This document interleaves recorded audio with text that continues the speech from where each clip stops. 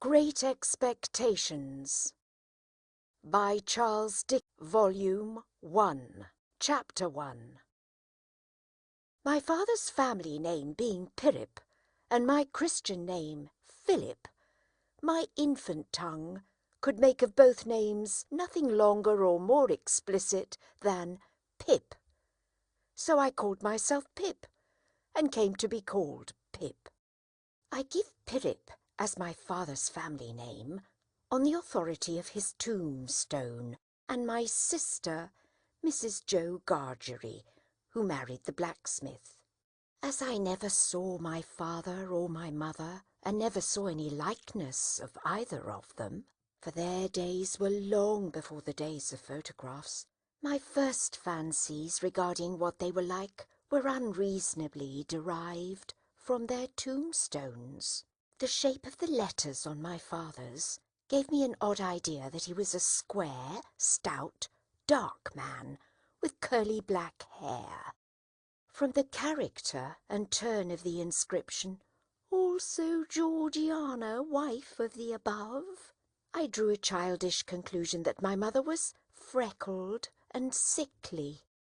To 5 little stone lozenges, each about 1.5 feet long, which were arranged in a neat row beside their grave, and were sacred to the memory of 5 little brothers of mine, who gave up trying to get a living exceedingly early in that universal struggle. I am indebted for a belief I religiously entertained that they had all been born on their backs, with their hands in their trouser pockets, and had never taken them out in this state of existence. Ours was the marsh country down by the river, within, as the river wound, 20 miles of the sea. My first most vivid and broad impression of the identity of things seems to me to have been gained on a memorable, raw afternoon, towards evening. At such a time I found out for certain that this bleak place, overgrown with nettles, was the churchyard, and that Philip Pirrip, late of this parish, and also Georgiana, wife of the above, were dead and buried, and that Alexander, Bartholomew, Abraham, Tobias, and Roger, infant children of the aforesaid, were also dead and buried, and that the dark, flat wilderness beyond the churchyard, intersected with dykes and mounds and gates, with scattered cattle feeding on it, was the marshes, and that the low leaden line beyond was the river, and that the distant savage lair from which the wind was rushing was the sea, and that the small bundle of shivers, growing afraid of it all and beginning to cry, was Pip. "Hold your noise!" cried a terrible voice, as a man started up from among the graves at the side of the church porch. "Keep still, you little devil, or I'll cut your throat!" A fearful man, all in coarse grey, with a great iron on his leg. A man with no hat, and with broken shoes, and with an old rag tied round his head. A man who had been soaked in water and smothered in mud and lamed by stones and cut by flints and stung by nettles and torn by briars, who limped and shivered and glared and growled, and whose teeth chattered in his head as he seized me by the chin. "Oh, don't cut my throat, sir," I pleaded in terror. "Pray don't do it, sir." "Tell us your name," said the man. "Quick." "Pip, sir." "Once more," said the man, staring at me. "Give it mouth." "Pip, Pip, sir." "Show us where you live," said the man. "Point out the place." I pointed to where our village lay, on the flat inshore, among the alder trees and pollards, 1 mile or more from the church. The man, after looking at me for a moment, turned me upside down and emptied my pockets. There was nothing in them but a piece of bread. When the church came to itself, for he was so sudden and strong that he made it go head over heels before me, and I saw the steeple under my feet. When the church came to itself, I say, I was seated on a high tombstone, trembling, while he ate the bread ravenously. "You young dog," said the man, licking his lips. "What fat cheeks you got!" I believe they were fat, though I was at that time undersized for my years and not strong. "Darn me if I couldn't eat 'em," said the man with a threatening shake of his head, "and if I hadn't half a mind to it." I earnestly expressed my hope that he wouldn't, and held tighter to the tombstone on which he had put me, partly to keep myself upon it, partly to keep myself from crying. "Now, look'ee here," said the man. "Where's your mother?" "There, sir," said I. He started, made a short run, and stopped, and looked over his shoulder. "There, sir," I timidly explained. "Also Georgiana, that's my mother." "Oh," said he, coming back. "And is that your father along of your mother?" "Yes, sir," said I. "Him too, late of this parish." "Ha!" he muttered then, considering. "Who d'ye live with, supposing you're kindly let to live, which I hadn't made up my mind about?" "My sister, sir, Mrs. Joe Gargery, wife of Joe Gargery the blacksmith, sir." "Blacksmith, eh?" said he, and looked down at his leg. After darkly looking at his leg and me several times, he came closer to my tombstone, took me by both arms, and tilted me back as far as he could hold me, so that his eyes looked most powerfully down into mine, and mine looked most helplessly up into his. "Now, look'ee here," he said. "The question being whether you're to be let to live, you know what a file is?" "Yes, sir." "And you know what whittles is?" "Yes, sir." After each question he tilted me over a little more, so as to give me a greater sense of helplessness and danger. "You get me a file," he tilted me again, "and you get me whittles." He tilted me again. "You bring 'em both to me." He tilted me again. "Or I'll have your heart and liver out." He tilted me again. I was dreadfully frightened and so giddy that I clung to him with both hands and said, "If you would kindly please to let me keep upright, sir, perhaps I shouldn't be sick, and perhaps I could attend more." He gave me a most tremendous dip and roll so that the church jumped over its own weathercock. Then he held me by the arms in an upright position on the top of the stone and went on in these fearful terms. "You bring me tomorrow morning early that file and them whittles. You bring the lot to me of that old battery over yonder. You do it, and you never dare to say a word or dare to make a sign concerning your having seen such a person as me, or any person somever, and you shall be let to live. You fail, or you go from my words in any particular, no matter how small it is, and your heart and your liver shall be torn out and roasted and ate. Now, I ain't alone, as you may think I am. There's a young man hid with me, in comparison with which young man I am an angel. That young man hears the words I speak. That young man has a secret way, peculiar to himself, of getting at a boy, and at his heart, and at his liver. It is in vain for a boy to attempt to hide himself from that young man. A boy may lock his door, may be warm in bed, may tuck himself up, may draw the clothes over his head, may think himself comfortable and safe, but that young man will softly creep his way to him and tear him open. I am a keeping that young man from harming of you at the present moment with great difficulty. I find it very hard to hold that young man off of your inside. Now, what do you say?" I said that I would get him the file, and I would get him what broken bits of food I could, and I would come to him at the battery early in the morning. "Say, Lord strike you dead if you don't," said the man. I said so, and he took me down. "Now," he pursued, "you remember what you've undertook, and you remember that young man, and you get home." Good night, sir," I faltered. "Much of that," said he, glancing about him over the cold, wet flat. "I wish I was a frog or an eel." At the same time he hugged his shuddering body in both his arms, clasping himself as if to hold himself together, and limped towards the low church wall.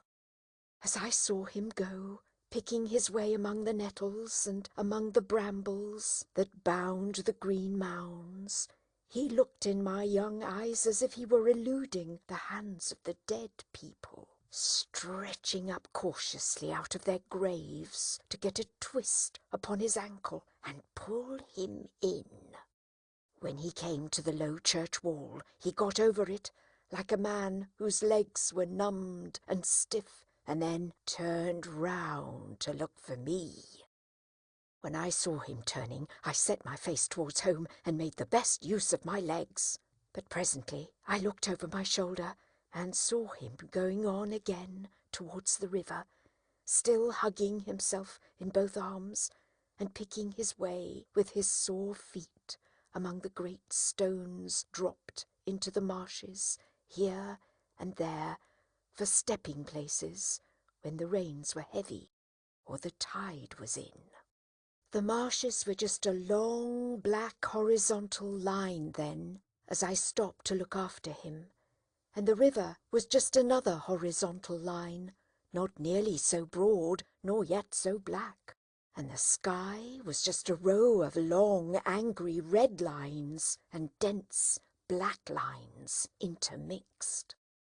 On the edge of the river I could faintly make out the only two black things in all the prospect that seemed to be standing upright. One of these was the beacon by which the sailors steered, like an unhooped cask upon a pole, an ugly thing when you were near it. The other, the gibbet, with some chains hanging to it, which had once held a pirate. The man was limping on towards this latter, as if he were the pirate come to life, and come down, and going back to hook himself up again. It gave me a terrible turn when I thought so, and as I saw the cattle lifting their heads to gaze after him, I wondered whether they thought so too. I looked all round for the horrible young man, and could see no signs of him, but now I was frightened again, and ran home without stopping. Chapter 2. My sister, Mrs. Joe Gargery, was more than 20 years older than I, and had established a great reputation with herself and the neighbours, because she had brought me up by hand. Having at that time to find out for myself what the expression meant, and knowing her to have a hard and heavy hand, and to be much in the habit of laying it upon her husband as well as upon me, I suppose that Joe Gargery and I were both brought up by hand. She was not a good-looking woman, my sister, and I had a general impression that she must have made Joe Gargery marry her by hand. Joe was a fair man, with curls of flaxen hair on each side of his smooth face, and with eyes of such a very undecided blue that they seemed to have somehow got mixed with their own whites. He was a mild, good-natured, sweet-tempered, easy-going, foolish, dear fellow, a sort of Hercules in strength and also in weakness. My sister, Mrs. Joe, with black hair and eyes, had such a prevailing redness of skin that I sometimes used to wonder whether it was possible she washed herself with a nutmeg grater instead of soap.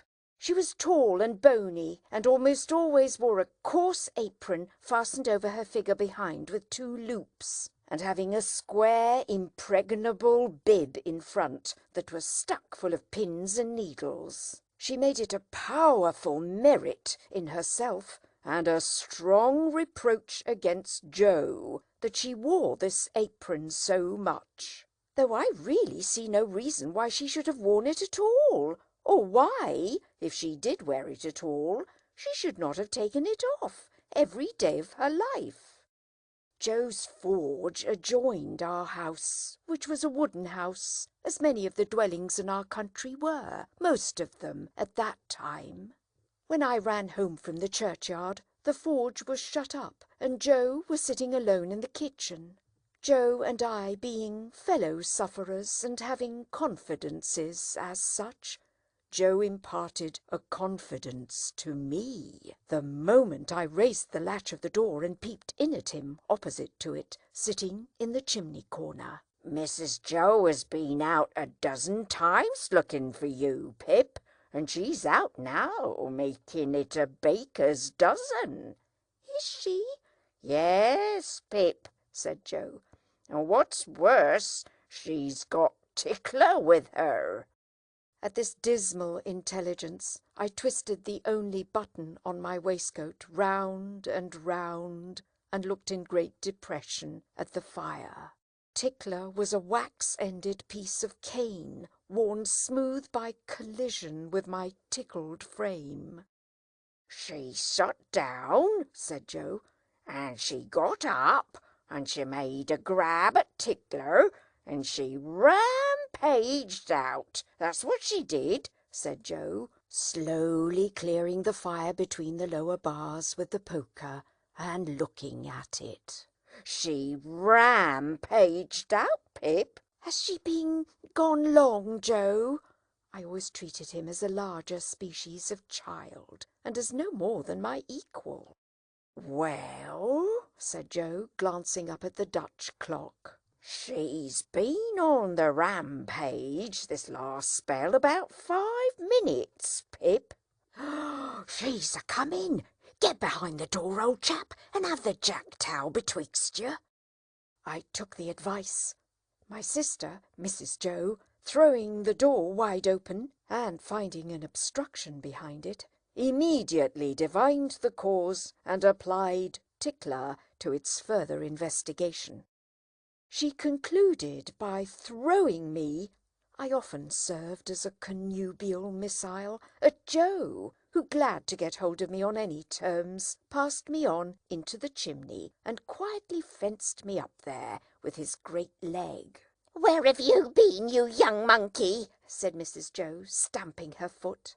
"Tell me directly what you've been doing to wear me away with fret and fright and worrit, or I'd have you out of that corner if you was 50 pips, and he was 500 gargeries." "I have only been to the churchyard," said I from my stool, crying and rubbing myself. "Churchyard!" repeated my sister. "If it weren't for me, you'd have been to the churchyard long ago and stayed there. Who brought you up by hand?"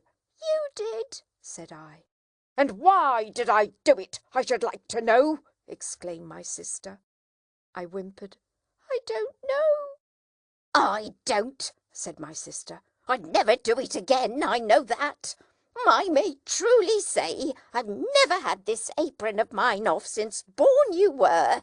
It's bad enough to be a blacksmith's wife and him a gargery without being your mother." My thoughts strayed from that question as I looked disconsolately at the fire. For the fugitive out on the marshes with the iron leg, the mysterious young man, the file, the food, and the dreadful pledge I was under to commit a larceny on those sheltering premises, rose before me in the avenging coals. "Ha!" said Mrs. Joe, restoring Tickler to his station. "Churchyard, indeed! You may well say churchyard, you two." One of us, by the by, had not said it at all. "You'll drive me to the churchyard betwixt you one of these days, and oh, a precious pair you'd be without me."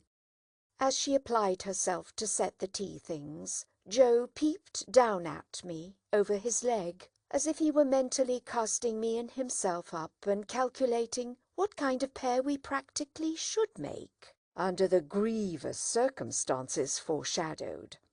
After that, he sat feeling his right side flaxen curls and whisker, and following Mrs. Joe about with his blue eyes, as his manner always was at squally times. My sister had a trenchant way of cutting our bread and butter for us that never varied. First, with her left hand, she jammed the loaf hard and fast against her bib, where it sometimes got a pin into it, and sometimes a needle, which we afterwards got into our mouths. Then she took some butter, not too much, on a knife, and spread it on the loaf in an apothecary kind of way, as if she were making a plaster, using both sides of the knife with a slapping dexterity, and trimming and moulding the butter off round the crust. Then she gave the knife a final smart wipe on the edge of the plaster, and then sawed a very thick round off the loaf, which she finally, before separating from the loaf, hewed into 2 halves, of which Joe got one and I the other. On the present occasion, though I was hungry, I dared not eat my slice. I felt that I must have something in reserve for my dreadful acquaintance and his ally, the still more dreadful young man. I knew Mrs. Joe's housekeeping to be of the strictest kind, and that my larcenous researches might find nothing available in the safe.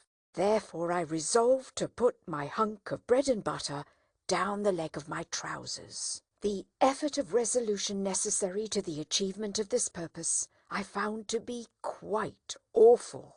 It was as if I had to make up my mind to leap from the top of a high house or plunge into a great depth of water, and it was made the more difficult by the unconscious Joe.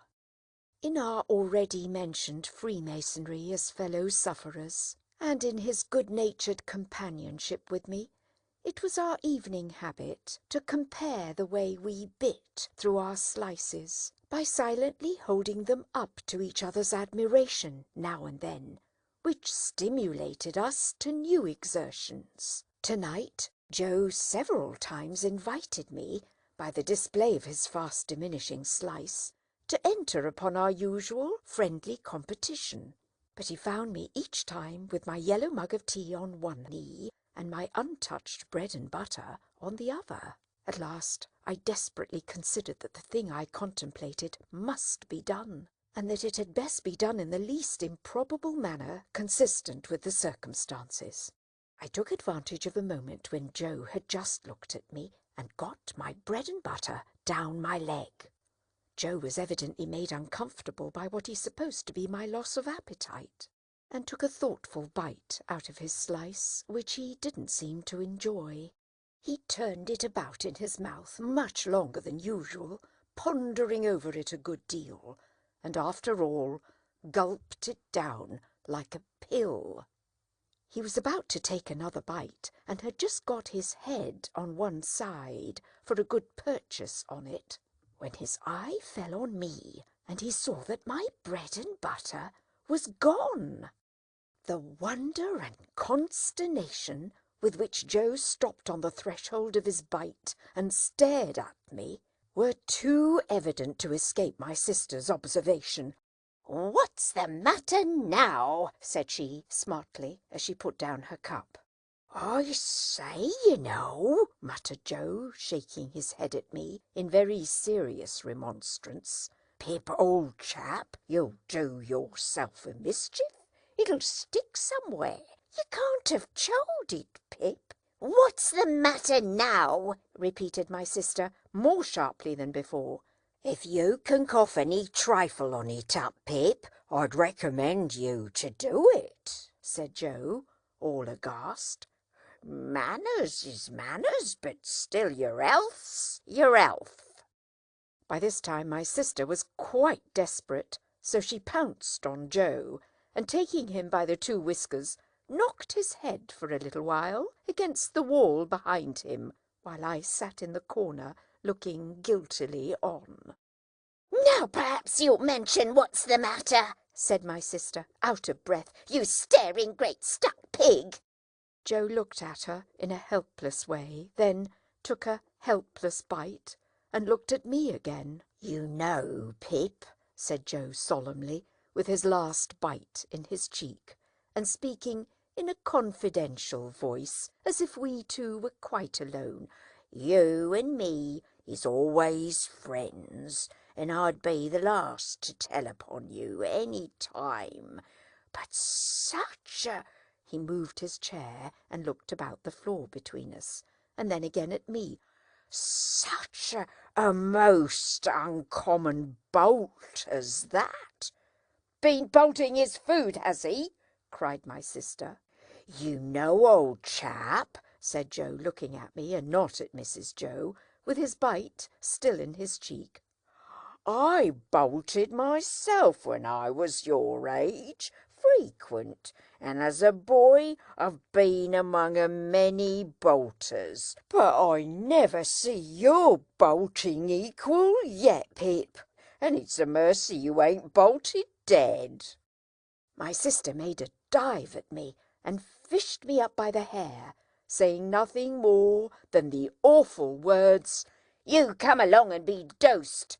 Some medical beast had revived tar water in those days as a fine medicine, and Mrs. Joe always kept a supply of it in the cupboard, having a belief in its virtues correspondent to its nastiness. At the best of times, so much of this elixir was administered to me as a choice restorative that I was conscious of going about smelling like a new fence. On this particular evening, the urgency of my case demanded a pint of this mixture, which was poured down my throat for my greater comfort, while Mrs. Joe held my head under her arm as a boot would be held in a boot-jack. Joe got off with half a pint, but was made to swallow that, much to his disturbance as he sat slowly munching and meditating before the fire, because he had had a turn. Judging from myself, I should say he certainly had a turn afterwards, if he had had none before. Conscience is a dreadful thing when it accuses man or boy. But when, in the case of a boy, that secret burden cooperates with another secret burden down the leg of his trousers, it is, as I can testify, a great punishment. The guilty knowledge that I was going to rob Mrs. Joe— I never thought I was going to rob Joe, for I never thought of any of the housekeeping property as his— united to the necessity of always keeping one hand on my bread and butter as I sat, or when I was ordered about the kitchen on any small errand, almost drove me out of my mind. Then, as the marsh winds made the fire glow and flare, I thought I heard the voice outside of the man with the iron on his leg, who had sworn me to secrecy, declaring that he couldn't and wouldn't starve until tomorrow, but must be fed now. At other times I thought, what if the young man, who was with so much difficulty restrained from imbruing his hands in me, should yield to a constitutional impatience, or should mistake the time, and should think himself accredited to my heart and liver to-night instead of tomorrow? If ever anybody's hair stood on end with terror, mine must have done so then. But perhaps nobody's ever did. It was Christmas Eve, and I had to stir the pudding for next day with a copper stick from 7 to 8 by the Dutch clock. I tried it with the load upon my leg, and that made me think afresh of the man with the load on his leg, and found the tendency of exercise to bring the bread and butter out at my ankle quite unmanageable. Happily I slipped away and deposited that part of my conscience in my garret bedroom. "Hark!" said I, when I had done my stirring and was taking a final warm in the chimney corner before being sent up to bed. "Was that great guns, Joe?" "Ah," said Joe, "there's another convict off." "What does that mean, Joe?" said I. Mrs. Joe, who always took explanations upon herself, said snappishly, "Escaped! Escaped!" administering the definition like tar water. While Mrs. Joe sat with her head bending over her needlework, I put my mouth into the forms of saying to Joe, "What's a convict?"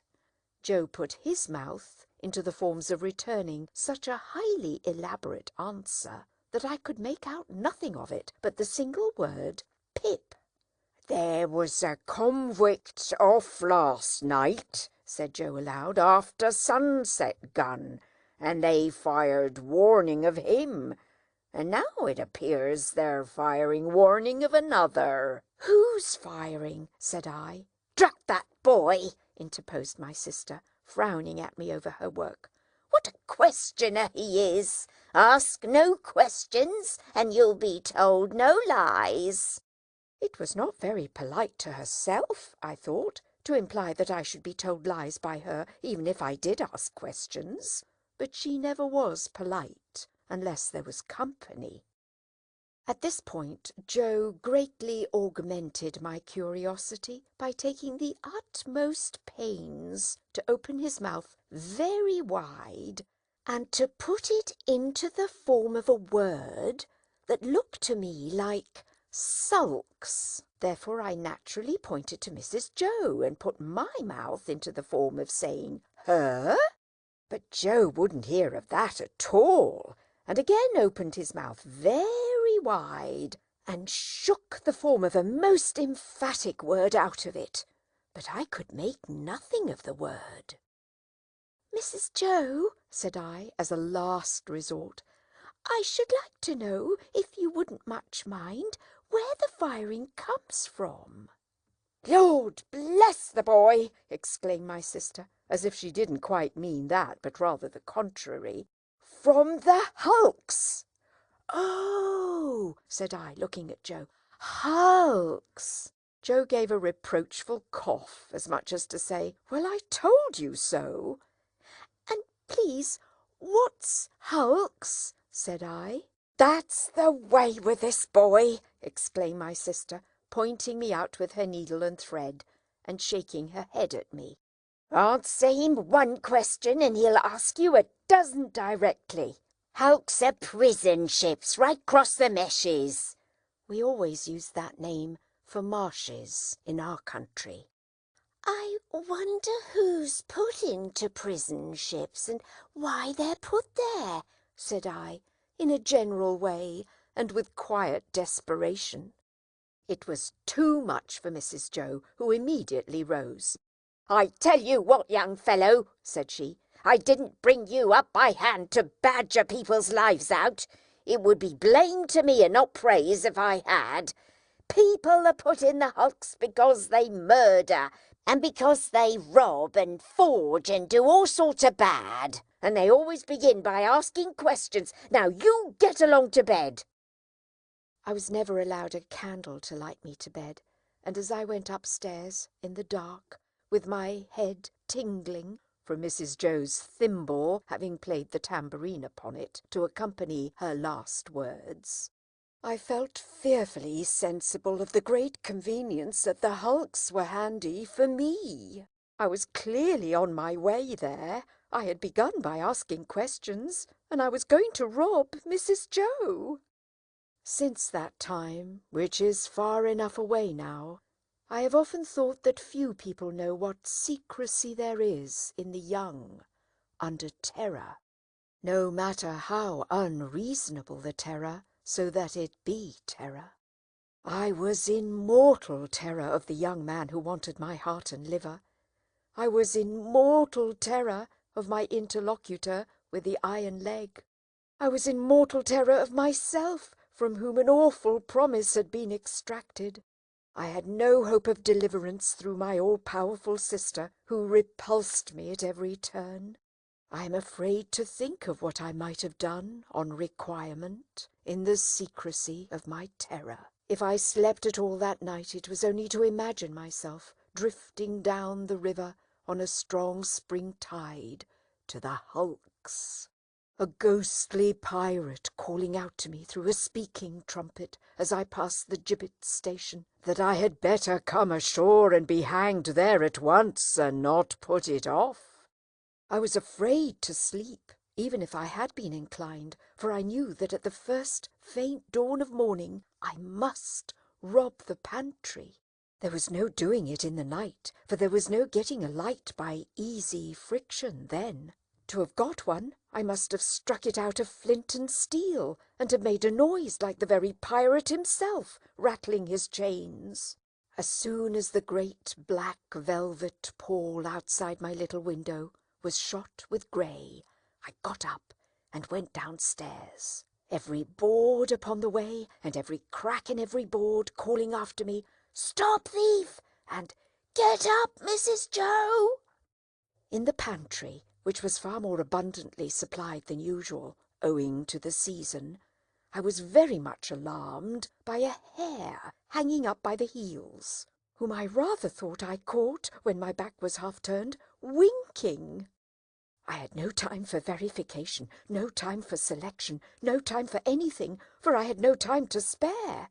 I stole some bread, some rind of cheese, about half a jar of mincemeat, which I tied up in my pocket handkerchief with my last night's slice, some brandy from a stone bottle, which I decanted into a glass bottle I had secretly used for making that intoxicating fluid, Spanish licorice water, up in my room, diluting the stone bottle from a jug in the kitchen cupboard, a meat bone with very little on it, and a beautiful round compact pork pie.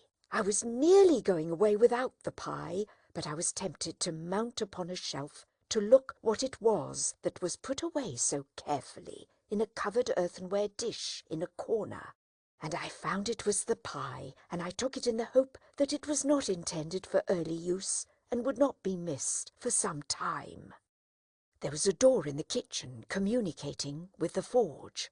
I unlocked and unbolted that door and got a file from among Joe's tools. Then I put the fastenings as I had found them, opened the door at which I had entered when I ran home last night, shut it, and ran for the misty marshes. Chapter 3. It was a rimy morning and very damp. I had seen the damp lying on the outside of my little window, as if some goblin had been crying there all night, and using the window for a pocket handkerchief. Now I saw the damp lying on the bare hedges and spare grass, like a coarser sort of spider's webs, hanging itself from twig to twig and blade to blade. On every rail and gate wet lay clammy, and the marsh mist was so thick that the wooden finger on the post directing people to our village, a direction which they never accepted, for they never came there, was invisible to me until I was quite close under it. Then, as I looked up at it, while it dripped, it seemed to my oppressed conscience like a phantom devoting me to the hulks. The mist was heavier yet when I got out upon the marshes, so that instead of my running at everything, everything seemed to run at me. This was very disagreeable to a guilty mind. The gates and dikes and banks came bursting at me through the mist, as if they cried as plainly as could be, "A boy with somebody else's pork pie! Stop him!" The cattle came upon me with like suddenness, staring out of their eyes and steaming out of their nostrils. "Halloa, young thief!" One black ox with a white cravat on, who even had to my awakened conscience something of a clerical air, fixed me so obstinately with his eyes and moved his blunt head round in such an accusatory manner as I moved round, that I blubbered out to him, "I couldn't help it, sir. It wasn't for myself I took it." Upon which he put down his head, blew a cloud of smoke out of his nose, and vanished with a kick-up of his hind legs and a flourish of his tail. All this time I was getting on towards the river, but however fast I went, I couldn't warm my feet, to which the damp cold seemed riveted, as the iron was riveted to the leg of the man I was running to meet. I knew my way to the battery pretty straight, for I had been down there on a Sunday with Joe, and Joe, sitting on an old gun, had told me that when I was prenticed to him, regularly bound, we would have such larks there. However, in the confusion of the mist, I found myself at last too far to the right, and consequently had to try back along the riverside on the bank of loose stones above the mud and the stakes that staked the tide out. Making my way along here with all dispatch, I had just crossed a ditch, which I knew to be very near the battery, and had just scrambled up the mound beyond the ditch when I saw the man sitting before me. His back was towards me, and he had his arms folded, and was nodding forward, heavy with sleep. I thought he would be more glad if I came upon him with his breakfast in that unexpected manner. So I went forward softly and touched him on the shoulder. He instantly jumped up, and it was not the same man, but another man. And yet this man was dressed in coarse grey too, and had a great iron on his leg, and was lame and hoarse and cold, and was everything that the other man was, except that he had not the same face, and had a flat, broad-brimmed, low-crowned felt hat on. All this I saw in a moment, for I had only a moment to see it in. He swore an oath at me, made a hit at me. It was a round, weak blow that missed me and almost knocked himself down, for it made him stumble, and then he ran into the mist, stumbling twice as he went, and I lost him. "It's the young man," I thought, feeling my heart shoot as I identified him. I dare say I should have felt a pain in my liver too, if I had known where it was. I was soon at the battery after that, and there was the right man, hugging himself and limping to and fro, as if he had never all night left off hugging and limping, waiting for me. He was awfully cold, to be sure. I half expected to see him drop down before my face and die of deadly cold. His eyes looked so awfully hungry too, that when I handed him the file and he laid it down on the grass, it occurred to me that he would have tried to eat it if he had not seen my bundle. He did not turn me upside down this time to get at what I had, but left me right side upwards, while I opened the bundle and emptied my pockets. "What's in the bottle, boy?" said he. "Brandy," said I. He was already handing mincemeat down his throat in the most curious manner, more like a man who was putting it away somewhere in a violent hurry than a man who was eating it. But he left off to take some of the liquor. He shivered all the while so violently that it was quite as much as he could do to keep the neck of the bottle between his teeth without biting it off. "I think you have got the ague," said I. "Much of your opinion, boy," said he. "It's bad about here," I told him. "You've been lying out on the meshes, and they're dreadful aguish, rheumatic too."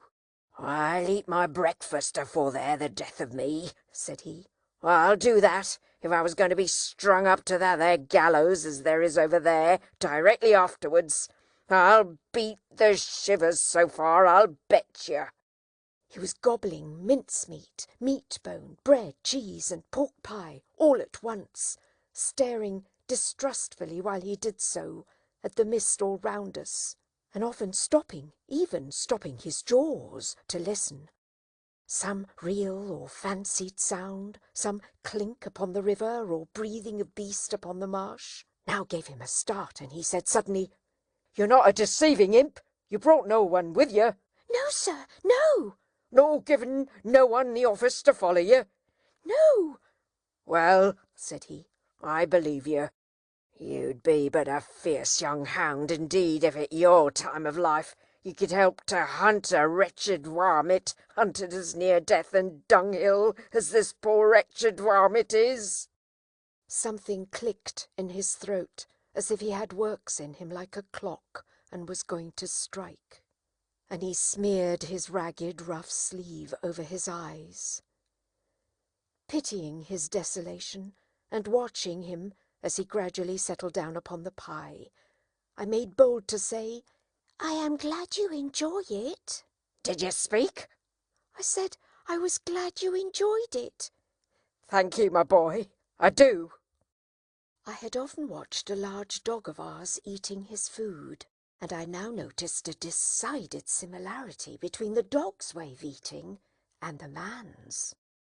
The man took strong, sharp, sudden bites, just like the dog. He swallowed, or rather snapped up every mouthful, too soon and too fast.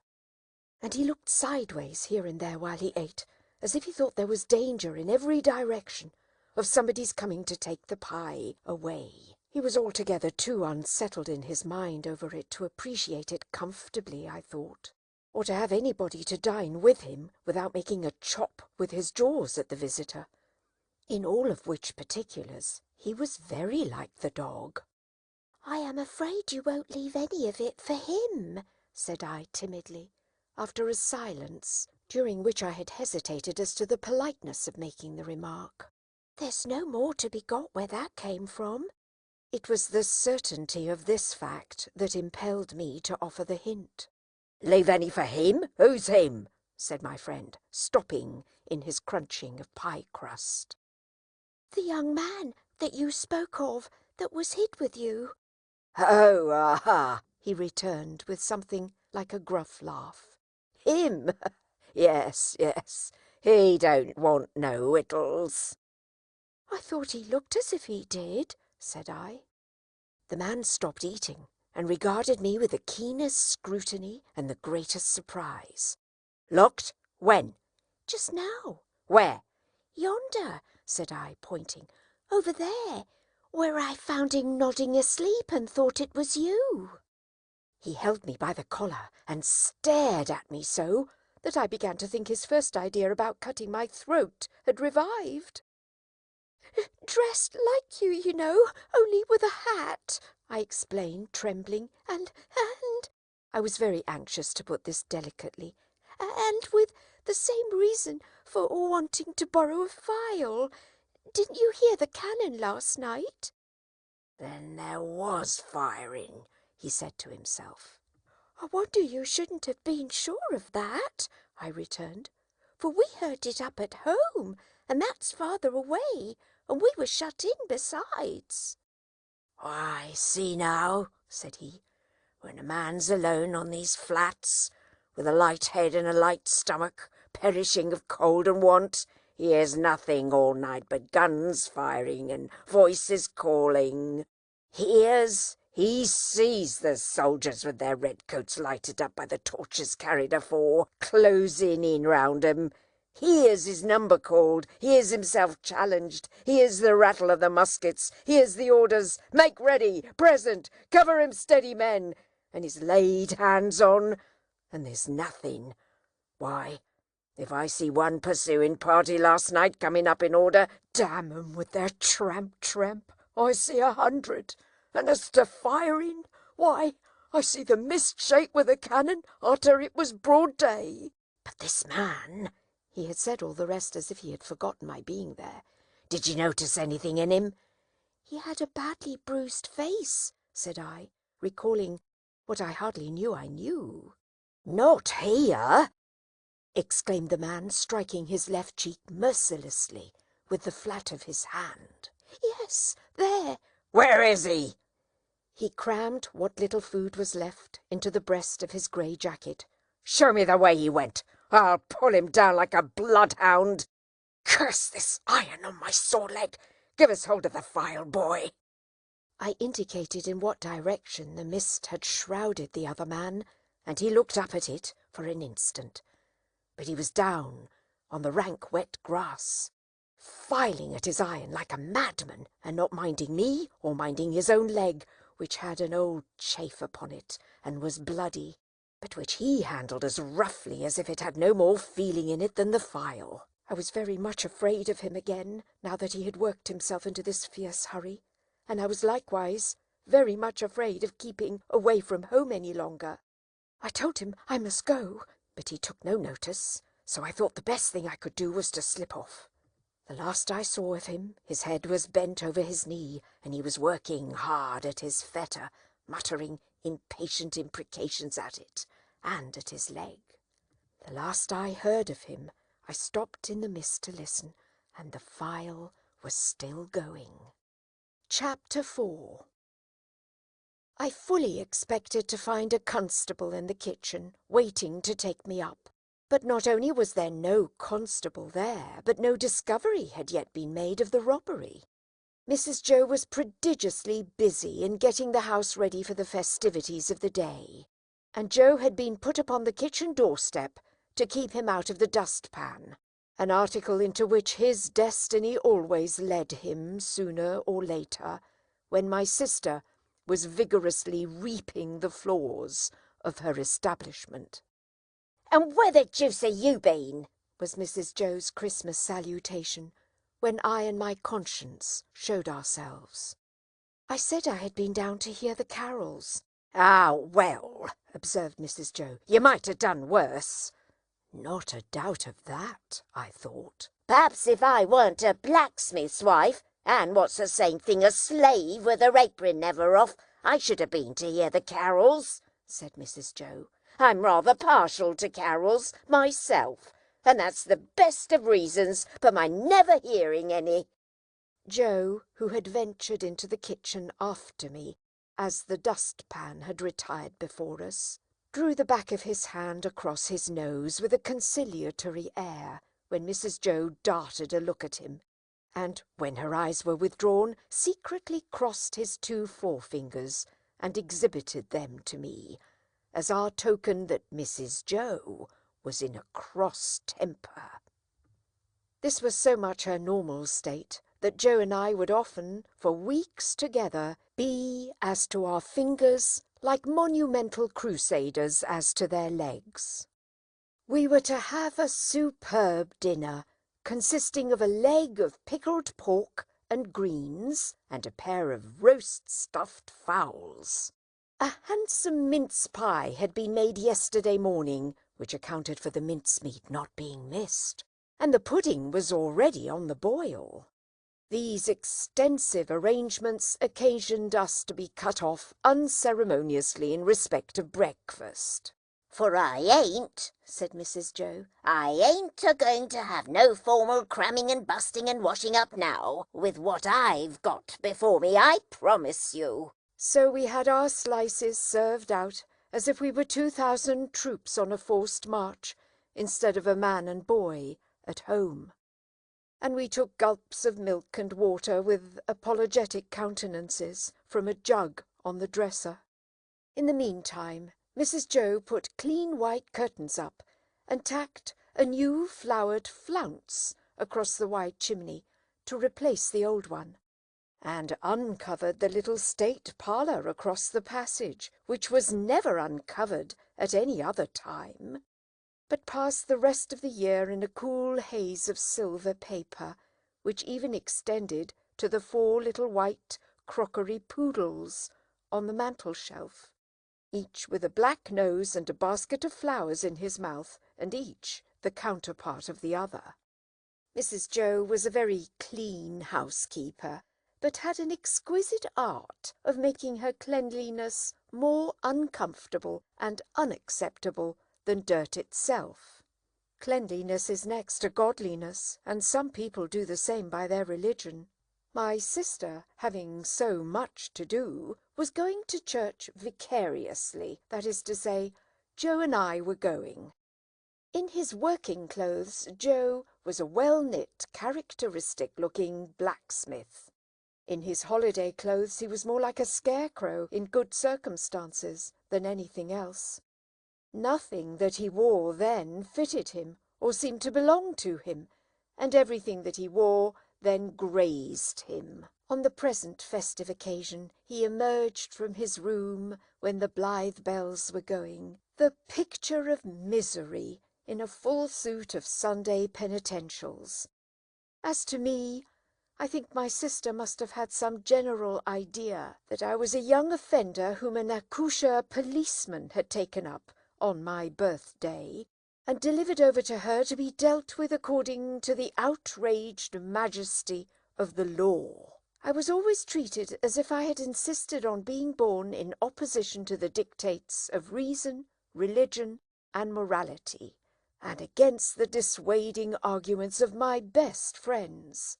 Even when I was taken to have a new suit of clothes, the tailor had orders to make them like a kind of reformatory, and on no account to let me have the free use of my limbs. Joe and I going to church, therefore, must have been a moving spectacle for compassionate minds. Yet what I suffered outside was nothing to what I underwent within. The terrors that had assailed me whenever Mrs. Joe had gone near the pantry or out of the room were only to be equalled by the remorse with which my mind dwelt on what my hands had done. Under the weight of my wicked secret, I pondered whether the church would be powerful enough to shield me from the vengeance of the terrible young man if I divulged to that establishment. I conceived the idea that the time when the banns were read, and when the clergyman said, "You're now to declare it," would be the time for me to rise and propose a private conference in the vestry. I am far from being sure that I might not have astonished our small congregation by resorting to this extreme measure, but for its being Christmas Day and no Sunday.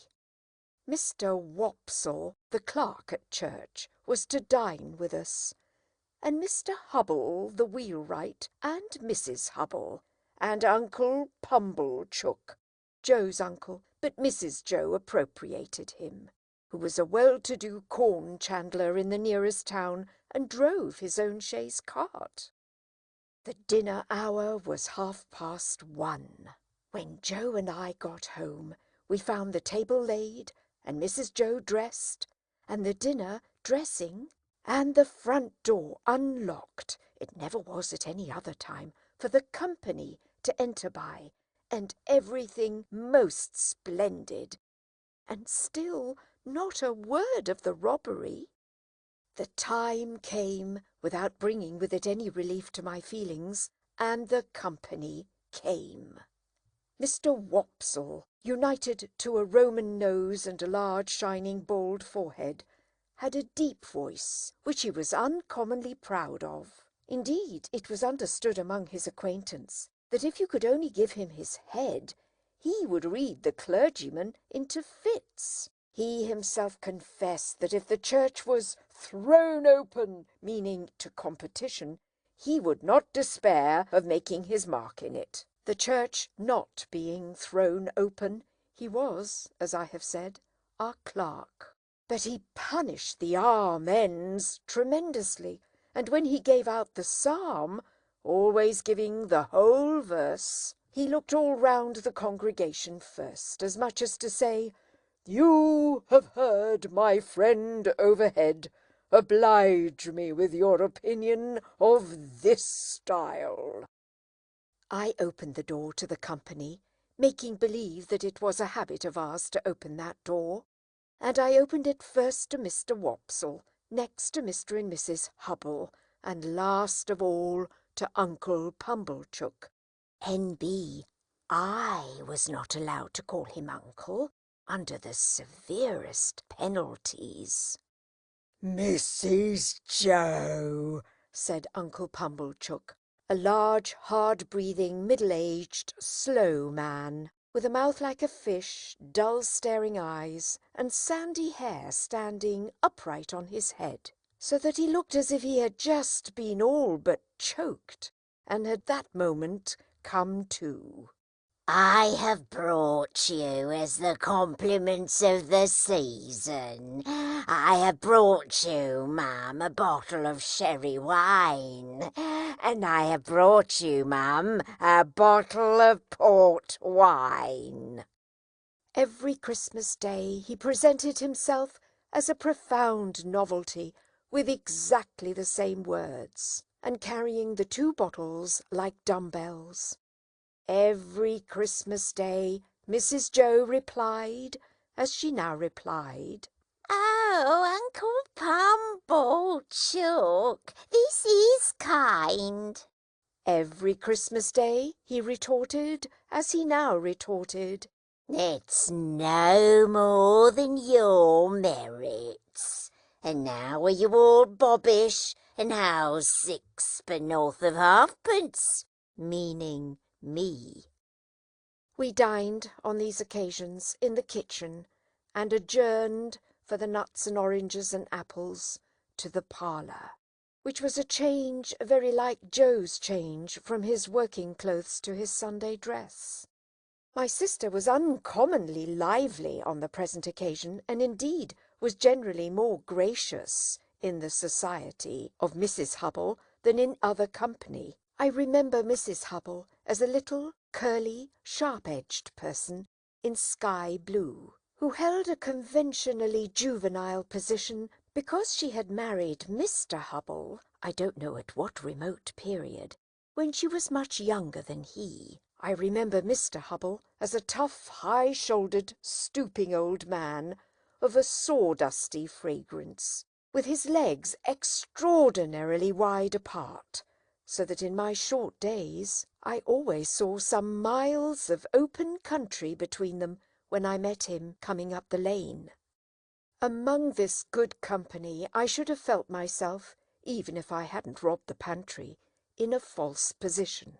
Not because I was squeezed in at an acute angle of the tablecloth, with the table in my chest and the Pumblechuckian elbow in my eye, nor because I was not allowed to speak, I didn't want to speak, nor because I was regaled with the scaly tips of the drumsticks of the fowls, and with those obscure corners of pork of which the pig, when living, had had the least reason to be vain. No, I should not have minded that, if they would only have left me alone. But they wouldn't leave me alone. They seemed to think the opportunity lost if they failed to point the conversation at me every now and then, and stick the point into me. I might have been an unfortunate little bull in a Spanish arena, I got so smartingly touched up by these moral goads. It began the moment we sat down to dinner.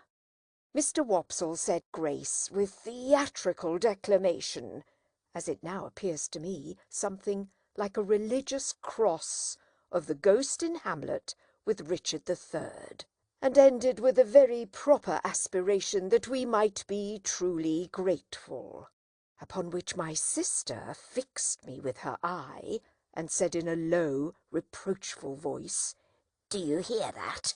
Be grateful." "Especially," said Mr. Pumblechook, "be grateful, boy, to them which brought you up by hand."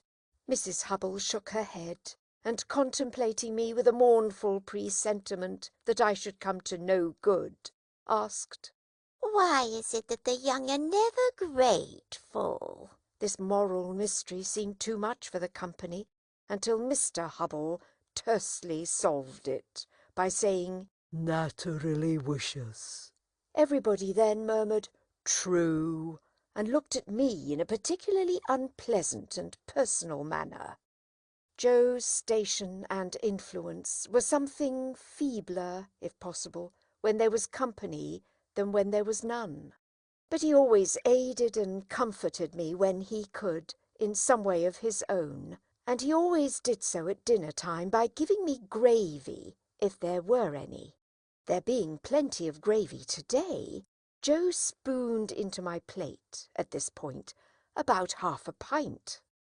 A little later on in the dinner, Mr. Wopsle reviewed the sermon with some severity, and intimated, in the usual hypothetical case of the church being thrown open, what kind of sermon he would have given them.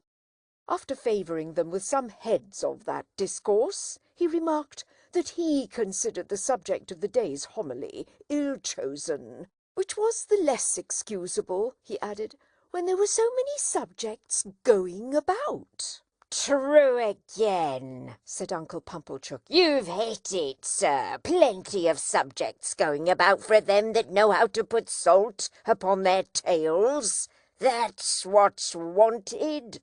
A man needn't go far to find a subject if he's ready with his salt-box." Mr. Pumblechook added, after a short interval of reflection, "Look at pork alone. There's a subject. If you want a subject, look at pork." "True, sir, many a moral for the young," returned Mr. Wopsle, and I knew he was going to lug me in before he said it. might be deduced from that text.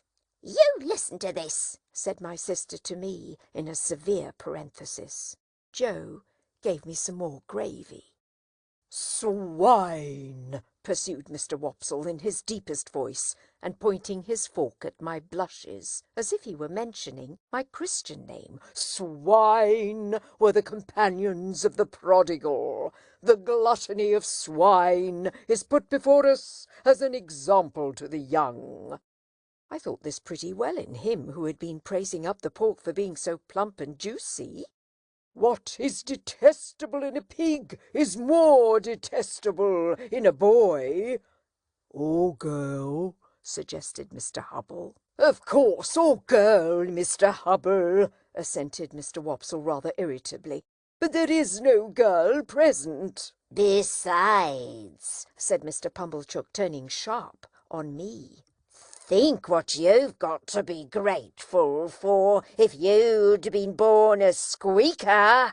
He was, if ever a child was, said my sister most emphatically. Joe gave me some more gravy. Well, but I mean a 4-footed squeaker, said Mr. Pumblechook. If you had been born such, would you have been here now? Not you. Unless in that form, said Mr. Wopsle, nodding towards the dish. But I don't mean in that form, sir, returned Mr. Pumblechook, who had an objection to being interrupted. I mean enjoying himself with his elders and betters, and improving himself with their conversation, and rolling in the lap of luxury. Would he have been doing that? No, he wouldn't. And what would have been your destination? Turning on me again. You would have been disposed of for so many shillings according to the market price of the article, and Dunstable the butcher would have come up to you as you lay in your straw, and he would have whipped you under his left arm, and with his right he would have tucked up his frock to get a penknife from out of his waistcoat pocket, and he would have shed your blood and had your life. No bringing up by hand then, not a bit of it. Joe offered me more gravy, which I was afraid to take. He was a world of trouble to you, ma'am, said Mrs. Hubble, commiserating my sister. Trouble? echoed my sister. Trouble! And then entered on a fearful catalogue of all the illnesses I had been guilty of, and all the acts of sleeplessness I had committed, and all the high places I had tumbled from, and all the low places I had tumbled into, and all the injuries I had done myself, and all the times she had wished me in my grave, and I had contumaciously refused to go there. I think the Romans must have aggravated one another very much with their noses. Perhaps they became the restless people they were in consequence. Anyhow, Mr. Wopsle's Roman nose so aggravated me during the recital of my misdemeanours that I should have liked to pull it until he howled. But all I had endured up to this time was nothing in comparison with the awful feelings that took possession of me when the pause was broken which ensued upon my sister's recital, and in which pause everybody had looked at me, as I felt painfully conscious, with indignation and abhorrence. Yet, said Mr. Pumblechook, leading the company gently back to the theme from which they had strayed. pork, regarded as biled, is rich too, ain't it? Have a little brandy, uncle, said my sister. Oh, heavens, it had come at last! He would find it was weak, he would say it was weak, and I was lost. I held tight to the leg of the table under the cloth with both hands, and awaited my fate. My sister went for the stone bottle, came back with the stone bottle, and poured his brandy out, no one else taking any. The wretched man trifled with his glass, took it up, looked at it through the light, put it down, prolonged my misery. All this time, Mrs. Joe and Joe were briskly clearing the table for the pie and pudding. I couldn't keep my eyes off him, always holding tight by the leg of the table with my hands and feet. I saw the miserable creature finger his glass playfully, take it up, smile, throw his head back, and drink the brandy off. Instantly afterwards, the company was seized with unspeakable consternation, owing to his springing to his feet, turning round several times in an appalling, spasmodic, whooping cough dance, and rushing out at the door. He then became visible through the window, violently plunging and expectorating, making the most hideous faces, and apparently out of his mind. I held on tight while Mrs. Joe and Joe ran to him. I didn't know how I had done it, but I had no doubt I had murdered him somehow. In my dreadful situation, it was a relief when he was brought back, and surveying the company all round as if they had disagreed with him, sank down into his chair with the one significant gasp, "Tar!" I had filled up the bottle from the tar-water jug. I knew he would be worse by and by. I moved the table like a medium of the present day by the vigour of my unseen hold upon it. "Tar!" cried my sister in amazement. "Why, however could tar come there?" But Uncle Pumblechook, who was omnipotent in that kitchen, wouldn't hear the word, wouldn't hear of the subject, imperiously waved it all away with his hand, and asked for hot gin and water. My sister, who had begun to be alarmingly meditative, had to employ herself actively in getting the gin, the hot water, the sugar, and the lemon peel, and mixing them. For the time being, at least, I was saved. I still held on to the leg of the table, but clutched it now with the fervour of gratitude. By degrees I became calm enough to release my grasp and partake of pudding. Mr. Pumblechook partook of pudding. All partook of pudding. The course terminated, and Mr. Pumblechook had begun to beam under the genial influence of gin and water. I began to think I should get over the day, when my sister said to Joe, "Clean plates, cold." I clutched the leg of the table again immediately, and pressed it to my bosom, as if it had been the companion of my youth and friend of my soul. I foresaw what was coming, and I felt that this time I really was gone.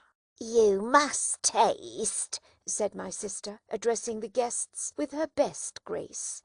"You must taste to finish with. Such a delightful and delicious present of Uncle Pumblechook's." Must they? Let them not hope to taste it. "You must know," said my sister, rising. "It's a pie, a savoury pork pie." The company murmured their compliments. Uncle Pumblechook, sensible of having deserved well of his fellow creatures, said, quite vivaciously, all things considered, "Well, Mrs. Joe, we'll do our best endeavours. Let us have a cut at this same pie." My sister went out to get it. I heard her steps proceed to the pantry. I saw Mr. Pumblechook balance his knife. I saw reawakening appetite in the Roman nostrils of Mr. Wopsle. I heard Mr. Hubble remark that a bit of savoury pork pie would lay atop of anything you could mention and do no harm. And I heard Joe say, "You shall have some, Pip." I have never been absolutely certain whether I uttered a shrill yell of terror merely in spirit or in the bodily hearing of the company. I felt that I could bear no more, and that I must run away. I released the leg of the table and ran for my life. But I ran no farther than the house door, for there I ran head foremost into a party of soldiers with their muskets, one of whom held out a pair of handcuffs to me, saying, "Here you are, look sharp, come on." Chapter 5.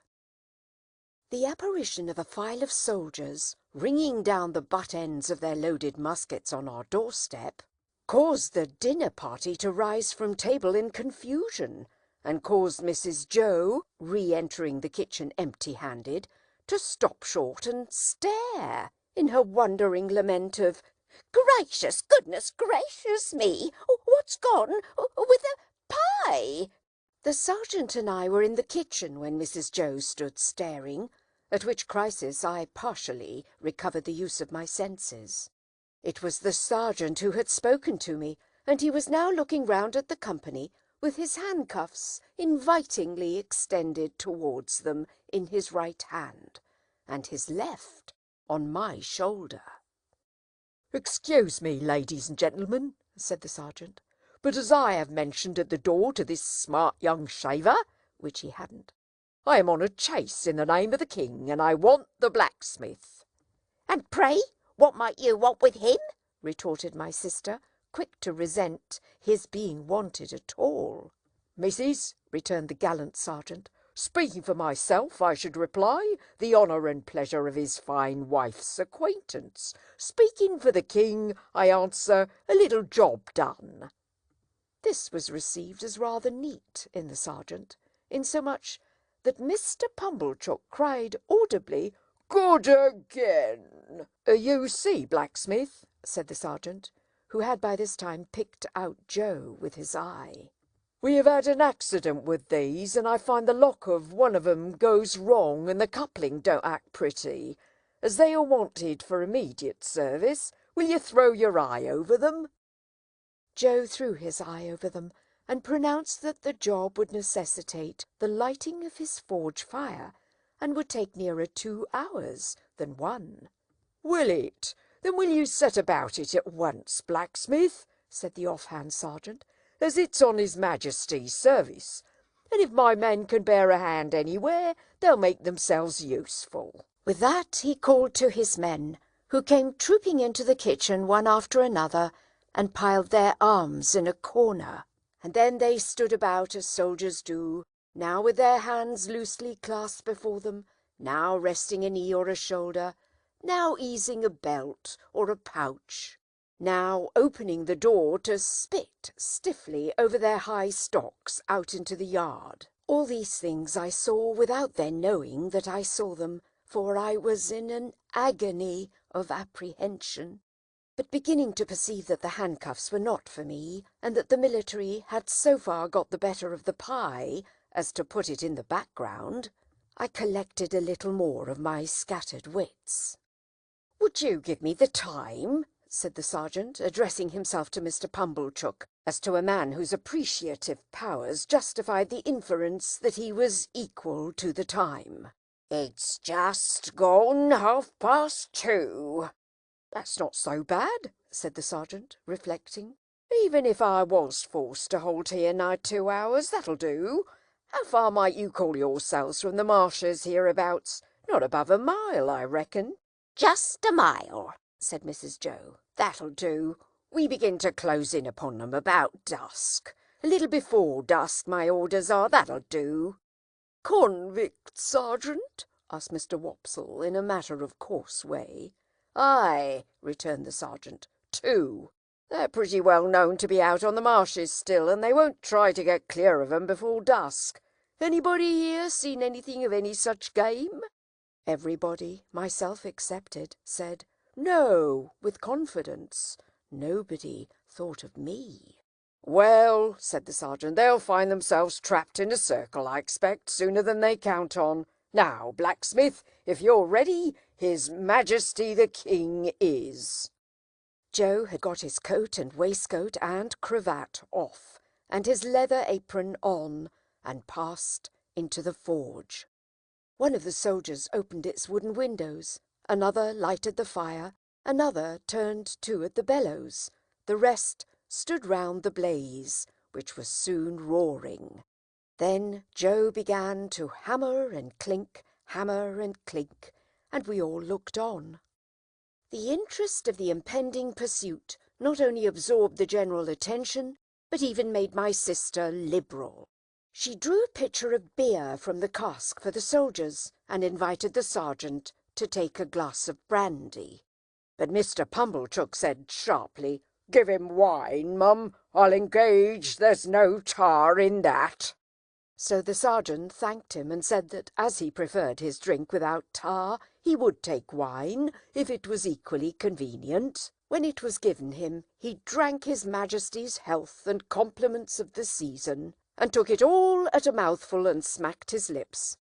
"Good stuff, eh, sergeant?" said Mr. Pumblechook. "I'll tell you something," returned the sergeant. "I suspect that stuff's of your providing."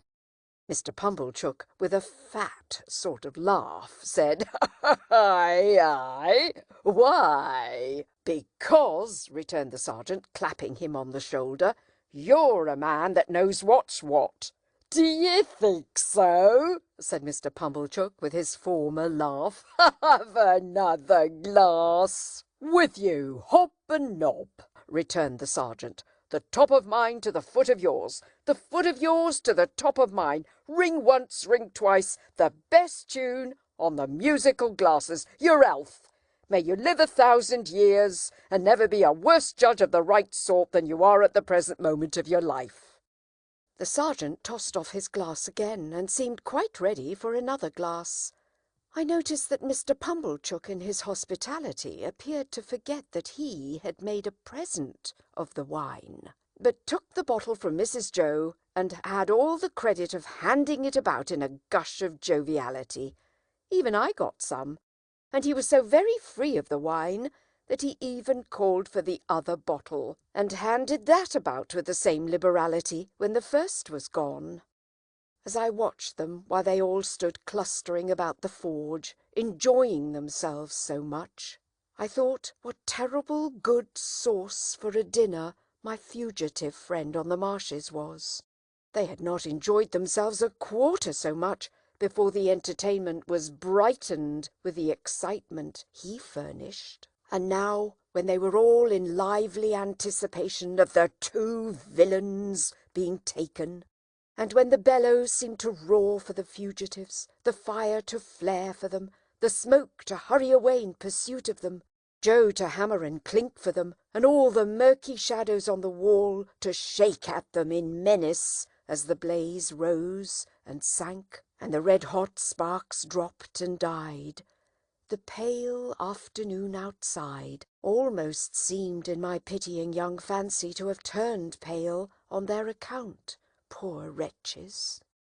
At last Joe's job was done, and the ringing and roaring stopped.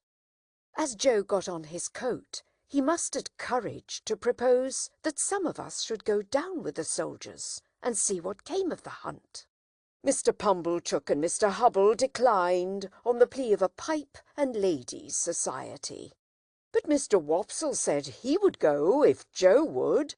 Joe said he was agreeable and would take me if Mrs. Joe approved. We never should have got leave to go, I am sure, but for Mrs. Joe's curiosity to know all about it and how it ended. As it was, she merely stipulated, "If you bring the boy back with his head blown to bits by a musket, don't look to me to put it together again." The sergeant took a polite leave of the ladies, and parted from Mr. Pumblechook as from a comrade, though I doubt if he were quite as fully sensible of that gentleman's merits under arid conditions as when something moist was going. His men resumed their muskets and fell in.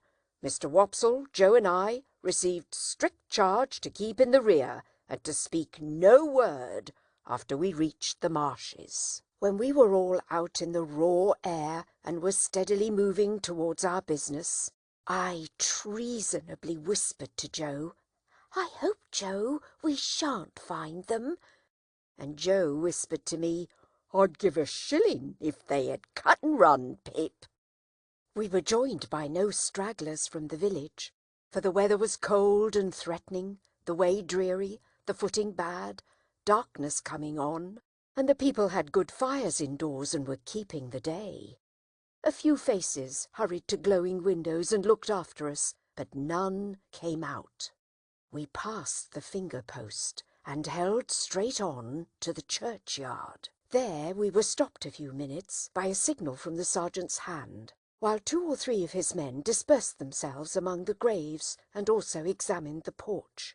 They came in again without finding anything, and then we struck out on the open marshes through the gate at the side of the churchyard. A bitter sleet came rattling against us here on the east wind, and Joe took me on his back. Now that we were out upon the dismal wilderness, where they little thought I had been, within 8 or 9 hours, and had seen both men hiding, I considered for the first time with great dread, if we should come upon them, would my particular convict suppose that it was I who had brought the soldiers there? He had asked me if I was a deceiving imp, and he had said I should be a fierce young hound if I joined the hunt against him. Would he believe that I was both imp and hound in treacherous earnest, and had betrayed him? It was of no use asking myself this question now. There I was on Joe's back, and there was Joe beneath me, charging at the ditches like a hunter, and stimulating Mr. Wopsle not to tumble on his Roman nose and to keep up with us. The soldiers were in front of us, extending into a pretty wide line with an interval between man and man. We were taking the course I had begun with, and from which I had diverged in the mist. Either the mist was not out again yet, or the wind had dispelled it. Under the low red glare of sunset, the beacon and the gibbet and the mound of the battery and the opposite shore of the river were plain, though all of a watery lead colour. With my heart thumping like a blacksmith at Joe's broad shoulder, I looked all about for any sign of the convicts. I could see none, I could hear none. Mr. Wopsle had greatly alarmed me more than once by his blowing and hard breathing, but I knew the sounds by this time and could dissociate them from the object of pursuit. I got a dreadful start when I thought I heard the files still going, but it was only a sheep bell. The sheep stopped in their eating and looked timidly at us, and the cattle, their heads turned from the wind and sleet, stared angrily as if they held us responsible for both annoyances. But except these things and the shudder of the dying day in every blade of grass, there was no break in the bleak stillness of the marshes. The soldiers were moving on in the direction of the old battery, and we were moving on a little way behind them, when all of a sudden we all stopped. For there had reached us on the wings of the wind and rain a long shout. It was repeated. It was at a distance, towards the east, but it was long and loud. Nay, there seemed to be 2 or more shouts raised together, if one might judge from a confusion in the sound. To this effect, the sergeant and the nearest men were speaking under their breath when Joe and I came up. After another moment's listening, Joe, who was a good judge, agreed, and Mr. Wopsle, who was a bad judge, agreed. The sergeant, a decisive man, ordered that the sound should not be answered, but that the course should be changed, and that his men should make towards it at the double. So we slanted to the right, where the east was, and Joe pounded away so wonderfully that I had to hold on tight to keep my seat. It was a run indeed now, and what Joe called, in the only 2 words he spoke all the time, a winder. Down banks and up banks, and over gates, and splashing into dikes and breaking among coarse rushes, no man cared where he went. As we came nearer to the shouting, it became more and more apparent that it was made by more than one voice. Sometimes it seemed to stop altogether, and then the soldiers stopped. When it broke out again, the soldiers made for it at a greater rate than ever, and we after them. After a while, we had so run it down that we could hear one voice calling, "Murder!" and another voice, "Convicts! Runaways! Guard! This way for the runaway convicts!" Then both voices would seem to be stifled in a struggle, and then would break out again. And when it had come to this, the soldiers ran like deer, and Joe too. The sergeant ran in first, when we had run the noise quite down, and 2 of his men ran in close upon him. Their pieces were cocked and levelled when we all ran in. "Here are both men," panted the sergeant, struggling at the bottom of a ditch. "Surrender, you 2, and confound you for 2 wild beasts! Come asunder!" Water was splashing, and mud was flying, and oaths were being sworn, and blows were being struck, when some more men went down into the ditch to help the sergeant, and dragged out, separately, my convict and the other one. Both were bleeding and panting and execrating and struggling, but of course I knew them both directly. "Mind," said my convict, wiping blood from his face with his ragged sleeves, and shaking torn hair from his fingers. "I took him. I give him up to you. Mind that." "It's not much to be particular about," said the sergeant. "It'll do you small good, my man, being in the same plight yourself. Handcuffs there." "I don't expect it to do me any good. I don't want it to do me more good than it does now," said my convict with a greedy laugh. "I took him. He knows it. That's enough for me." The other convict was livid to look at, and in addition to the old bruised left side of his face, seemed to be bruised and torn all over. He could not so much as get his breath to speak until they were both separately handcuffed, but leaned upon a soldier to keep himself from falling. "Take notice, guard, he tried to murder me," were his first words. "Tried to murder him," said my convict disdainfully. "Try and not do it? I took him and give him up. That's what I done. I not only prevented him getting off the marshes, but I dragged him here, dragged him this far on his way back. He's a gentleman, if you please, this villain. Now the hulks has got its gentleman again, through me. Murder him? Worth my while, too, to murder him, when I could do worse and drag him back." The other one still gasped. He tried to murder me. Bear witness." "Looky here," said my convict to the sergeant. "Single-handed I got clear of the prison ship. I made a dash and I done it. I could have got clear of these death-cold flats likewise. Look at my leg, you won't find much iron on it. If I hadn't made the discovery that he was here. Let him go free. Let him profit by the means as I found out. Let him make a tool of me afresh and again, once more. No, no, no. If I had died at the bottom there," and he made an emphatic swing at the ditch with his manacled hands, "I'd have held to him with that grip that you should have been safe to find him in my hold." The other fugitive, who was evidently in extreme horror of his companion, repeated, "He tried to murder me. I should have been a dead man if you had not come up." "He lies," said my convict with fierce energy. "He's a liar born, and he'll die a liar. Look at his face. Ain't it written there? Let him turn those eyes of his on me. I defy him to do it." The other, with an effort at a scornful smile, which could not, however, collect the nervous working of his mouth into any set expression, looked at the soldiers and looked about at the marshes and at the sky, but certainly did not look at the speaker. "Do you see him?" pursued my convict. "Do you see what a villain he is? Do you see those grovelling and wandering eyes? That's how he looked when we were tried together. He never looked at me." The other, always working and working his dry lips and turning his eyes restlessly about him, far and near, did at last turn them for a moment on the speaker, with the words, "You are not much to look at," and with a half-taunting glance at the bound hands. At that point my convict became so frantically exasperated that he would have rushed upon him but for the interposition of the soldiers. "Didn't I tell you," said the other convict then, "that he would murder me if he could?" And anyone could see that he shook with fear, and that there broke out upon his lips curious white flakes like thin snow. "Enough of this parley," said the sergeant. "Light those torches."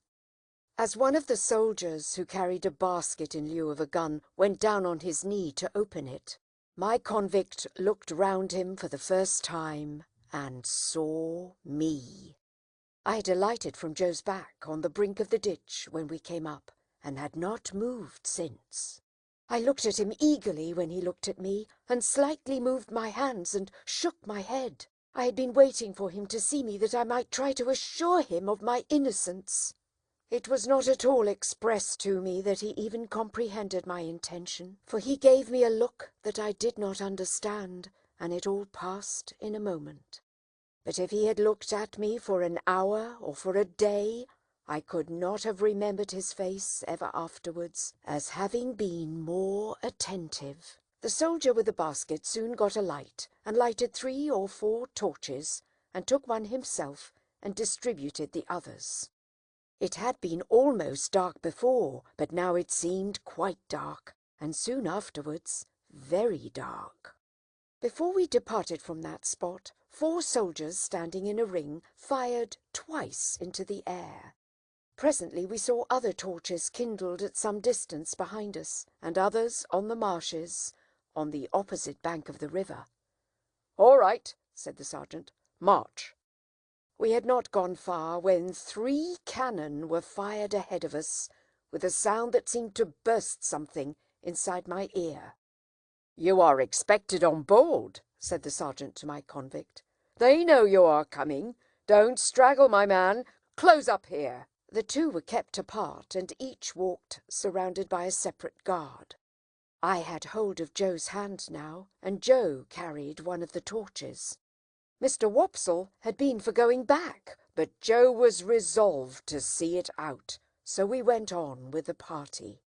There was a reasonably good path now, mostly on the edge of the river, with a divergence here and there where a dike came, with a miniature windmill on it and a muddy sluice gate. When I looked round, I could see the other lights coming in after us. The torches we carried dropped great blotches of fire upon the track, and I could see those too, lying smoking and flaring. I could see nothing else but black darkness. Our lights warmed the air about us with their pitchy blaze, and the 2 prisoners seemed rather to like that, as they limped along in the midst of the muskets. We could not go fast, because of their lameness, and they were so spent that 2 or 3 times we had to halt while they rested. After an hour or so of this travelling, we came to a rough wooden hut and a landing place. There was a guard in the hut, and they challenged, and the sergeant answered. Then we went into the hut, where there was a smell of tobacco and whitewash, and a bright fire, and a lamp, and a stand of muskets, and a drum, and a low wooden bedstead like an overgrown mangle without the machinery, capable of holding about 12 soldiers all at once. 3 or 4 soldiers who lay upon it in their greatcoats were not much interested in us, but just lifted their heads and took a sleepy stare, and then lay down again. The sergeant made some kind of report and some entry in a book, and then the convict, whom I called the other convict, was drafted off with his guard to go on board first. My convict never looked at me except that once.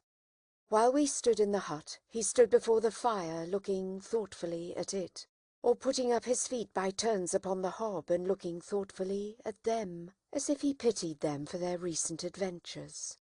Suddenly he turned to the sergeant and remarked, "I wish to say something respecting this escape. It may prevent some persons laying under suspicion along o' me."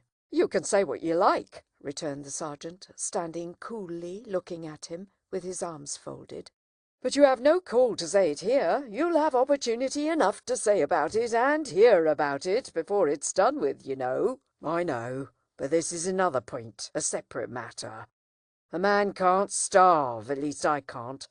I took some whittles up at the village over yonder, where the church stands almost out on the marshes." "You mean stole?" said the sergeant. "And I'll tell you where from the blacksmith's." "Hulloa!" said the sergeant, staring at Joe. "Hulloa, Pip!" said Joe, staring at me. "It was some broken whittles, that's what it was, and a dram of liquor and a pie." "Have you happened to miss such an article as a pie, blacksmith?" asked the sergeant, confidentially. "My wife did, at the very moment when you came in. Don't you know, Pip?" "So," said my convict, turning his eyes on Joe in a moody manner, and without the least glance at me. "So you're the blacksmith, are you? Then I'm sorry to say I've ate your pie." "God knows you're welcome to it, so far as it was ever mine," returned Joe, with a saving remembrance of Mrs. Joe. "We don't know what you have done, but we wouldn't have you starved to death for it, poor miserable fellow creature, would us, Pip?" The something that I had noticed before clicked in the man's throat again, and he turned his back.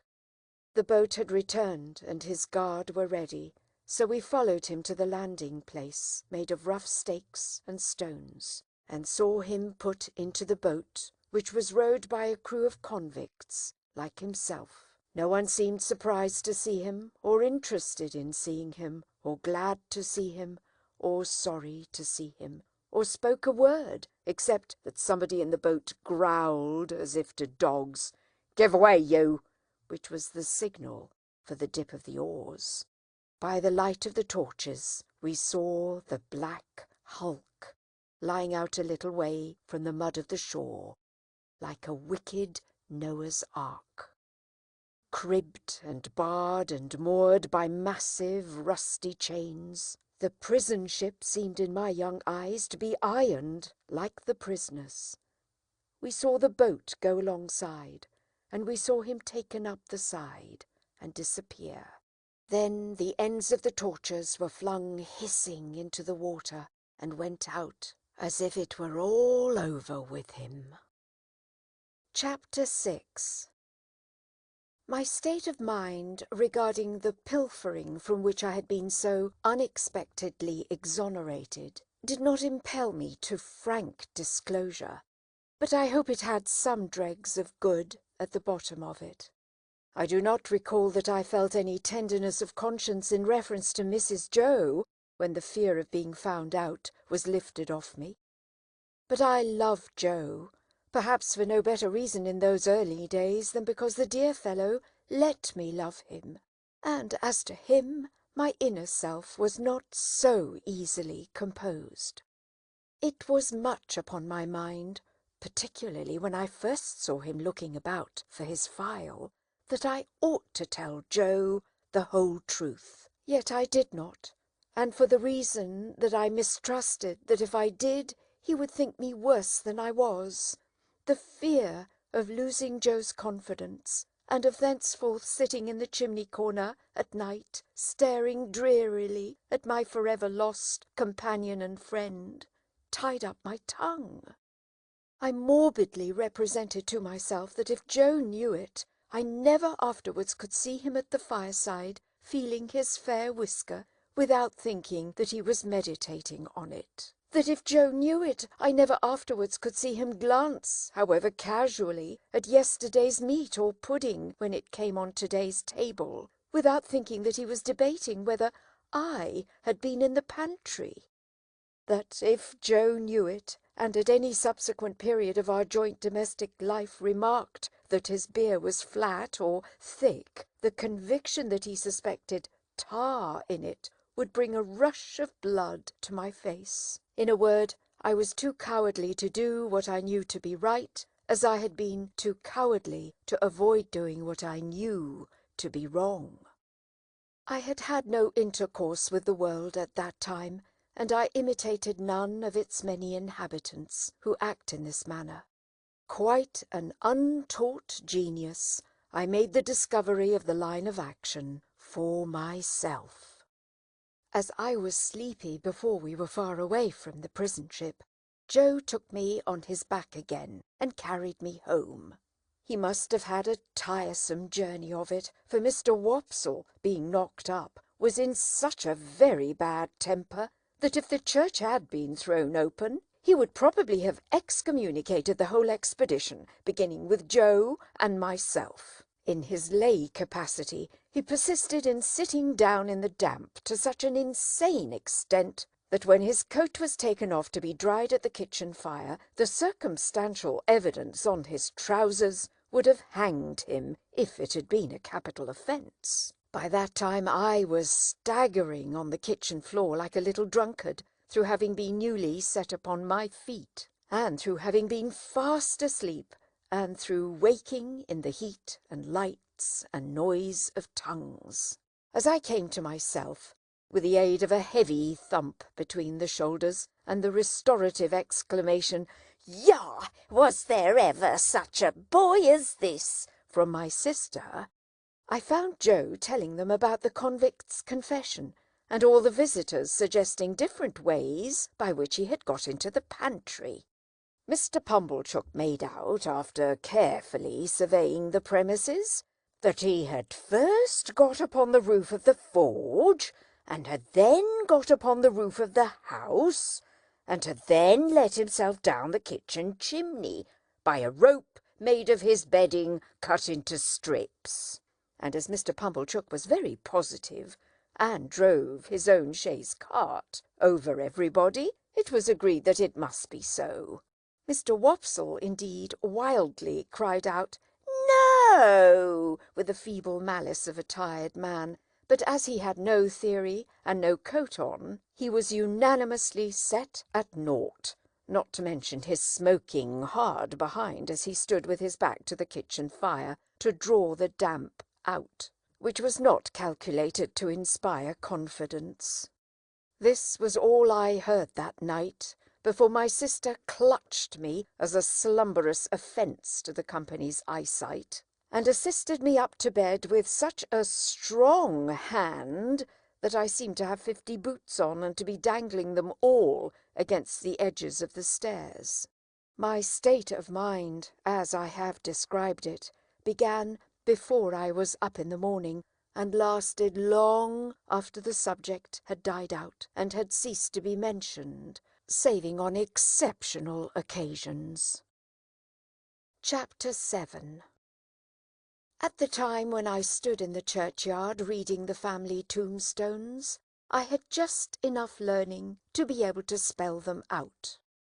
My construction even of their simple meaning was not very correct, for I read "wife of the above" as a complimentary reference to my father's exaltation to a better world. And if any one of my deceased relations had been referred to as below, I have no doubt I should have formed the worst opinions of that member of the family. Neither were my notions of the theological positions to which my catechism bound me at all accurate, for I have a lively remembrance that I supposed my declaration that I was to walk in the same all the days of my life laid me under an obligation always to go through the village from our house in one particular direction, and never to vary it by turning down by the wheelwrights or up by the mill. When I was old enough, I was to be apprenticed to Joe, and until I could assume that dignity, I was not to be what Mrs. Joe called Pompeyed, or, as I render it, pampered. Therefore I was not only odd boy about the forge, but if any neighbour happened to want an extra boy to frighten birds, or pick up stones, or do any such job, I was favoured with the employment. In order, however, that our superior position might not be compromised thereby, a money-box was kept on the kitchen mantel-shelf, into which it was publicly made known that all my earnings were dropped. I have an impression that they were to be contributed eventually towards the liquidation of the national debt, but I know I had no hope of any personal participation in the treasure. Mr. Wopsle's great-aunt kept an evening school in the village. That is to say, she was a ridiculous old woman of limited means and unlimited infirmity, who used to go to sleep from 6 to 7 every evening in the society of youth who paid 2 pence per week each for the improving opportunity of seeing her do it. She rented a small cottage, and Mr. Wopsle had the room upstairs, where we students used to overhear him reading aloud in a most dignified and terrific manner, and occasionally bumping on the ceiling. There was a fiction that Mr. Wopsle examined the scholars once a quarter. What he did on those occasions was to turn up his cuffs, stick up his hair, and give us Mark Antony's oration over the body of Caesar. This was always followed by Collins's Ode on the Passions, wherein I particularly venerated Mr. Wopsle as Revenge, throwing his blood-stained sword in thunder down, and taking the war-denouncing trumpet with a withering look. It was not with me then, as it was in later life, when I fell into the society of the passions, and compared them with Collins and Wopsle, rather to the disadvantage of both gentlemen. Mr. Wopsle's great-aunt, besides keeping this educational institution, kept in the same room a little general shop. She had no idea what stock she had, or what the price of anything in it was. But there was a little greasy memorandum book kept in a drawer, which served as a catalogue of prices, and by this oracle Biddy arranged all the shop transactions. Biddy was Mr. Wopsle's great-aunt's granddaughter. I confess myself quite unequal to the working out of the problem what relation she was to Mr. Wopsle. She was an orphan, like myself. Like me, too, had been brought up by hand. She was most noticeable, I thought, in respect of her extremities, for her hair always wanted brushing, her hands always wanted washing, and her shoes always wanted mending and pulling up at heel. This description must be received with a weekday limitation. On Sundays she went to church elaborated. Much of my unassisted self, and more by the help of Biddy than of Mr. Wopsle's great-aunt, I struggled through the alphabet as if it had been a bramble bush, getting considerably worried and scratched by every letter.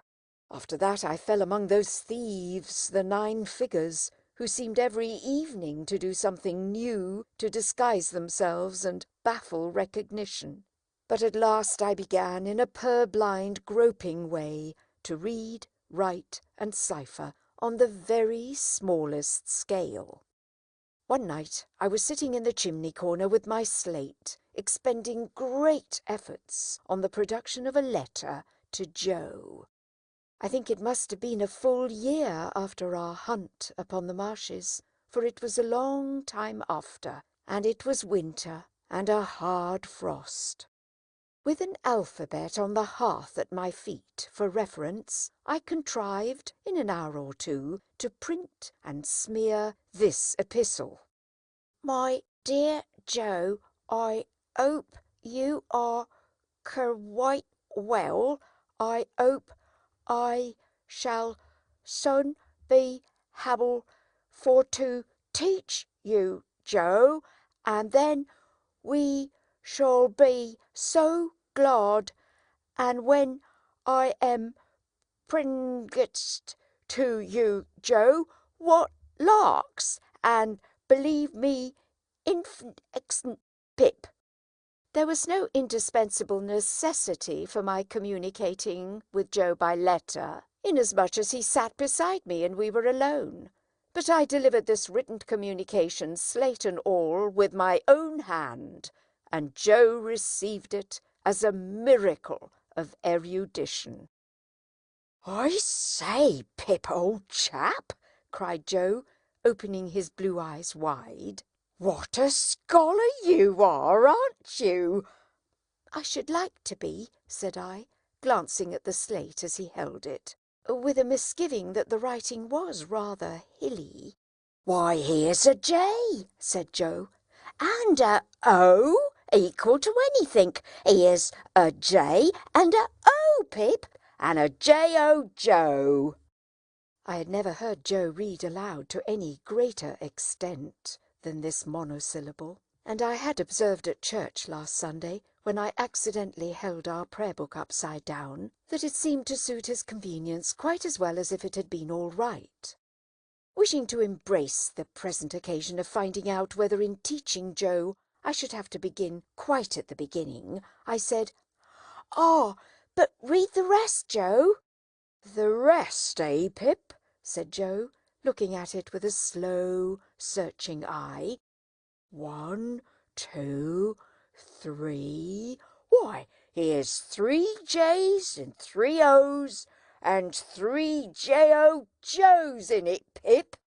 I leaned over Joe, and with the aid of my forefinger read him the whole letter. "Astonishing," said Joe when I had finished. "You are a scholar." "How do you spell Gargery, Joe?" I asked him, with a modest patronage. "I don't spell it at all," said Joe. "But supposing you did?"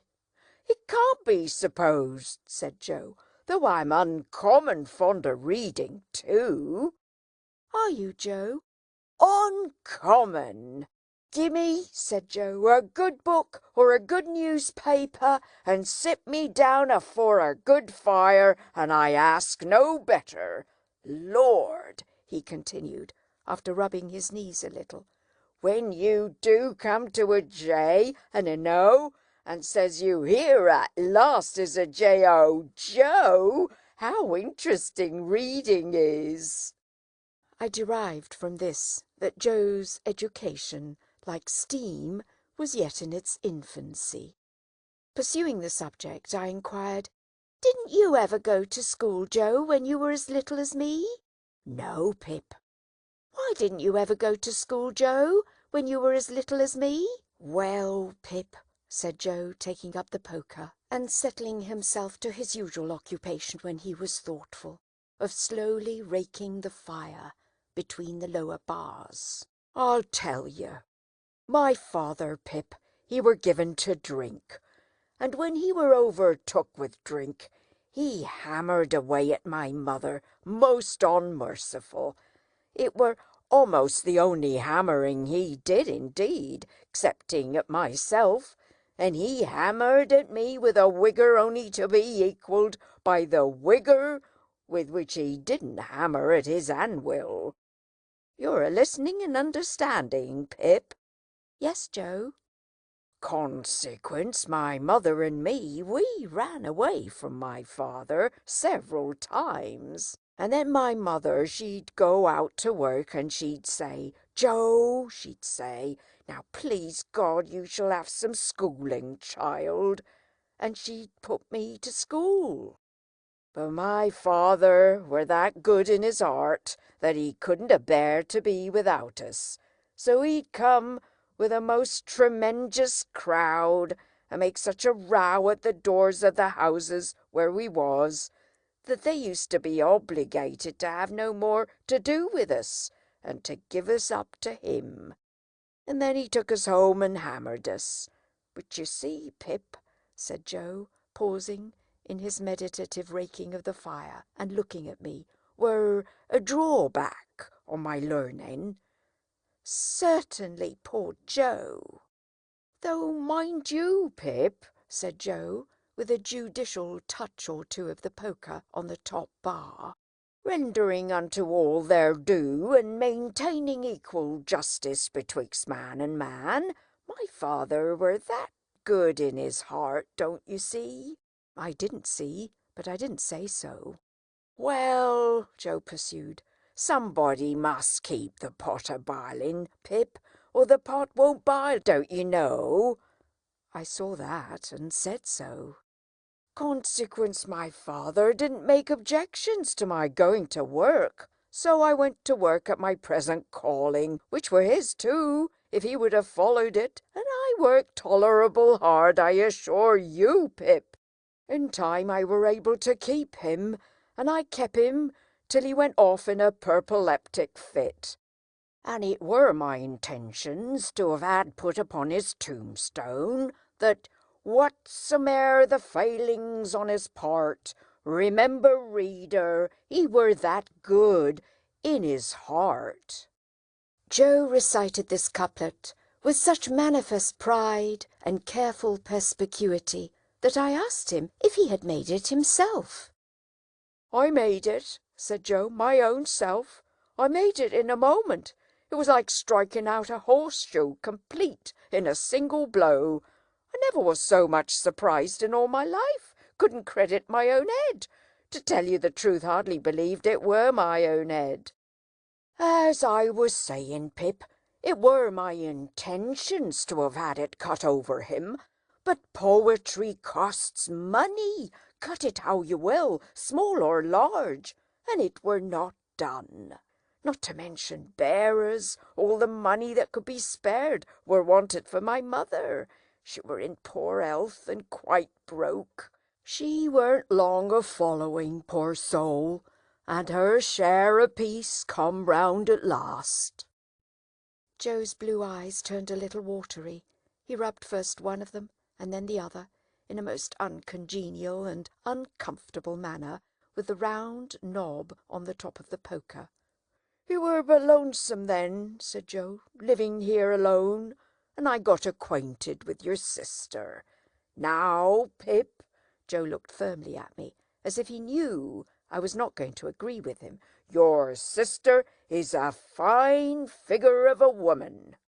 I could not help looking at the fire in an obvious state of doubt. "Whatever family opinions or whatever the world's opinions on that subject may be, Pip, your sister is—" Joe tapped the top bar with the poker, after every word following, "a fine figure of a woman." I could think of nothing better to say than, "I'm glad you think so, Joe." "So am I," returned Joe, catching me up. "I am glad I think so, Pip. A little redness or a little matter of bone here or there, what does it signify to me?" I sagaciously observed, if it didn't signify to him, to whom did it signify? "Certainly," assented Joe. "That's it. You're right, old chap. When I got acquainted with your sister, it were the talk how she was bringing you up by hand. Very kind of her, too, all the folks said, and I said, along with all the folks. As to you," Joe pursued, with a countenance expressive of seeing something very nasty indeed, "if you could have been aware how small and flabby and mean you was, dear me, you'd have formed the most contemptible opinion of yourself." Not exactly relishing this, I said, "Never mind me, Joe." "But I did mind you, Pip," he returned, with tender simplicity. "When I offered to your sister to keep company, and to be asked in church at such times as she was willing and ready to come to the forge, I said to her, 'And bring the poor little child. God bless the poor little child,' I said to your sister. 'There's room for him at the forge.'" I broke out, crying and begging pardon, and hugged Joe round the neck, who dropped the poker to hug me and to say, "Ever the best of friends, aren't us, Pip? Don't cry, old chap." When this little interruption was over, Joe resumed. "Well, you see, Pip, and here we are. That's about where it lights. Here we are. Now, when you take me in hand in my learning, Pip, and I tell you beforehand I'm awful dull, most awful dull, Mrs. Joe mustn't see too much of what we're up to. It must be done, as I may say, on the sly. And why on the sly? I'll tell you why, Pip." He had taken up the poker again, without which I doubt if he could have proceeded in his demonstration. "Your sister is given to government." "Given to government, Joe?" I was startled, for I had some shadowy idea, and I am afraid I must add hope, that Joe had divorced her in a favour of the Lords of the Admiralty or Treasury. "Given to government," said Joe, "which I mean to say the government of you and myself." Oh, "And she ain't over partial to having scholars on the premises," Joe continued, "and in particular would not be over partial to my being a scholar for fear as I might rise, like a sort of rebel, don't you see?" I was going to retort with an inquiry, and had got as far as "Why?" when Joe stopped me. "Stay a bit. I know what you're a-going to say, Pip. Stay a bit. I don't deny that your sister comes the mogul over us now and again. I don't deny that she do throw us backfalls, and that she do drop down upon us heavy, at such times as when your sister is on the rampage, Pip." Joe sank his voice to a whisper and glanced at the door. "Candour compels for to admit that she is a buster." Joe pronounced this word as if it began with at least 12 capital B's. "Why don't I rise? That were your observation when I broke it off, Pip?" "Yes, Joe." "Well," said Joe, passing the poker into his left hand that he might feel his whisker, and I had no hope of him whenever he took to that placid occupation. "your sister's a mastermind, a mastermind." "What's that?" I asked, in some hope of bringing him to a stand. But Joe was readier with his definition than I had expected, and completely stopped me by arguing circularly and answering with a fixed look, "Her." "And I ain't a mastermind," Joe resumed, when he had unfixed his look and got back to his whisker. "And last of all, Pip, and this I want to say very serious to you, old chap, I see so much in my poor mother of a woman drudging and slaving and breaking her honest heart and never getting no peace in her mortal days, that I'm dead afeard of going wrong in the way of not doing what's right by a woman, and I'd for rather of the two go wrong the t'other way and be a little inconvenienced myself. I wish it was only me that got put out, Pip. I wish they weren't no tickler for you, old chap. I wish I could take it all on myself. But this is the up and down and straight on it, Pip, and I hope you'll overlook shortcomings." Young as I was, I believe that I dated a new admiration of Joe from that night. We were equals afterwards, as we had been before, but afterwards at quiet times, when I sat looking at Joe and thinking about him, I had a new sensation of feeling conscious that I was looking up to Joe in my heart. "However," said Joe, rising to replenish the fire, "here's the Dutch clock a-working himself up to being equal to strike 8 of 'em, and she's not come home yet. I hope Uncle Pumblechook's mare mayn't have set a forefoot on a piece of ice and gone down."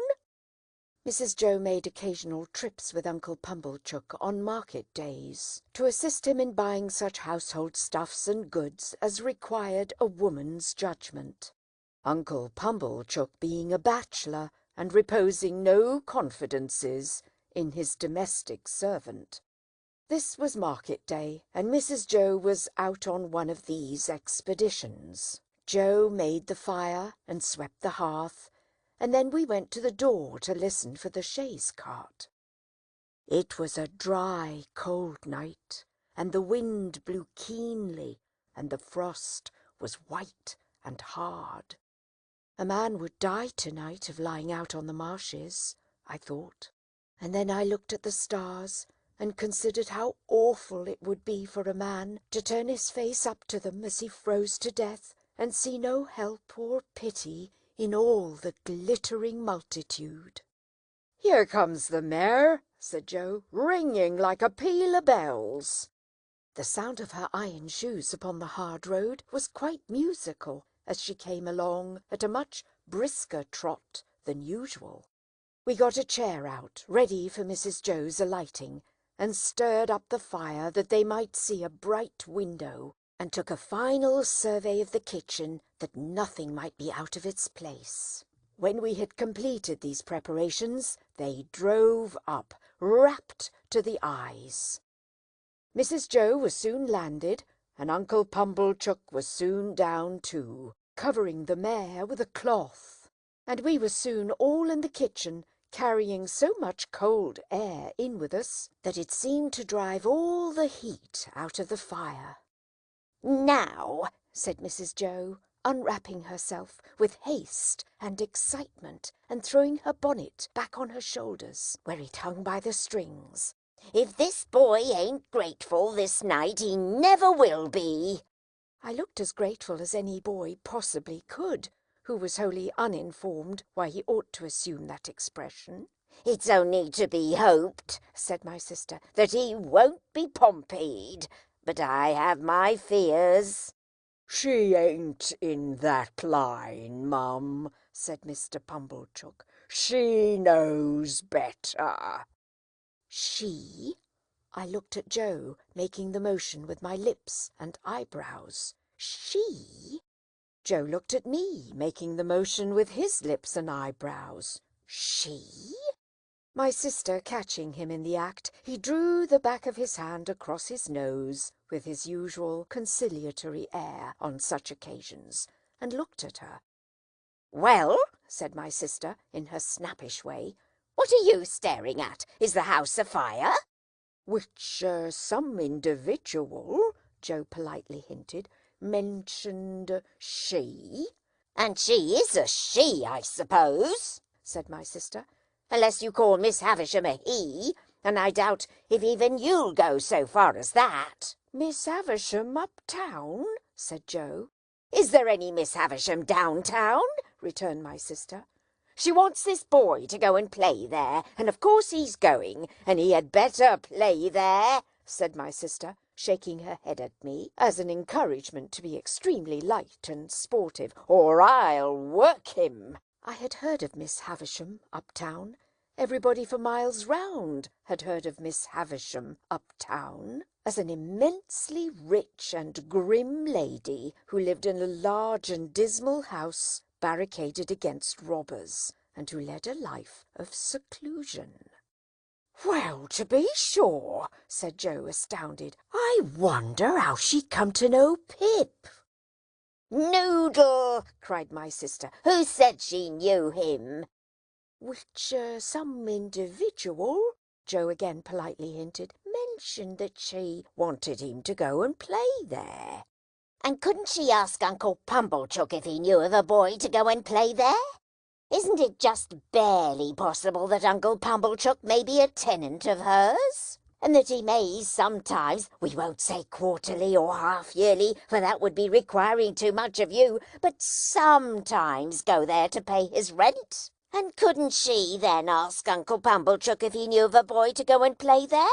And couldn't Uncle Pumblechook, being always considerate and thoughtful for us, though you may not think it, Joseph," in a tone of the deepest reproach, as if he were the most callous of nephews, "then mention this boy standing prancing here," which I solemnly declare I was not doing, "that I have for ever been a willing slave to." "Good again!" cried Uncle Pumblechook. "Well put, prettily pointed. Good indeed. Now, Joseph, you know the case." "No, Joseph," said my sister, still in a reproachful manner, while Joe apologetically drew the back of his hand across and across his nose. "You do not yet, though you may not think it, know the case. You may consider that you do, but you do not, Joseph. For you do not know that Uncle Pumblechook, being sensible that for anything we can tell, this boy's fortune may be made by his going to Miss Havisham's, has offered to take him into town tonight in his own chaise cart, and to keep him tonight and to take him with his own hands to Miss Havisham's tomorrow morning. And Laura, mussy me, cried my sister, casting off her bonnet in sudden desperation. Here I stand talking to mere mooncalves with Uncle Pumblechook waiting, and the mare catching cold at the door, and the boy grimed with crook and dirt from the hair of his head to the sole of his foot. With that she pounced upon me like an eagle on a lamb, and my face was squeezed into wooden bowls in sinks, and my head was put under taps of water butts, and I was soaped and kneaded and towelled and thumped and harrowed and rasped until I really was quite beside myself. I may here remark that I suppose myself to be better acquainted than any living authority with the ridgy effect of a wedding ring passing unsympathetically over the human countenance. When my ablutions were completed, I was put into clean linen of the stiffest character, like a young penitent into sackcloth, and was trussed up in my tightest and fearfullest suit. I was then delivered over to Mr. Pumblechook, who formally received me as if he were the sheriff, and who let off upon me this speech that I knew he had been dying to make all along. Boy, be forever grateful to all friends, but especially unto them which brought you up by hand. Goodbye, Joe. God bless you, Pip, old chap. I had never parted from him before, and what with my feelings, and what with soap suds, I could at first see no stars from the chaise cart, but they twinkled out one by one, without throwing any light on the questions why on earth I was going to play at Miss Havisham's, and what on earth I was expected to play at. Chapter 8. Mr. Pumblechook's premises in the High Street of the market town were of a peppercorny and farinaceous character, as the premises of a corn chandler and seedsman should be. It appeared to me that he must be a very happy man indeed to have so many little drawers in his shop, and I wondered, when I peeped into one or two on the lower tiers, and saw the tied-up brown paper packets inside, whether the flower seeds and bulbs ever wanted of a fine day to break out of those jails and bloom. It was in the early morning after my arrival that I entertained this speculation. On the previous night I had been sent straight to bed in an attic with a sloping roof, which was so low in the corner where the bedstead was that I calculated the tiles as being within a foot of my eyebrows. In the same early morning I discovered a singular affinity between seeds and corduroys. Mr. Pumblechook wore corduroys, and so did his shopman, and somehow there was a general air and flavour about the corduroys, so much in the nature of seeds, and a general air and flavour about the seeds, so much in the nature of corduroys, that I hardly knew which was which.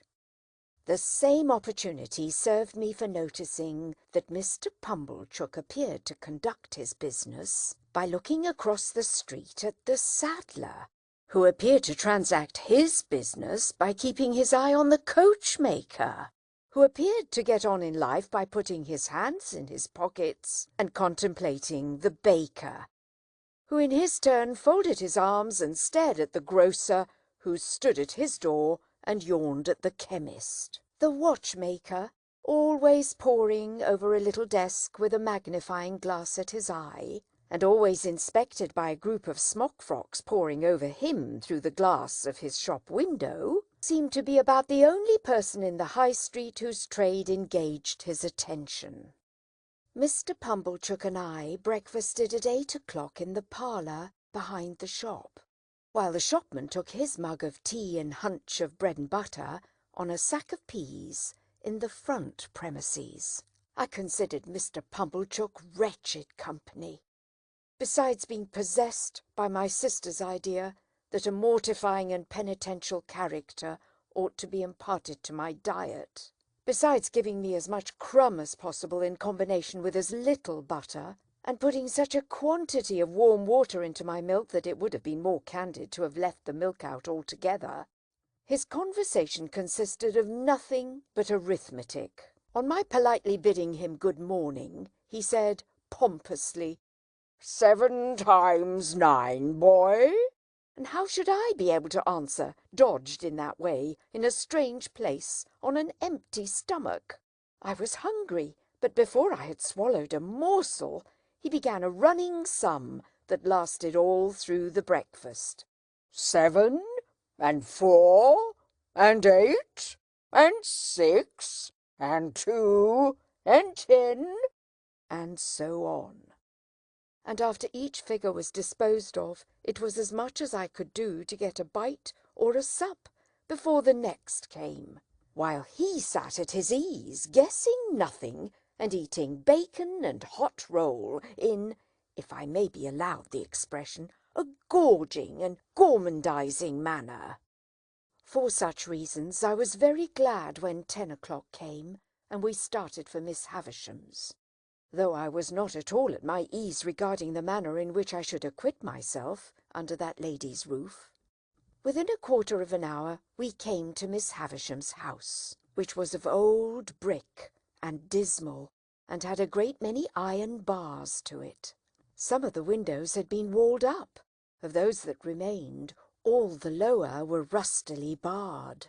There was a courtyard in front, and that was barred, so we had to wait, after ringing the bell, until someone should come to open it. While we waited at the gate, I peeped in. Even then Mr. Pumblechook said, and 14, but I pretended not to hear him, and saw that at the side of the house there was a large brewery. No brewing was going on in it, and none seemed to have gone on for a long, long time. A window was raised, and a clear voice demanded, "What name?" To which my conductor replied, Pumblechook. The voice returned, "Quite right," and the window was shut again, and a young lady came across the courtyard with keys in her hand. This, said Mr. Pumblechook, is Pip. "This is Pip, is it?" returned the young lady, who was very pretty and seemed very proud. "Come in, Pip." Mr. Pumblechook was coming in also, when she stopped him with the gate. "Oh," she said, "did you wish to see Miss Havisham?" If Miss Havisham wished to see me, returned Mr. Pumblechook, discomfited. "Ah," said the girl, "but you see she don't." She said it so finally and in such an undiscussable way that Mr. Pumblechook, though in a condition of ruffled dignity, could not protest. But he eyed me severely, as if I had done anything to him, and departed with the words, reproachfully delivered, Boy, let your behaviour here be a credit unto them which brought you up by hand. I was not free from apprehension that he would come back to propound through the gate, and 16, but he didn't. My young conductress locked the gate, and we went across the courtyard. It was paved and clean, but grass was growing in every crevice. The brewery buildings had a little lane of communication with it, and the wooden gates of that lane stood open, and all the brewery beyond stood open, away to the high enclosing wall, and all was empty and disused. The cold wind seemed to blow colder there than outside the gate, and it made a shrill noise in howling in and out at the open sides of the brewery, like the noise of wind in the rigging of a ship at sea. She saw me looking at it, and she said, "You could drink without hurt all the strong beer that's brewed there now, boy." "I should think I could, miss," said I, in a shy way. Better not try to brew beer there now, or it would turn out sour, boy. Don't you think so? "It looks like it, miss." Not that anybody means to try, she added, for that's all done with, and the place will stand as idle as it is till it falls. Master Strong beer, there's enough of it in the cellars already to drown the manor house. Is that the name of this house, miss? One of its names, boy. It has more than one then, miss. One more. Its other name was Satis, which is Greek or Latin or Hebrew, or all three, or all one to me, for enough. Enough house, said I. That's a curious name, miss. Yes, she replied, but it meant more than it said. It meant, when it was given, that whoever had this house could want nothing else. They must have been easily satisfied in those days, I should think. But don't loiter, boy. Though she called me boy so often, and with a carelessness that was far from complimentary, she was of about my own age. She seemed much older than I, of course, being a girl, and beautiful, and self-possessed. And she was as scornful of me as if she had been 21 and a queen. We went into the house by a side door. The great front entrance had 2 chains across it outside, and the first thing I noticed was that the passages were all dark, and that she had left a candle burning there. She took it up, and we went through more passages and up a staircase, and still it was all dark, and only the candle lighted us.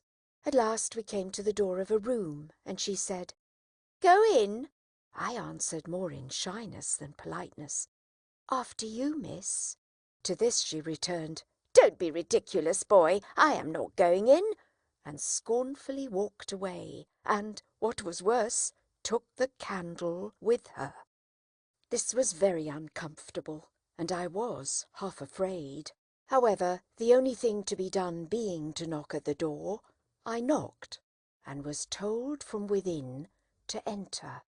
I entered, therefore, and found myself in a pretty large room, well lighted with wax candles. No glimpse of daylight was to be seen in it. It was a dressing-room, as I supposed from the furniture, though much of it was of forms and uses then quite unknown to me. But prominent in it was a draped table with a gilded looking-glass, and that I made out at first sight to be a fine lady's dressing-table. Whether I should have made out this object so soon if there had been no fine lady sitting at it, I cannot say. In an armchair, with an elbow resting on the table and her head leaning on that hand, sat the strangest lady I have ever seen or shall ever see. She was dressed in rich materials, satins and lace and silks, all of white. Her shoes were white, and she had a long white veil dependent from her hair, and she had bridal flowers in her hair. But her hair was white. Some bright jewels sparkled on her neck and on her hands, and some other jewels lay sparkling on the table. Dresses, less splendid than the dress she wore, and half-packed trunks were scattered about. She had not quite finished dressing, for she had but one shoe on. The other was on the table near her hand. Her veil was but half arranged. Her watch and chain were not put on, and some lace for her bosom lay with those trinkets, and with her handkerchief, and gloves, and some flowers, and a prayer-book, all confusedly heaped about the looking-glass. It was not in the first few moments that I saw all these things, though I saw more of them in the first moments than might be supposed. But I saw that everything within my view which ought to be white had been white long ago, and had lost its lustre, and was faded and yellow. I saw that the bride within the bridal dress had withered like the dress, and like the flowers, and had no brightness left but the brightness of her sunken eyes. I saw that the dress had been put upon the rounded figure of a young woman, and that the figure upon which it now hung loose had shrunk to skin and bone. Once I had been taken to see some ghastly waxwork at the fair, representing I know not what impossible personage lying in state. Once I had been taken to one of our old marsh churches to see a skeleton in the ashes of a rich dress that had been dug out of a vault under the church pavement. Now waxwork and skeleton seemed to have dark eyes that moved and looked at me. I should have cried out if I could. "Who is it?" said the lady at the table. Pip, ma'am. "Pip? Mr. Pumblechook's boy, ma'am. Come to play." Come nearer. Let me look at you. Come close." It was when I stood before her, avoiding her eyes, that I took note of the surrounding objects in detail, and saw that her watch had stopped at 20 minutes to 9, and that a clock in the room had stopped at 20 minutes to 9. "Look at me," said Miss Havisham. "You are not afraid of a woman who has never seen the sun since you were born?" I regret to state that I was not afraid of telling the enormous lie comprehended in the answer. "No. Do you know what I touch here?" she said, laying her hands one upon the other on her left side. Yes, ma'am. It made me think of the young man. "What do I touch?" Your heart. "Broken." She uttered the word with an eager look, and with strong emphasis, and with a weird smile that had a kind of boast in it. Afterwards she kept her hands there for a little while, and slowly took them away, as if they were heavy. "I am tired," said Miss Havisham. "I want diversion, and I have done with men and women. Play." I think it will be conceded by my most disputatious reader that she could hardly have directed an unfortunate boy to do anything in the wide world more difficult to be done under the circumstances. "I sometimes have sick fancies," she went on, "and I have a sick fancy that I want to see some play. There, there," with an impatient movement of the fingers of her right hand. "Play, play, play." For a moment, with the fear of my sisters working me before my eyes, I had a desperate idea of starting round the room in the assumed character of Mr. Pumblechook's chaise cart. But I felt myself so unequal to the performance that I gave it up, and stood looking at Miss Havisham in what I suppose she took for a dogged manner, inasmuch as she said, when we had taken a good look at each other, "Are you sullen and obstinate?" No, ma'am. I'm very sorry for you, and very sorry I can't play just now. If you complain of me, I shall get into trouble with my sister, so I would do it if I could. But it's so new here, and so strange, and so fine, and melancholy." I stopped, fearing I might say too much, or had already said it, and we took another look at each other. Before she spoke again, she turned her eyes from me, and looked at the dress she wore, and at the dressing-table, and finally at herself in the looking-glass. "So new to him," she muttered, "so old to me. So strange to him, so familiar to me, so melancholy to both of us. Call Estella." As she was still looking at the reflection of herself, I thought she was still talking to herself, and kept quiet. "Call Estella," she repeated, flashing a look at me. "You can do that. Call Estella at the door." To stand in the dark in a mysterious passage of an unknown house, bawling "Estella" to a scornful young lady neither visible nor responsive, and feeling it a dreadful liberty so to roar out her name, was almost as bad as playing to order. But she answered at last, and her light came along the dark passage like a star. Miss Havisham beckoned her to come close, and took up a jewel from the table, and tried its effect upon her fair young bosom and against her pretty brown hair. "Your own one day, my dear, and you will use it well. Let me see you play cards with this boy." "With this boy?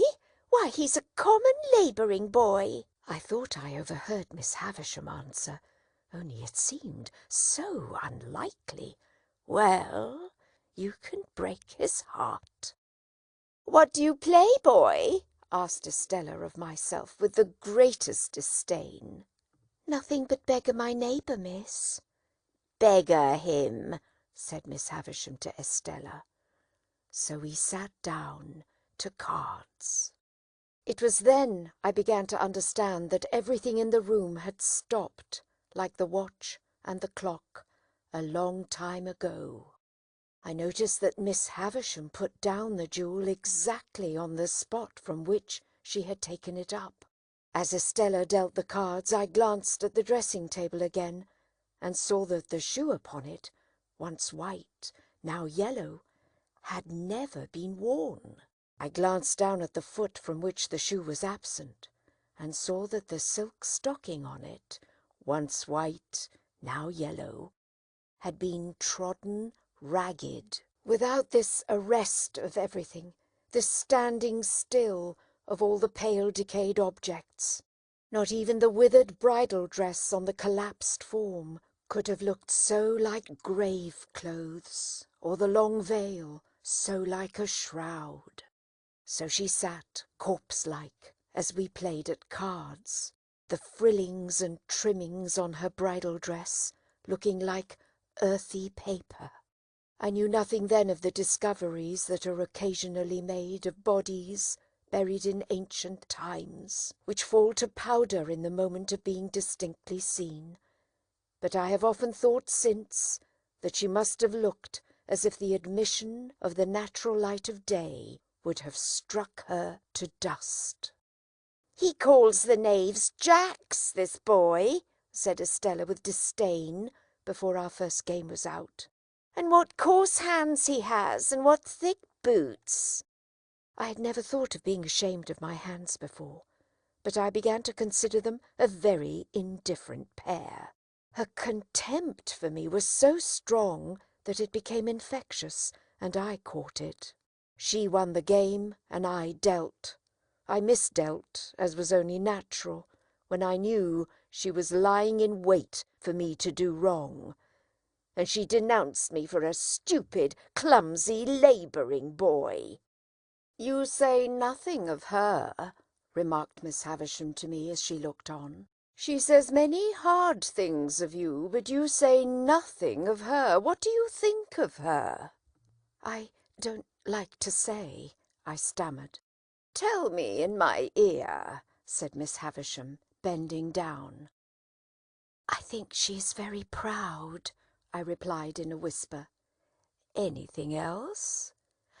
"I think she's very pretty." "Anything else?" "I think she's very insulting." She was looking at me then with a look of supreme aversion. "Anything else?" "I think I should like to go home and never see her again, though she is so pretty." "I am not sure that I shouldn't like to see her again, but I should like to go home now." "You shall go soon," said Miss Havisham aloud. "Play the game out." Saving for the one weird smile at first, I should have felt almost sure that Miss Havisham's face could not smile. It had dropped into a watchful and brooding expression, most likely when all the things about her had become transfixed, and it looked as if nothing could ever lift it up again. Her chest had dropped so that she stooped, and her voice had dropped so that she spoke low and with a dead lull upon her. Altogether she had the appearance of having dropped body and soul within and without, under the weight of a crushing blow. I played the game to an end with Estella, and she beggared me. She threw the cards down on the table when she had won them all, as if she despised them for having been one of me. "When shall I have you here again?" said Miss Havisham. "Let me think." I was beginning to remind her that today was Wednesday when she checked me with her former impatient movement of the fingers of her right hand. "There, there, I know nothing of days of the week. I know nothing of weeks of the year. Come again after 6 days, you hear?" "Yes, ma'am." "Estella, take him down. Let him have something to eat, and let him roam and look about him while he eats. Go, Pip." I followed the candle down as I had followed the candle up, and she stood it in the place where we had found it. Until she opened the side entrance, I had fancied, without thinking about it, that it must necessarily be night-time. The rush of the daylight quite confounded me, and made me feel as if I had been in the candlelight of the strange room many hours. "You are to wait here, you boy," said Estella, and disappeared and closed the door. I took the opportunity of being alone in the courtyard to look at my coarse hands and my common boots. My opinion of those accessories was not favourable. They had never troubled me before, but they troubled me now as vulgar appendages. I determined to ask Joe why he had ever taught me to call those picture cards jacks, which ought to be called knaves. I wish Joe had been rather more genteelly brought up, and then I should have been so too. She came back with some bread and meat and a little mug of beer. She put the mug down on the stones of the yard, and gave me the bread and meat without looking at me, as insolently as if I were a dog in disgrace. I was so humiliated, hurt, spurned, offended, angry, sorry. I cannot hit upon the right name for the smart. God knows what its name was. The tears started to my eyes. The moment they sprang there, the girl looked at me with a quick delight in having been the cause of them. This gave me power to keep them back, and to look at her. So she gave a contemptuous toss, but with a sense, I thought, of having made too sure that I was so wounded, and left me. But when she was gone, I looked about me for a place to hide my face in, and got behind one of the gates in the brewery lane, and leaned my sleeve against the wall there, and leaned my forehead on it, and cried. As I cried, I kicked the wall and took a hard twist at my hair. So bitter were my feelings, and so sharp was the smart without a name that needed counteraction. My sister's bringing up had made me sensitive. In the little world in which children have their existence, whosoever brings them up, there is nothing so finely perceived and so finely felt as injustice. It may be only small injustice that the child can be exposed to, but the child is small, and its world is small, and its rocking horse stands as many hands high, according to scale, as a big-boned Irish hunter. Within myself I had sustained from my babyhood a perpetual conflict with injustice. I had known from the time when I could speak that my sister, in her capricious and violent coercion, was unjust to me. I had cherished a profound conviction that her bringing me up by hand gave her no right to bring me up by jerks. Through all my punishments, disgraces, fasts and vigils, and other penitential performances, I had nursed this assurance. And to my communing so much with it, in a solitary and unprotected way, I in great part refer the fact that I was morally timid and very sensitive. I got rid of my injured feelings for the time by kicking them into the brewery wall and twisting them out of my hair. And then I smoothed my face with my sleeve and came from behind the gate. The bread and meat were acceptable, and the beer was warming and tingling, and I was soon in spirits to look about me. To be sure, it was a deserted place, down to the pigeon house in the brewery yard, which had been blown crooked on its pole by some high wind, and would have made the pigeons think themselves at sea, if there had been any pigeons there to be rocked by it. But there were no pigeons in the dovecot, no horses in the stable, no pigs in the sty, no malt in the storehouse, no smells of grains and beer in the copper or the vat. All the uses and scents of the brewery might have evaporated with its last reek of smoke.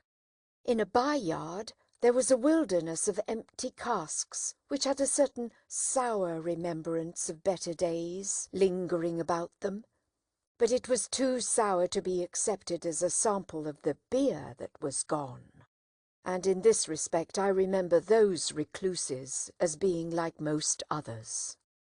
Behind the furthest end of the brewery was a rank garden with an old wall.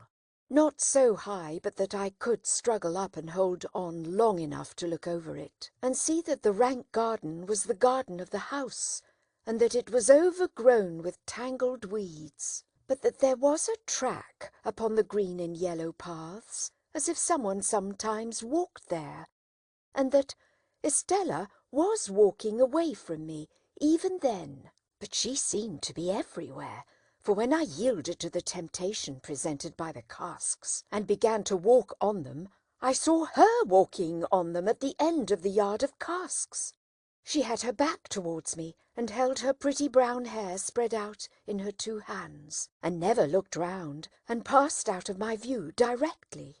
So in the brewery itself, by which I mean the large paved, lofty place in which they used to make the beer, and where the brewing utensils still were.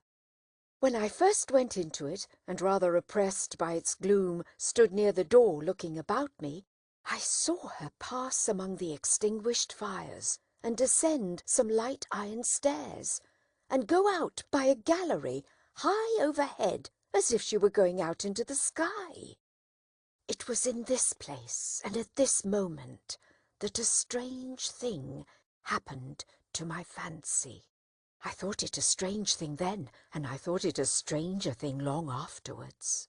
I turned my eyes, a little dimmed by looking up at the frosty light, towards a great wooden beam in a low nook of the building, near me, on my right hand, and I saw a figure hanging there, by the neck, a figure all in yellow white, with but one shoe to the feet, and it hung so that I could see that the faded trimmings of the dress were like earthy paper, and that the face was Miss Havisham's, with a movement going over the whole countenance as if she were trying to call to me.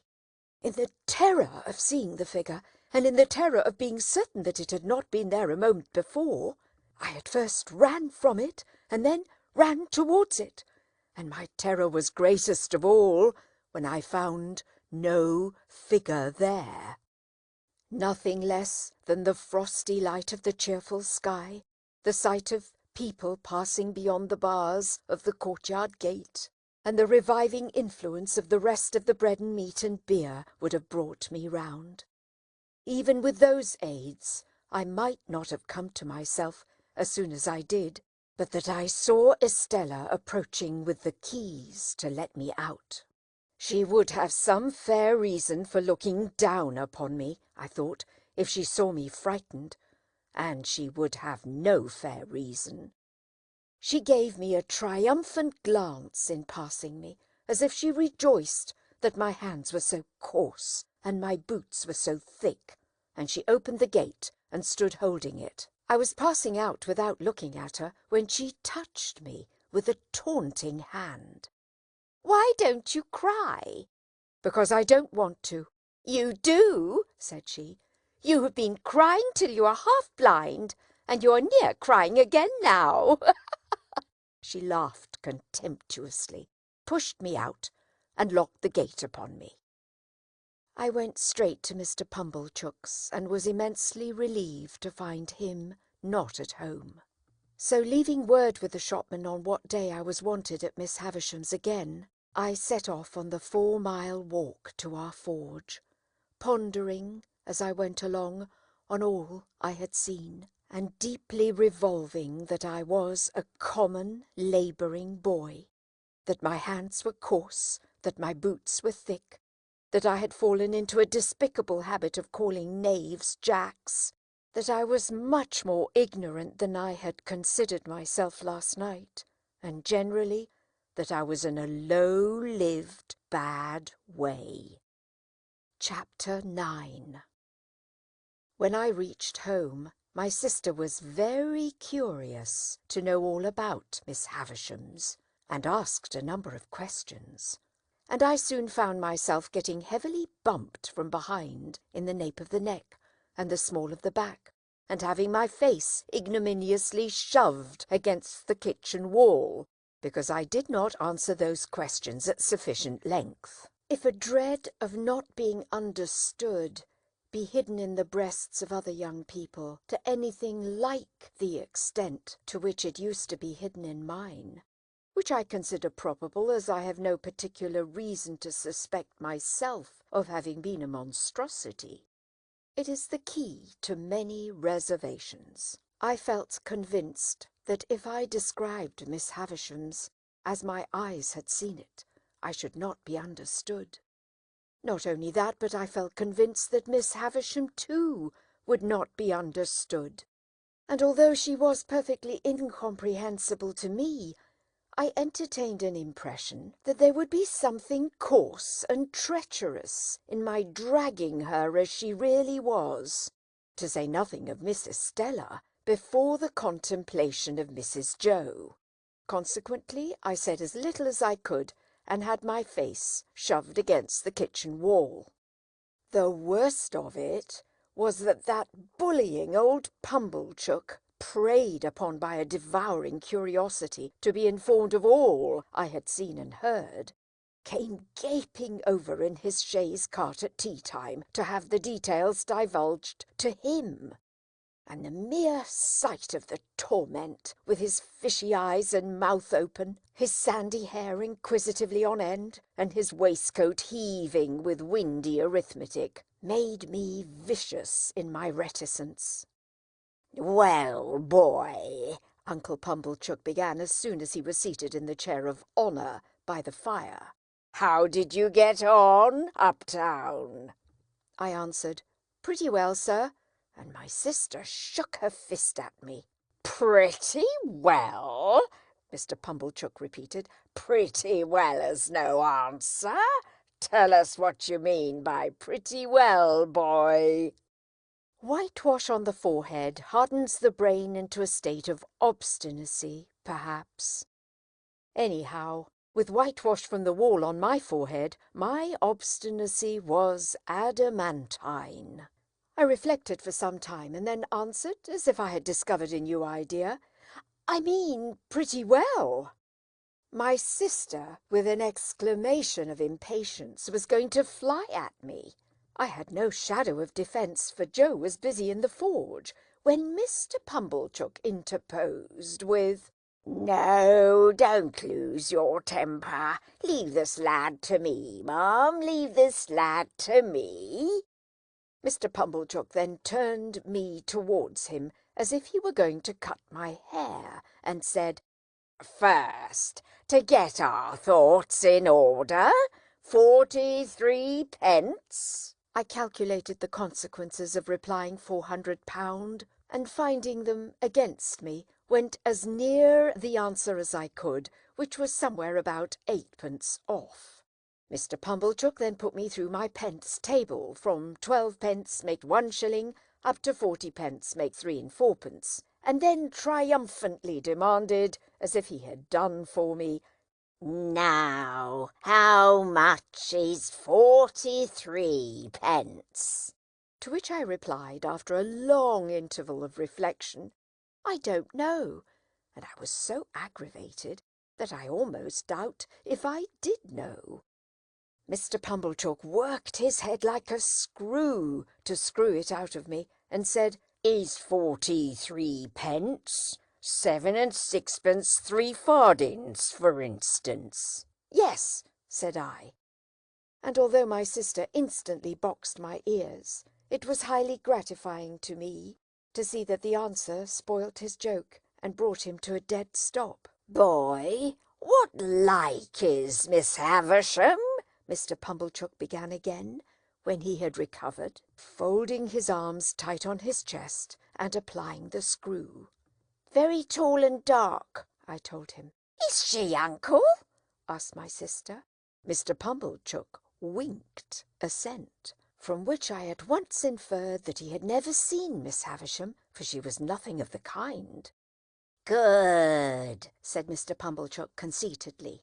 "This is the way to have him. We are beginning to hold our own, I think, Mum." "I am sure, uncle," returned Mrs. Joe. "I wish you had him always. You know so well how to deal with him." "Now, boy, what was she a-doing of when you went in today?" asked Mr. Pumblechook. She was sitting, I answered, in a black velvet coach. Mr. Pumblechook and Mrs. Joe stared at one another, as they well might, and both repeated, "In a black velvet coach?" "Yes," said I, "and Miss Estella, that's her niece, I think, handed her in cake and wine at the coach window on a gold plate, and we all had cake and wine on gold plates, and I got up behind the coach to eat mine because she told me to." "Was anybody else there?" asked Mr. Pumblechook. "4 dogs," said I. "Large or small?" "Immense," said I, "and they fought for veal cutlets out of a silver basket." Mr. Pumblechook and Mrs. Joe stared at one another again in utter amazement.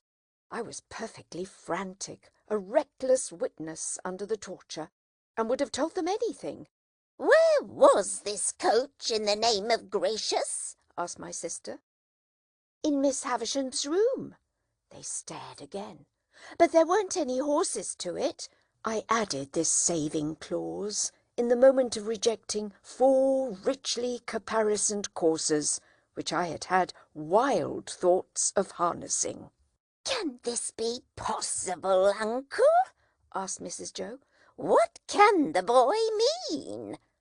"I'll tell you, Mum," said Mr. Pumblechook. "My opinion is it's a sedan chair. She's flighty, you know, very flighty, quite flighty enough to pass her days in a sedan chair." "Did you ever see her in it, uncle?" asked Mrs. Joe. "How could I," he returned, forced to the admission, "when I never seen her in my life? Never clapped eyes upon her." "Goodness, uncle, and yet you have spoken to her." "Why, don't you know," said Mr. Pumblechook testily, "that when I have been there, I have been took up to the outside of her door, and the door has stood ajar, and she has spoke to me that way. Don't say you don't know that, Mum. Howsoever, the boy went there to play. What did you play at, boy?" "We played with flags," I said. I beg to observe that I think of myself with amazement when I recall the lies I told on this occasion. "Flags?" echoed my sister. "Yes," said I. "Estella waved a blue flag, and I waved a red one, and Miss Havisham waved one, sprinkled all over with little gold stars, out at the coach window. And then we all waved our swords and hurrahed." "Swords?" repeated my sister. "Where did you get swords from?" "Out of a cupboard," said I, "and I saw pistols in it, and jam, and pills, and there was no daylight in the room, but it was all lighted up with candles." "That's true, Mum," said Mr. Pumblechook with a grave nod. "That's the state of the case. For that much I've seen myself." And then they both stared at me, and I, with an obtrusive show of artlessness on my countenance, stared at them and plaited the right leg of my trousers with my right hand. If they had asked me any more questions, I should undoubtedly have betrayed myself, for I was even then on the point of mentioning that there was a balloon in the yard, and should have hazarded the statement, but for my invention being divided between that phenomenon and a bear in the brewery. They were so much occupied, however, in discussing the marvels I had already presented for their consideration, that I escaped. The subject still held them when Joe came in from his work to have a cup of tea, to whom my sister, more for the relief of her own mind than for the gratification of his, related my pretended experiences. Now when I saw Joe open his blue eyes and roll them all round the kitchen in helpless amazement, I was overtaken by penitence. But only as regarded him, not in the least as regarded the other two.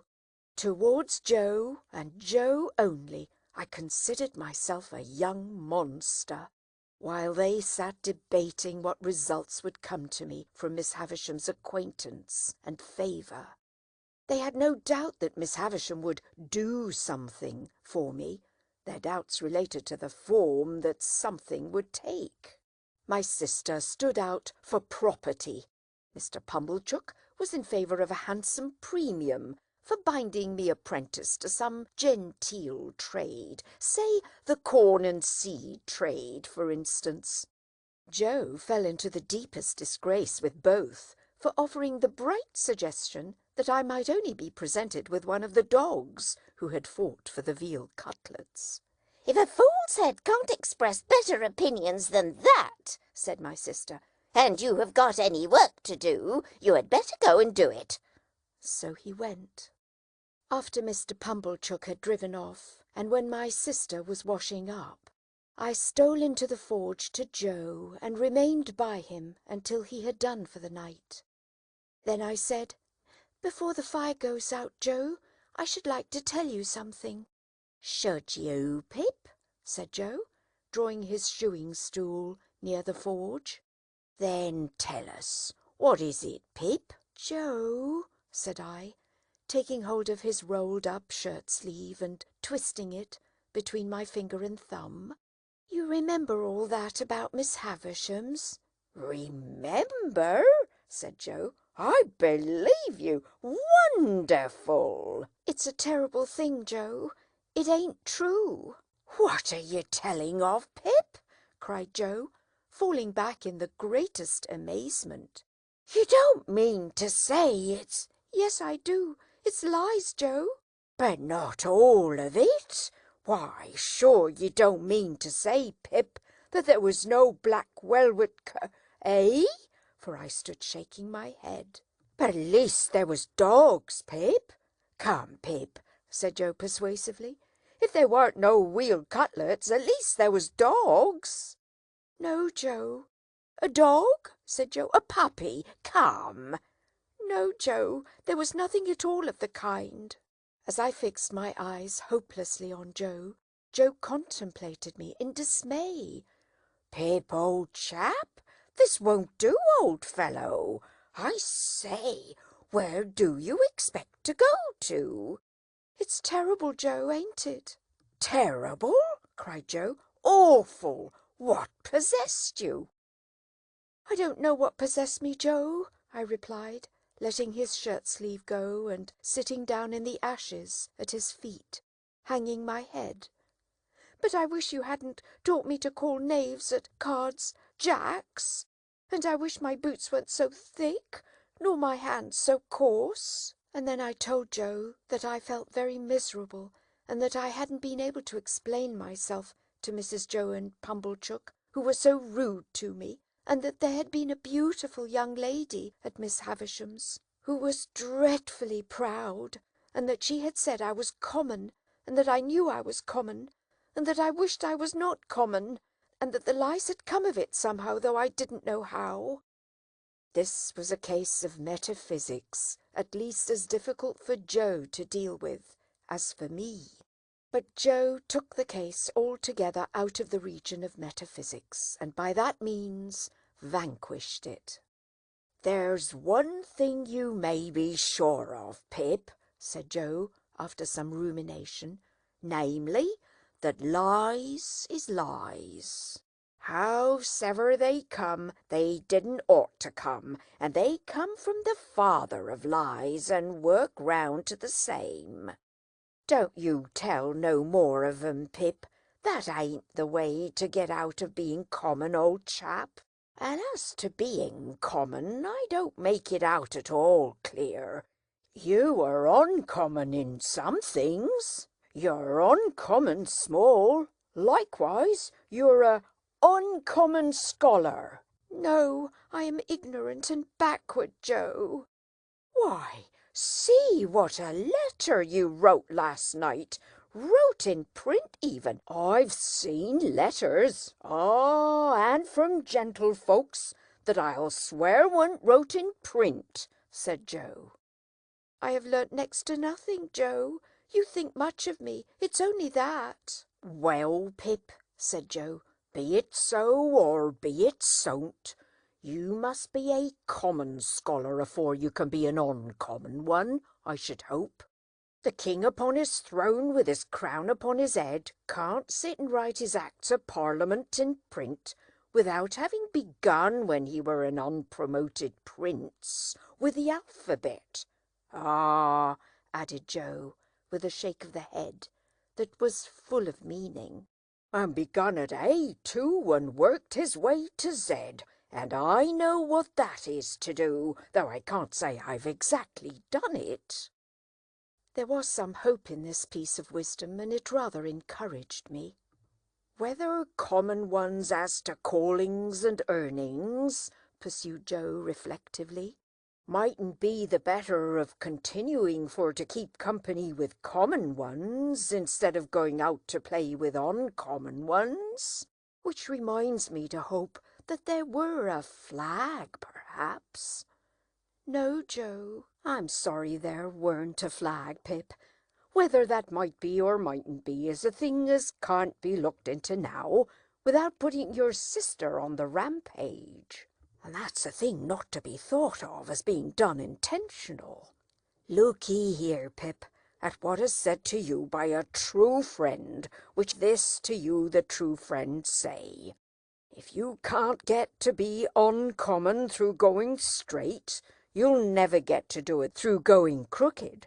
So don't tell no more on 'em, Pip, and live well and die happy. You are not angry with me, Joe?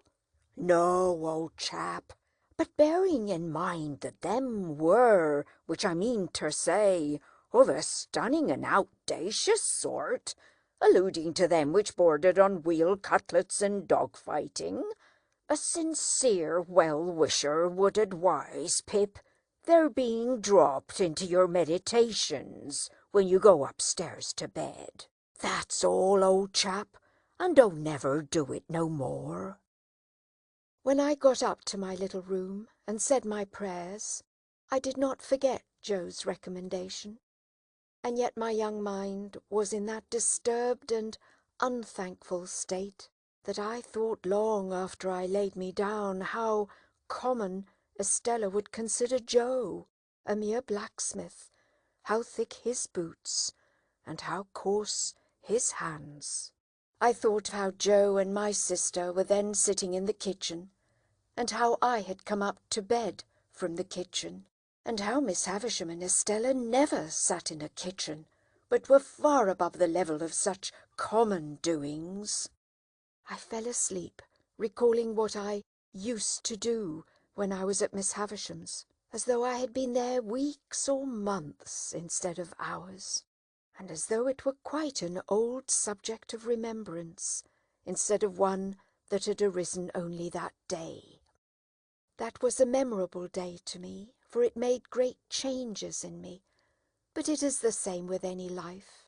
Imagine one selected day struck out of it, and think how different its course would have been. Pause, you who read this, and think for a moment of the long chain of iron or gold, of thorns or flowers, that would never have bound you but for the formation of the first link on one memorable day. Chapter 10. The felicitous idea occurred to me a morning or two later, when I woke, that the best step I could take towards making myself uncommon was to get out of Biddy everything she knew.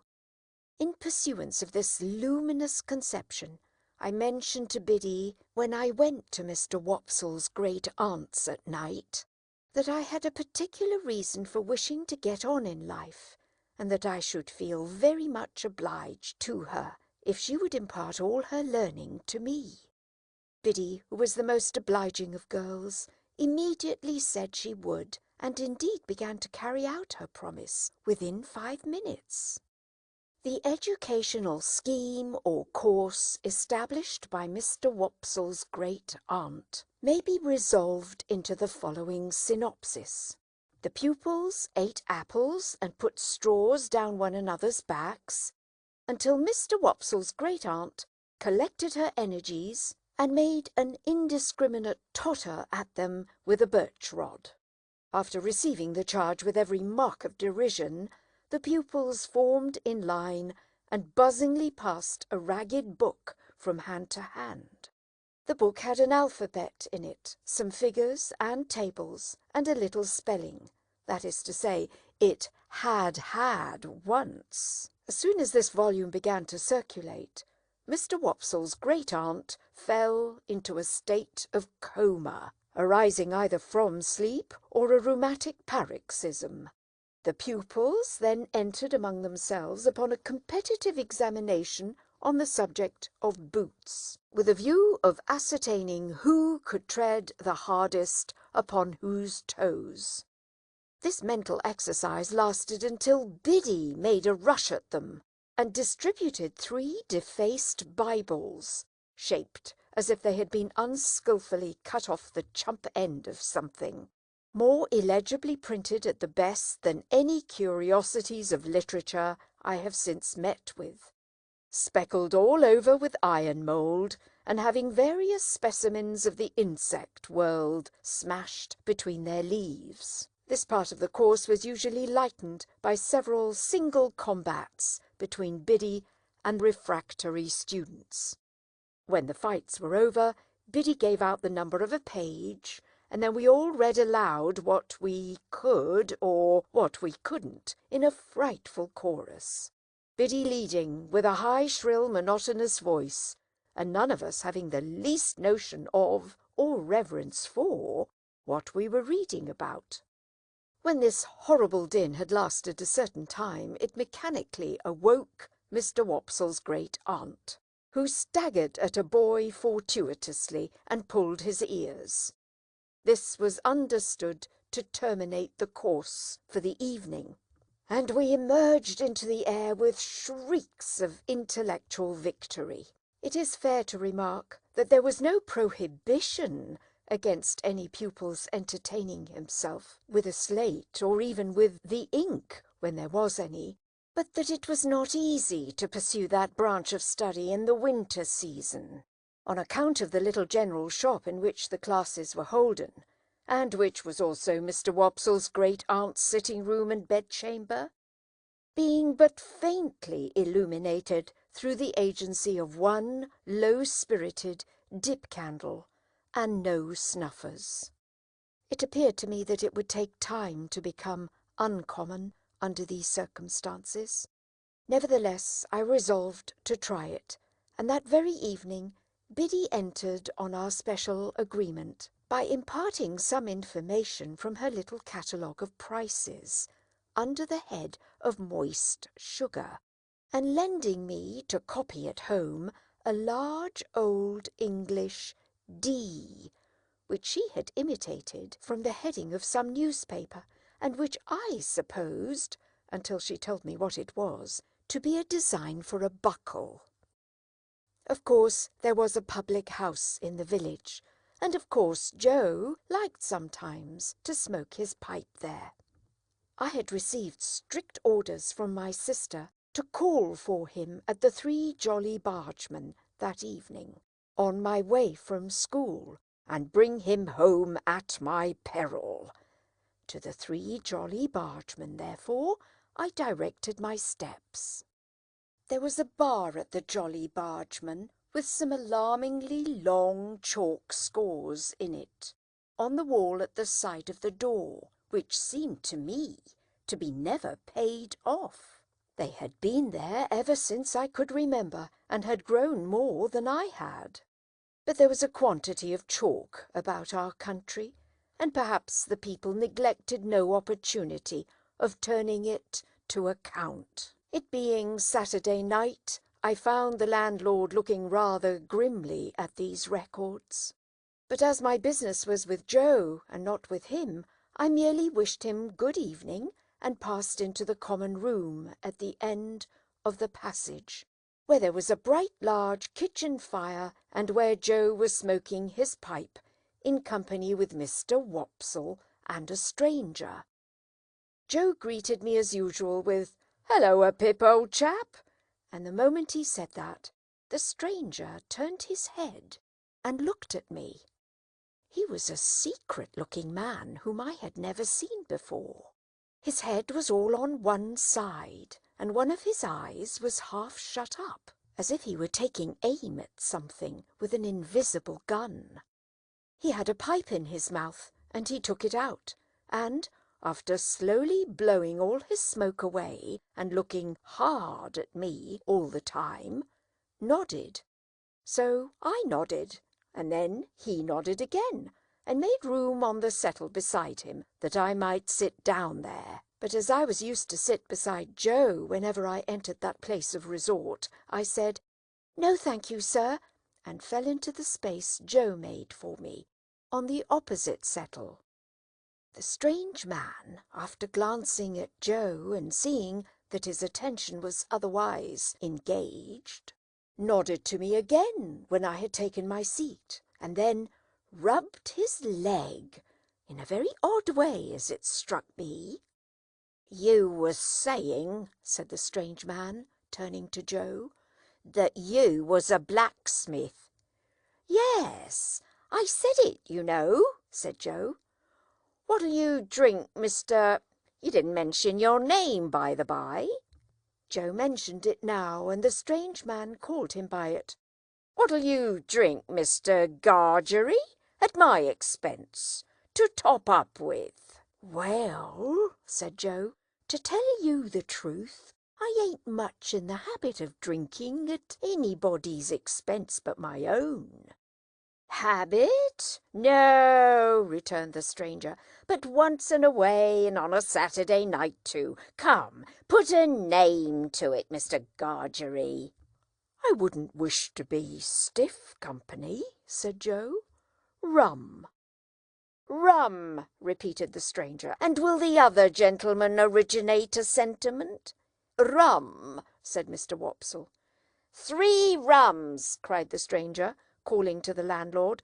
"Glasses round." "This other gentleman," observed Joe, by way of introducing Mr. Wopsle, "is a gentleman that you would like to hear give it out. Our clerk at church." "Aha!" said the stranger quickly, and cocking his eye at me. "The lonely church right out on the marshes, with graves round it?" "That's it," said Joe. The stranger, with a comfortable kind of grunt over his pipe, put his legs up on the settle that he had to himself. He wore a flapping, broad-brimmed traveller's hat, and under it a handkerchief tied over his head in the manner of a cap, so that he showed no hair. As he looked at the fire, I thought I saw a cunning expression, followed by a half-laugh, come into his face. "I am not acquainted with this country, gentlemen, but it seems a solitary country towards the river." "Most marshes is solitary," said Joe. "No doubt, no doubt. Do you find any gypsies now, or tramps, or vagrants of any sort out there?" "No," said Joe. "None but a runaway convict now and then, and we don't find them easy, eh, Mr. Wopsle?" Mr. Wopsle, with a majestic remembrance of old discomfiture, assented, but not warmly. "Seems you have been out after such?" asked the stranger. "Once," returned Joe. Not that we wanted to take them, you understand. We went out as lookers-on, me and Mr. Wopsle and Pip, didn't us, Pip?" "Yes, Joe." The stranger looked at me again, still cocking his eye, as if he were expressly taking aim at me with his invisible gun, and said, "He's a likely young parcel of bones, that. What is it you call him?" "Pip," said Joe. "Christened Pip?" "No, not christened, Pip." "Surname Pip?" "No," said Joe. "It's a kind of family name, what he gave himself when a infant and is called by." "Son of yours?" "Well," said Joe, meditatively, not, of course, that it could be in any wise necessary to consider about it, but because it was the way at the Jolly Bargeman to seem to consider deeply about everything that was discussed over pipes. "Well, no, he ain't." "Nevy?" said the strange man. "Well," said Joe, with the same appearance of profound cogitation, "He is not, no, not to deceive you, he is not my nevy." "What the blue blazes is he?" asked the stranger, which appeared to me to be an inquiry of unnecessary strength. Mr. Wopsle struck in upon that, as one who knew all about relationships, having professional occasion to bear in mind what female relations a man might not marry, and expounded the ties between me and Joe. Having his hand in, Mr. Wopsle finished off with a most terrifically snarling passage from Richard III, and seemed to think he had done quite enough to account for it when he added, "As the poet says." And here I may remark that when Mr. Wopsle referred to me, he considered it a necessary part of such reference to rumple my hair and poke it into my eyes. I cannot conceive why everybody of his standing who visited at our house should always have put me through the same inflammatory process under similar circumstances. Yet I do not call to mind that I was ever, in my earlier youth, the subject of remark in our social family circle, but some large-handed person took some such ophthalmic steps to patronize me. All this while the strange man looked at nobody but me, and looked at me as if he were determined to have a shot at me at last and bring me down. But he said nothing after offering his blue blazes observation until the glasses of rum and water were brought, and then he made his shot, and a most extraordinary shot it was. It was not a verbal remark, but a proceeding in dumb show, and was pointedly addressed to me. He stirred his rum and water pointedly at me, and he tasted his rum and water pointedly at me, and he stirred it, and he tasted it, not with a spoon that was brought to him, but with a file. He did this so that nobody but I saw the file, and when he had done it, he wiped the file and put it in a breast pocket. I knew it to be Joe's file, and I knew that he knew my convict the moment I saw the instrument. I sat gazing at him, spellbound, but he now reclined on his settle, taking very little notice of me, and talking principally about turnips. There was a delicious sense of cleaning up and making a quiet pause before going on in life afresh in our village on Saturday nights, which stimulated Joe to dare to stay out half an hour longer on Saturdays than at other times. The half hour and the rum and water running out together, Joe got up to go and took me by the hand. "Stop half a moment, Mr. Gargery," said the strange man. "I think I've got a bright new shilling somewhere in my pocket, and if I have, the boy shall have it." He looked it out from a handful of small change, folded it in some crumpled paper, and gave it to me. "Yours," said he. "Mind, your own." I thanked him staring at him far beyond the bounds of good manners, and holding tight to Joe. He gave Joe good night, and he gave Mr. Wopsle good night, who went out with us, and he gave me only a look with his aiming eye. No, not a look, for he shut it up, but wonders may be done with an eye by hiding it.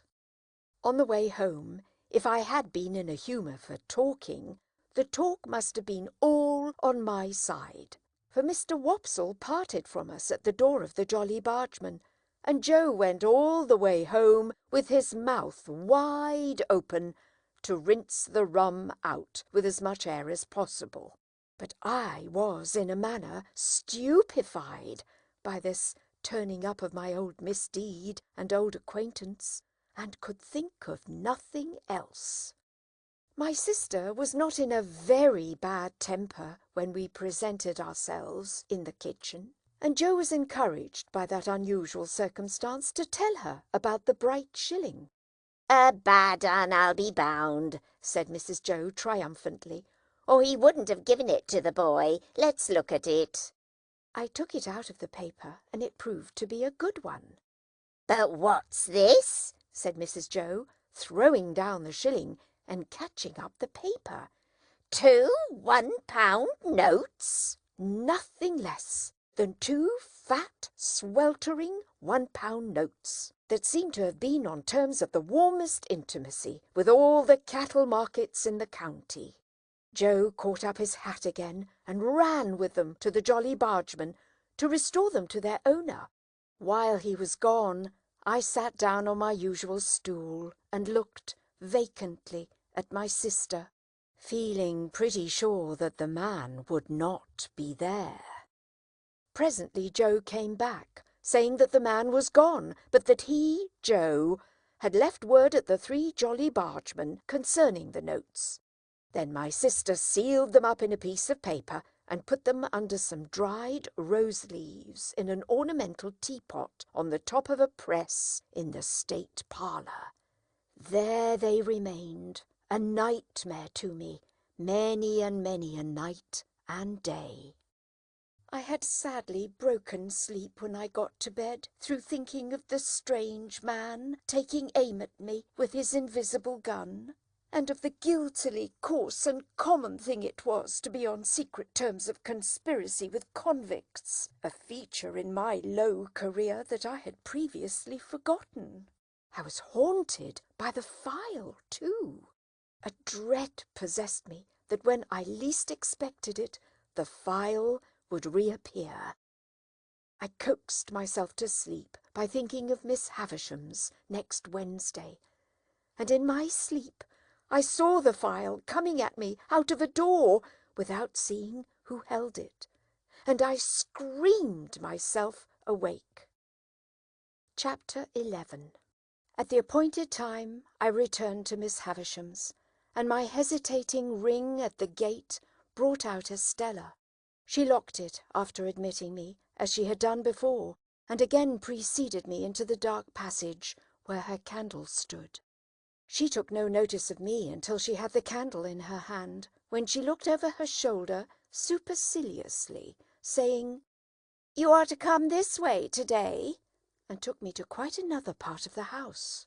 The passage was a long one, and seemed to pervade the whole square basement of the manor house. We traversed but one side of the square, however, and at the end of it she stopped and put her candle down and opened a door. Here the daylight reappeared, and I found myself in a small paved courtyard, the opposite side of which was formed by a detached dwelling-house that looked as if it had once belonged to the manager or head clerk of the extinct brewery. There was a clock in the outer wall of this house, like the clock in Miss Havisham's room, and like Miss Havisham's watch. It had stopped at 20 minutes to 9. We went in at the door, which stood open, and into a gloomy room with a low ceiling on the ground floor at the back. There was some company in the room, and Estella said to me as she joined it, "You are to go and stand there, boy, till you are wanted." There being the window, I crossed to it and stood there, in a very uncomfortable state of mind, looking out. It opened to the ground, and looked into a most miserable corner of the neglected garden, upon a rank ruin of cabbage stalks, and one box tree that had been clipped round long ago, like a pudding, and had a new growth at the top of it, out of shape and of a different colour, as if that part of the pudding had stuck to the saucepan and got burnt. This was my homely thought, as I contemplated the box tree. There had been some light snow overnight, and it lay nowhere else to my knowledge, but it had not quite melted from the cold shadow of this bit of garden, and the wind caught it up in little eddies and threw it at the window as if it pelted me for coming there. I divined that my coming had stopped conversation in the room, and that its other occupants were looking at me. I could see nothing of the room except the shining of the fire in the window glass, but I stiffened in all my joints with the consciousness that I was under close inspection. There were 3 ladies in the room and 1 gentleman.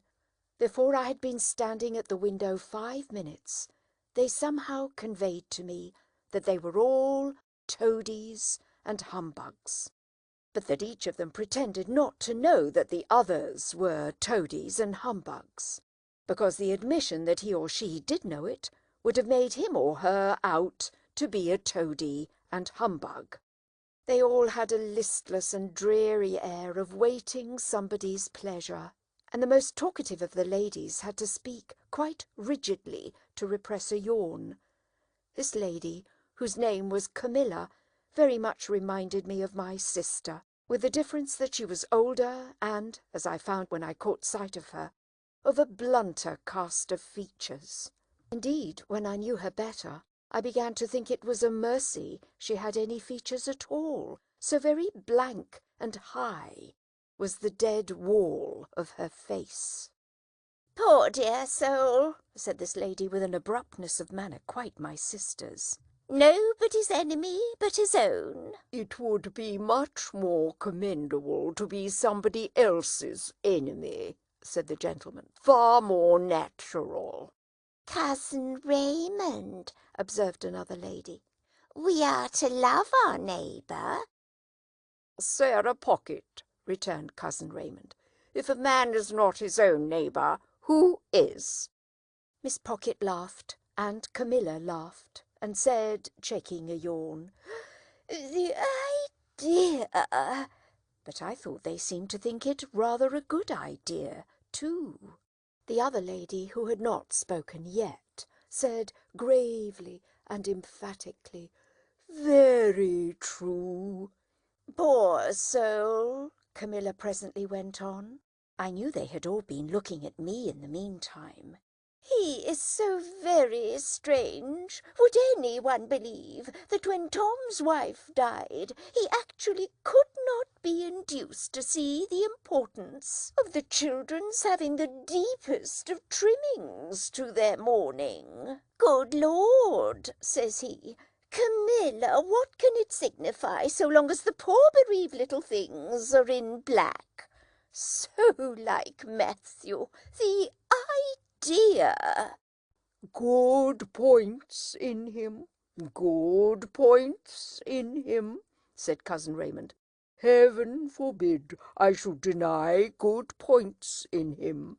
But he never had, and he never will have, any sense of the proprieties. "You know, I was obliged," said Camilla. "I was obliged to be firm. I said it will not do for the credit of the family. I told him that without deep trimmings the family was disgraced. I cried about it from breakfast till dinner. I injured my digestion. And at last he flung out in his violent way and said, with a D, 'Then do as you like.' Thank goodness it will always be a consolation to me to know that I instantly went out in a pouring rain and bought the things." "He paid for them, did he not?" asked Estella. It's not the question, my dear child, who paid for them, returned Camilla. I bought them, and I shall often think of that with peace when I wake up in the night. The ringing of a distant bell, combined with the echoing of some cry or call along the passage by which I had come, interrupted the conversation and caused Estella to say to me, "Now, boy." On my turning round, they all looked at me with the utmost contempt, and as I went out, I heard Sarah Pocket say, "Well, I am sure. What next?" and Camilla add with indignation, "Was there ever such a fancy? The idea!" As we were going with our candle along the dark passage, Estella stopped all of a sudden, and facing round, said in her taunting manner, with her face quite close to mine, "Well?" "Well, miss?" I answered, almost falling over her, and checking myself. She stood looking at me, and of course I stood looking at her. Am I pretty? "Yes, I think you are very pretty." Am I insulting? "Not so much so as you were last time," said I. Not so much so? "No." She fired when she asked the last question, and she slapped my face with such force as she had when I answered it. "Now," said she, "you little coarse monster, what do you think of me now?" "I shall not tell you." "Because you're going to tell upstairs, is that it?" "No," said I, "that's not it." "Why don't you cry again, you little wretch?" "Because I'll never cry for you again," said I, which was, I suppose, as false a declaration as ever was made, for I was inwardly crying for her then, and I know what I know of the pain she cost me afterwards. We went on our way upstairs after this episode, and as we were going up, we met a gentleman groping his way down. "Whom have we here?" asked the gentleman, stopping and looking at me. "A boy," said Estella. He was a burly man of an exceedingly dark complexion, with an exceedingly large head, and a corresponding large hand. He took my chin in his large hand, and turned up my face to have a look at me by the light of the candle. He was prematurely bald on the top of his head, and had bushy black eyebrows that wouldn't lie down but stood up, bristling. His eyes were set very deep in his head, and were disagreeably sharp and suspicious. He had a large watch chain and strong black dots where his beard and whiskers would have been if he had let them. He was nothing to me, and I could have had no foresight then that he ever would be anything to me. But it happened that I had this opportunity of observing him well. "Boy of the neighbourhood, eh?" said he. "Yes, sir," said I. "How do you come here?" "Miss Havisham sent for me, sir," I explained. "Well, behave yourself. I've a pretty large experience of boys, and you're a bad set of fellows. Now mind," said he, biting the side of his great forefinger as he frowned at me. "You behave yourself." With those words he released me, which I was glad of, for his hands smelt of scented soap, and went his way downstairs. I wondered whether he could be a doctor, but no, I thought, he couldn't be a doctor, or he would have a quieter and more persuasive manner.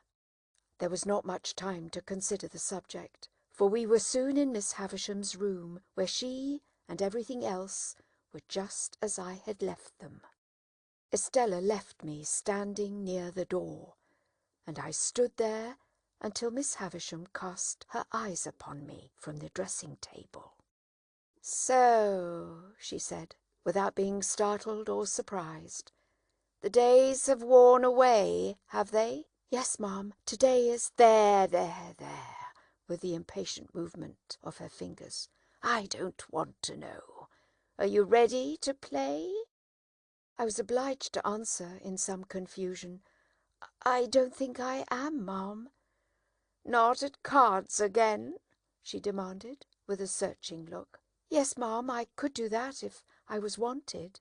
"Since this house strikes you old and grave, boy," said Miss Havisham impatiently, "and you are unwilling to play, are you willing to work?" I could answer this inquiry with a better heart than I had been able to find for the other question, and I said I was quite willing.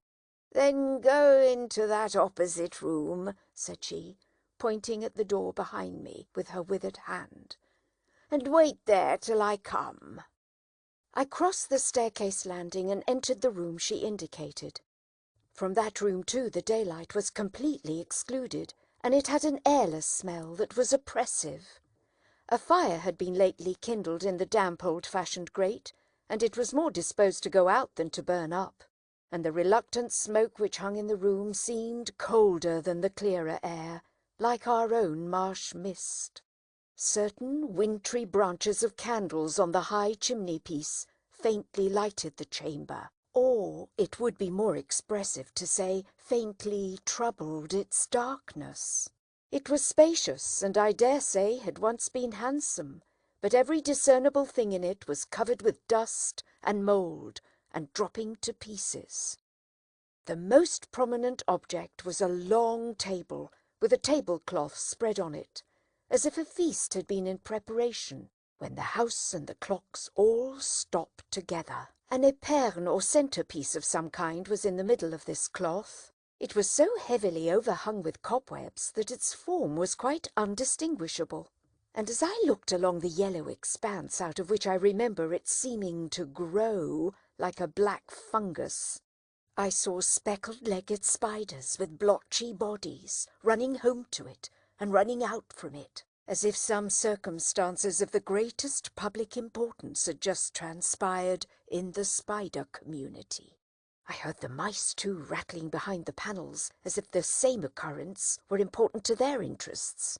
But the black beetles took no notice of the agitation, and groped about the hearth in a ponderous, elderly way, as if they were short-sighted and hard of hearing and not on terms with one another. These crawling things had fascinated my attention, and I was watching them from a distance, when Miss Havisham laid a hand upon my shoulder.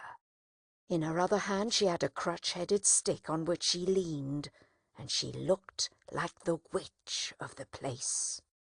"This," said she, pointing to the long table with her stick, "is where I will be laid when I am dead.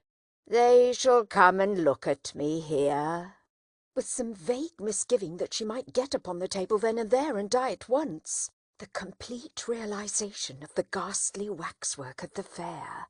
I shrank under her touch. "What do you think that is?" she asked me, again pointing with her stick. "That, where those cobwebs are." "I can't guess what it is, ma'am." "It's a great cake, a bride cake.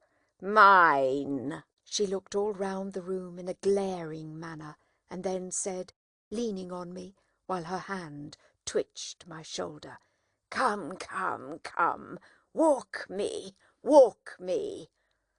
I made out from this that the work I had to do was to walk Miss Havisham round and round the room. Accordingly, I started at once, and she leaned upon my shoulder, and we went away at a pace that might have been an imitation, founded on my first impulse under that roof, of Mr. Pumblechook's chaise-cart.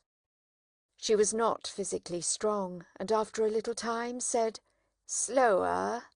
Still, we went at an impatient, fitful speed, and as we went she twitched the hand upon my shoulder, and worked her mouth, and led me to believe that we were going fast because her thoughts went fast. After a while she said, "Call Estella." So I went out on the landing and roared that name as I had done on the previous occasion. When her light appeared, I returned to Miss Havisham, and we started away again round and round the room. If only Estella had come to be a spectator of our proceedings, I should have felt sufficiently discontented. But as she brought with her the 3 ladies and the gentleman whom I had seen below, I didn't know what to do. In my politeness I would have stopped, but Miss Havisham twitched my shoulder, and we posted on, with a shamefaced consciousness on my part that they would think it was all my doing. "Dear Miss Havisham," said Miss Sarah Pocket, "how well you look." "I do not," returned Miss Havisham. "I am yellow skin and bone." Camilla brightened when Miss Pocket met with this rebuff, and she murmured, as she plaintively contemplated Miss Havisham, "Poor dear soul, certainly not to be expected to look well, poor thing. The idea!" "And how are you?" said Miss Havisham to Camilla. As we were close to Camilla then, I would have stopped as a matter of course, only Miss Havisham wouldn't stop. We swept on, and I felt that I was highly obnoxious to Camilla. "Thank you, Miss Havisham," she returned. "I'm as well as can be expected." "Why, what's the matter with you?" asked Miss Havisham, with exceeding sharpness. "Nothing worth mentioning," replied Camilla. "I don't wish to make a display of my feelings, but I have habitually thought of you more in the night than I'm quite equal to." "Then don't think of me," retorted Miss Havisham. "Very easily said," remarked Camilla, amiably repressing a sob, while a hitch came into her upper lip, and her tears overflowed. "Raymond is a witness what ginger and sal volatile I am obliged to take in the night. Raymond is a witness what nervous jerkings I have in my legs. Chokings and nervous jerkings, however, are nothing new to me when I think with anxiety of those I love.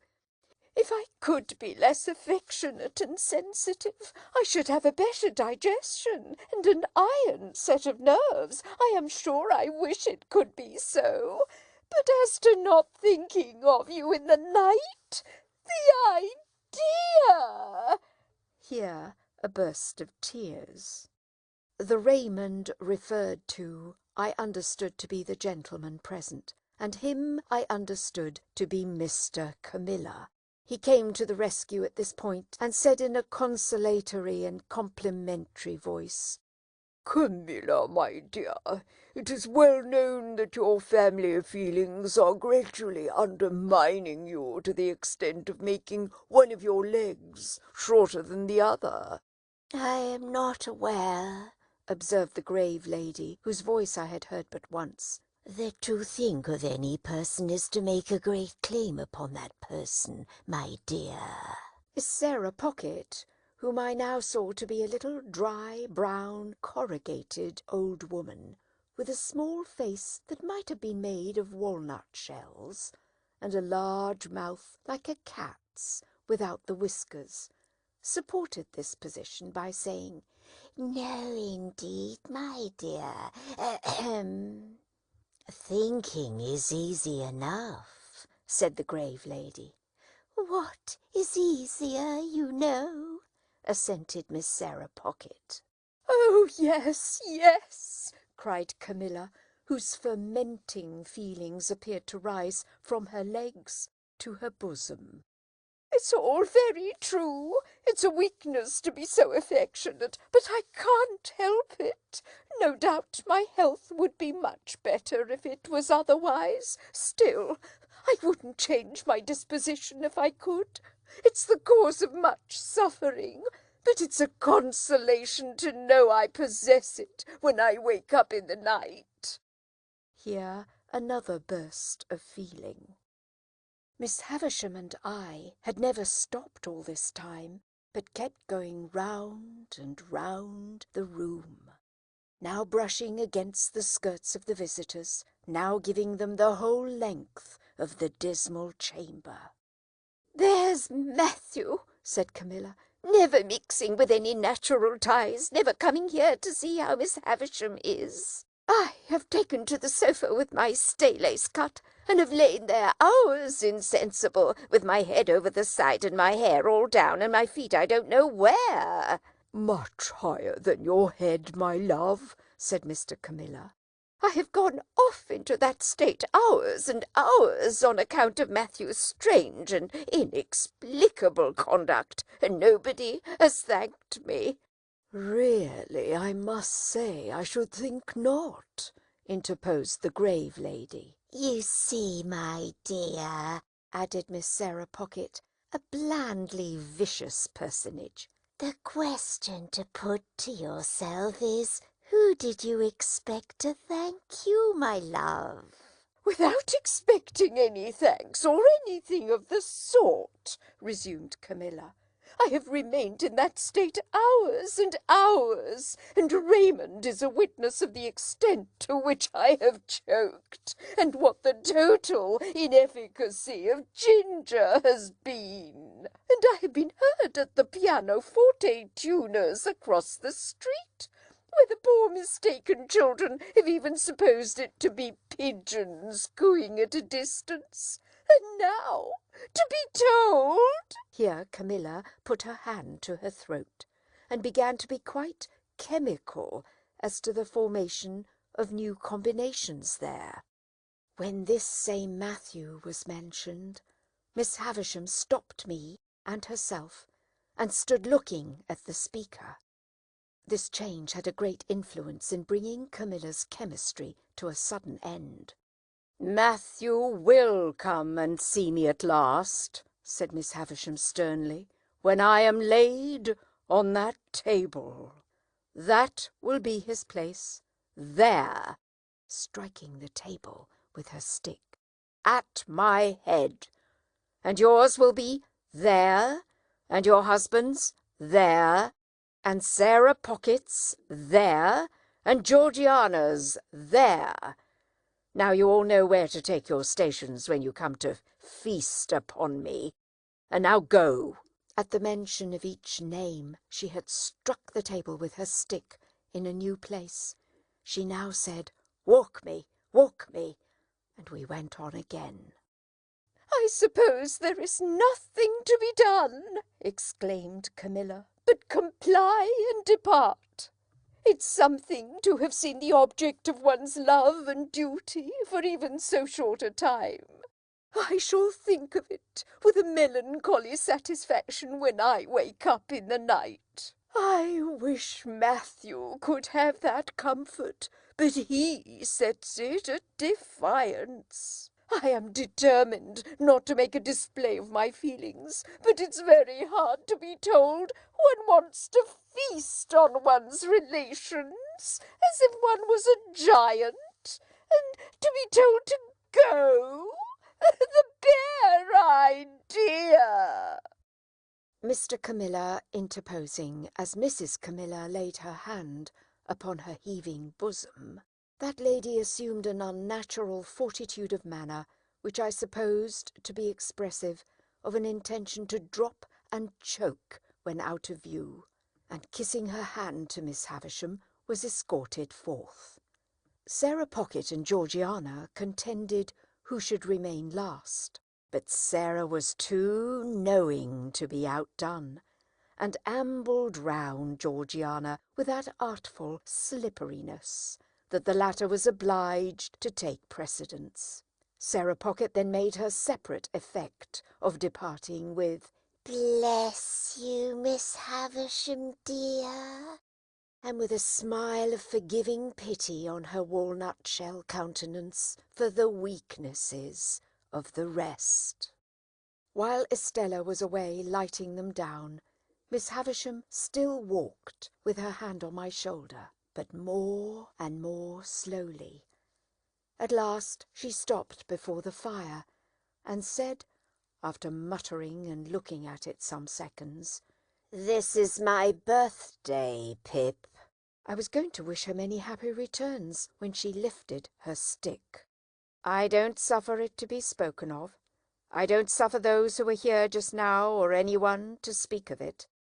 They come here on the day, but they dare not refer to it."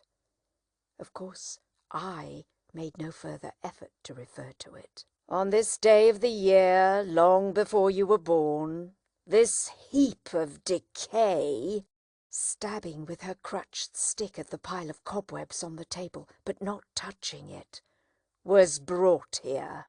It and I have worn away together. The mice have gnawed at it, and sharper teeth than teeth of mice have gnawed at me." She held the head of her stick against her heart as she stood looking at the table. She in her once white dress all yellow and withered, the once white cloth all yellow and withered, everything around in a state to crumble under a touch. "When the ruin is complete," said she, with a ghastly look, "and when they lay me dead in my bride's dress on the bride's table, which shall be done, and which will be the finished curse upon him, so much the better, if it is done on this day." She stood looking at the table as if she stood looking at her own figure lying there. I remained quiet. Estella returned, and she too remained quiet.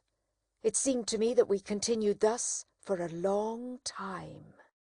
In the heavy air of the room and the heavy darkness that brooded in its remoter corners, I even had an alarming fancy that Estella and I might presently begin to decay. At length, not coming out of her distraught state by degrees, but in an instant, Miss Havisham said, "Let me see you two play cards. Why have you not begun?" With that we returned to her room and sat down as before. I was beggared as before. And again as before, Miss Havisham watched us all the time, directed my attention to Estella's beauty, and made me notice it the more by trying her jewels on Estella's breast and hair. Estella, for her part, likewise treated me as before, except that she did not condescend to speak. When we had played some half-dozen games, a day was appointed for my return, and I was taken down into the yard to be fed in the former dog-like manner. There, too, I was again left to wander about as I liked. It is not much to the purpose whether a gate in that garden wall which I had scrambled up to peep over on the last occasion was, on that last occasion, open or shut. Enough that I saw no gate then, and that I saw one now. As it stood open, and as I knew that Estella had let the visitors out, for she had returned with the keys in her hand, I strolled into the garden, and strolled all over it. It was quite a wilderness, and there were old melon frames and cucumber frames in it, which seemed in their decline to have produced a spontaneous growth of weak attempts at pieces of old hats and boots, with now and then a weedy offshoot into the likeness of a battered saucepan. When I had exhausted the garden and a greenhouse with nothing in it but a fallen-down grapevine and some bottles, I found myself in the dismal corner upon which I had looked out of the window. Never questioning for a moment that the house was now empty, I looked in at another window, and found myself, to my great surprise, exchanging a broad stare with a pale young gentleman with red eyelids and light hair. This pale young gentleman quickly disappeared, and reappeared beside me. He had been at his books when I had found myself staring at him, and I now saw that he was inky. "Halloa," said he, "young fellow." Halloa being a general observation which I had usually observed to be best answered by itself, I said, "Halloa," politely omitting young fellow. "Who let you in?" said he. "Miss Estella." "Who gave you leave to prowl about?" "Miss Estella." "Come and fight," said the pale young gentleman. What could I do but follow him? I have often asked myself the question since, but what else could I do? His manner was so final, and I was so astonished, that I followed where he led, as if I had been under a spell. "Stop a minute, though," he said, wheeling round before we had gone many paces. "I ought to give you a reason for fighting too." There it is!" In a most irritating manner, he instantly slapped his hands against one another, daintily flung one of his legs up behind him, pulled my hair, slapped his hands again, dipped his head, and butted it into my stomach. The bull-like proceeding last mentioned, besides that it was unquestionably to be regarded in the light of a liberty, was particularly disagreeable just after bread and meat. I therefore hit out at him, and was going to hit out again, when he said, "Aha! Would you?" and began dancing backwards and forwards in a manner quite unparalleled within my limited experience. "Laws of the game," said he. Here he skipped from his left leg onto his right. "Regular rules." Here he skipped from his right leg onto his left. "Come to the ground and go through the preliminaries." Here he dodged backwards and forwards and did all sorts of things, while I looked helplessly at him. I was secretly afraid of him when I saw him so dexterous, but I felt morally and physically convinced that his light head of hair could have had no business in the pit of my stomach, and that I had a right to consider it irrelevant when so obtruded on my attention. Therefore I followed him without a word to a retired nook of the garden formed by the junction of two walls and screened by some rubbish. On his asking me if I was satisfied with the ground, and on my replying yes, he begged my leave to absent himself for a moment, and quickly returned with a bottle of water and a sponge dipped in vinegar. "Available for both," he said, placing these against the wall, and then fell to pulling off not only his jacket and waistcoat, but his shirt too, in a manner at once light-hearted, business-like, and bloodthirsty. Although he did not look very healthy, having pimples on his face and a breaking out at his mouth, these dreadful preparations quite appalled me. I judged him to be about my own age, but he was much taller, and he had a way of spinning himself about that was full of appearance. For the rest, he was a young gentleman in a grey suit, when not denuded for battle, with his elbows, knees, wrists, and heels considerably in advance of the rest of him as to development. My heart failed me when I saw him squaring at me with every demonstration of mechanical nicety, and eyeing my anatomy as if he were minutely choosing his bone. I never have been so surprised in my life as I was when I let out the first blow and saw him lying on his back, looking up at me with a bloody nose, and his face exceedingly foreshortened. But he was on his feet directly, and after sponging himself with a great show of dexterity, began squaring again. The second greatest surprise I have ever had in my life was seeing him on his back again, looking up at me out of a black eye. His spirit inspired me with great respect. He seemed to have no strength, and he never once hit me hard, and he was always knocked down.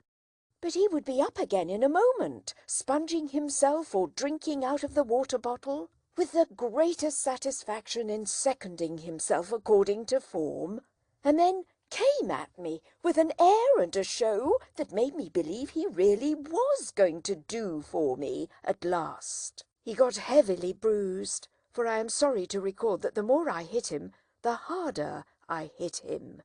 But he came up again and again and again, until at last he got a bad fall with the back of his head against the wall. Even after that crisis in our affairs, he got up and turned round and round confusedly a few times, not knowing where I was, but finally went on his knees to his sponge and threw it up, at the same time panting out, "That means you have won." He seemed so brave and innocent that although I had not proposed the contest, I felt but a gloomy satisfaction in my victory. Indeed, I go so far as to hope that I regarded myself while dressing as a species of savage young wolf or other wild beast. However, I got dressed, darkly wiping my sanguinary face at intervals, and I said, "Can I help you?" and he said, "No, thank ye," and I said, "Good afternoon," and he said, "Same to you." When I got into the courtyard, I found Estella waiting with the keys. But she neither asked me where I had been nor why I had kept her waiting, and there was a bright flush upon her face, as though something had happened to delight her. Instead of going straight to the gate, too, she stepped back into the passage and beckoned me. "Come here. You may kiss me if you like." I kissed her cheek as she turned it to me. I think I would have gone through a great deal to kiss her cheek. But I felt that the kiss was given to the coarse, common boy as a piece of money might have been, and that it was worth nothing. What with the birthday visitors, and what with the cards, and what with the fight, my stay had lasted so long that when I neared home, the light on the spit of sand off the point on the marshes was gleaming against a black night sky, and Joe's furnace was flinging a path of fire across the road. Chapter 12. My mind grew very uneasy on the subject of the pale young gentleman.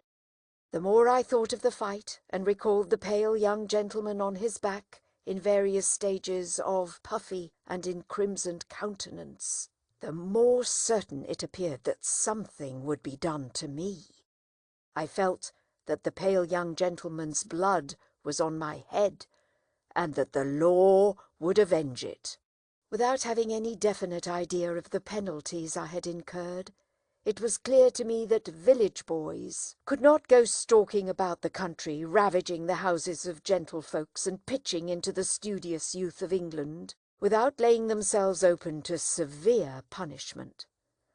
For some days I even kept close at home, and looked out at the kitchen door with the greatest caution and trepidation before going on an errand, lest the officers of the county jail should pounce upon me. The pale young gentleman's nose had stained my trousers, and I tried to wash out that evidence of my guilt in the dead of night. I had cut my knuckles against the pale young gentleman's teeth, and I twisted my imagination into 1,000 tangles as I devised incredible ways of accounting for that damnatory circumstance when I should be haled before the judges. When the day came round for my return to the scene of the deed of violence, my terrors reached their height. Whether myrmidons of justice, especially sent down from London, would be lying in ambush behind the gate, whether Miss Havisham, preferring to take personal vengeance for an outrage done to her house, might rise in those grave clothes of hers, draw a pistol, and shoot me dead, whether suborned boys, a numerous band of mercenaries, might be engaged to fall upon me in the brewery and cuff me until I was no more. It was high testimony to my confidence in the spirit of the pale young gentleman that I never imagined him accessory to these retaliations. They always came into my mind as the acts of injudicious relatives of his, goaded on by the state of his visage and an indignant sympathy with the family features. However, go to Miss Havisham's I must, and go I did. And behold, nothing came of the late struggle. It was not alluded to in any way, and no pale young gentleman was to be discovered on the premises. I found the same gate open, and I explored the garden, and even looked in at the windows of the detached house. But my view was suddenly stopped by the closed shutters within, and all was lifeless. Only in the corner where the combat had taken place could I detect any evidence of the young gentleman's existence. There were traces of his gore in that spot, and I covered them with garden mould from the eye of man. On the broad landing between Miss Havisham's own room and that other room in which the long table was laid out, I saw a garden chair, a light chair on wheels that you pushed from behind. It had been placed there since my last visit, and I entered that same day on a regular occupation of pushing Miss Havisham in this chair, when she was tired of walking with her hand upon my shoulder, round her own room and across the landing and round the other room. Over and over and over again we would make these journeys, and sometimes they would last as long as 3 hours at a stretch. I insensibly fall into a general mention of these journeys as numerous, because it was at once settled that I should return every alternate day at noon for these purposes, and because I am now going to sum up a period of at least 8 or 10 months. As we began to be more used to one another, Miss Havisham talked more to me, and asked me such questions as what had I learnt, and what was I going to be? I told her I was going to be apprenticed to Joe, I believed, and I enlarged upon my knowing nothing and wanting to know everything, in the hope that she might offer some help towards that desirable end. But she did not. On the contrary, she seemed to prefer my being ignorant. Neither did she ever give me any money or anything but my daily dinner, nor ever stipulate that I should be paid for my services. Estella was always about, and always let me in and out, but never told me I might kiss her again. Sometimes she would coldly tolerate me, sometimes she would condescend to me, sometimes she would be quite familiar with me, sometimes she would tell me energetically that she hated me. Miss Havisham would often ask me in a whisper, or when we were alone, "Does she grow prettier and prettier, Pip?" And when I said yes, for indeed she did, would seem to enjoy it greedily. Also, when we played at cards, Miss Havisham would look on with a miserly relish of Estella's moods, whatever they were. And sometimes, when her moods were so many and so contradictory of one another that I was puzzled what to say or do, Miss Havisham would embrace her with lavish fondness, murmuring something in her ear that sounded like, "Break their hearts, my pride and hope. Break their hearts, and have no mercy." There was a song Joe used to hum fragments of at the forge, of which the burden was Old Clem. This was not a very ceremonious way of rendering homage to a patron saint, but I believe Old Clem stood in that relation towards smiths. It was a song that imitated the measure of beating upon iron, and was a mere lyrical excuse for the introduction of Old Clem's respected name. Thus, you were to hammer, boys, round Old Clem, with a thump and a sound. Old Clem, beat it out, Old Clem, with a clink for the stout. Old Clem, blow the fire, Old Clem, roaring drier, soaring higher. Old Clem. One day, soon after the appearance of the chair, Miss Havisham suddenly saying to me, with the impatient movement of her fingers, there, sing!" I was surprised into crooning this ditty as I pushed her over the floor. It happened so to catch her fancy that she took it up in a low, brooding voice, as if she were singing in her sleep.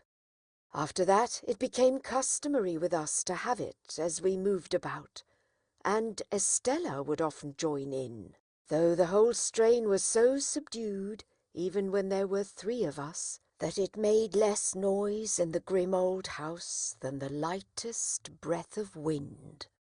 What could I become with these surroundings? How could my character fail to be influenced by them? Is it to be wondered at if my thoughts were dazed as my eyes were, when I came out into the natural light from the misty yellow rooms? Perhaps I might have told Joe about the pale young gentleman, if I had not previously been betrayed into those enormous inventions to which I had confessed. Under the circumstances, I felt that Joe could hardly fail to discern in the pale young gentleman an appropriate passenger to be put into the black velvet coach. Therefore, I said nothing of him. Besides, that shrinking from having Miss Havisham and Estella discussed, which had come upon me in the beginning, grew much more potent as time went on. I reposed complete confidence in no one but Biddy, but I told poor Biddy everything. Why it came natural to me to do so, and why Biddy had a deep concern in everything I told her, I did not know then, though I think I know now. Meanwhile, councils went on in the kitchen at home, fraught with almost insupportable aggravation to my exasperated spirit.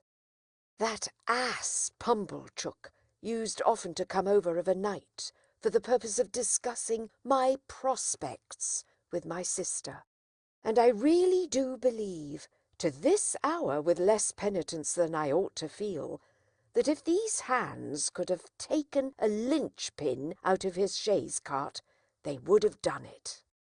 The miserable man was a man of that confined stolidity of mind that he could not discuss my prospects without having me before him, as it were, to operate upon. And he would drag me up from my stool, usually by the collar, where I was quiet in a corner, and putting me before the fire as if I were going to be cooked, would begin by saying, "Now, mum, here is this boy. Here is this boy which you brought up by hand. Hold up your head, boy, and be forever grateful unto them which so did do. Now, mum, with respections to this boy." And then he would rumple my hair the wrong way, which from my earliest remembrance, as already hinted, I have in my soul denied the right of any fellow creature to do, and would hold me before him by the sleeve, a spectacle of imbecility only to be equalled by himself. Then he and my sister would pair off in such nonsensical speculations about Miss Havisham, and about what she would do with me and for me, that I used to want, quite painfully, to burst into spiteful tears, fly at Pumblechook, and pummel him all over. In these dialogues, my sister spoke to me as if she were morally wrenching one of my teeth out at every reference, while Pumblechook himself, self-constituted my patron, would sit supervising me with a depreciatory eye, like the architect of my fortunes who thought himself engaged on a very unremunerative job. In these discussions, Joe bore no part, but he was often talked at while they were in progress, by reason of Mrs. Joe's perceiving that he was not favourable to my being taken from the forge. I was fully old enough now to be apprenticed to Joe, and when Joe sat with the poker on his knees, thoughtfully raking out the ashes between the lower bars, my sister would so distinctly construe that innocent action into opposition on his part, that she would dive at him, take the poker out of his hands, shake him, and put it away. There was a most irritating end to every one of these debates. All in a moment, with nothing to lead up to it, my sister would stop herself in a yawn, and catching sight of me, as it were incidentally, would swoop upon me with, "Come, there's enough of you. You get along to bed. You've given trouble enough for one night, I hope." as if I had besought them as a favour to bother my life out. We went on in this way for a long time, and it seemed likely that we should continue to go on in this way for a long time, when one day Miss Havisham stopped short as she and I were walking, she leaning on my shoulder, and said with some displeasure, "You are growing tall, Pip." I thought it best to hint, through the medium of a meditative look, that this might be occasioned by circumstances over which I had no control.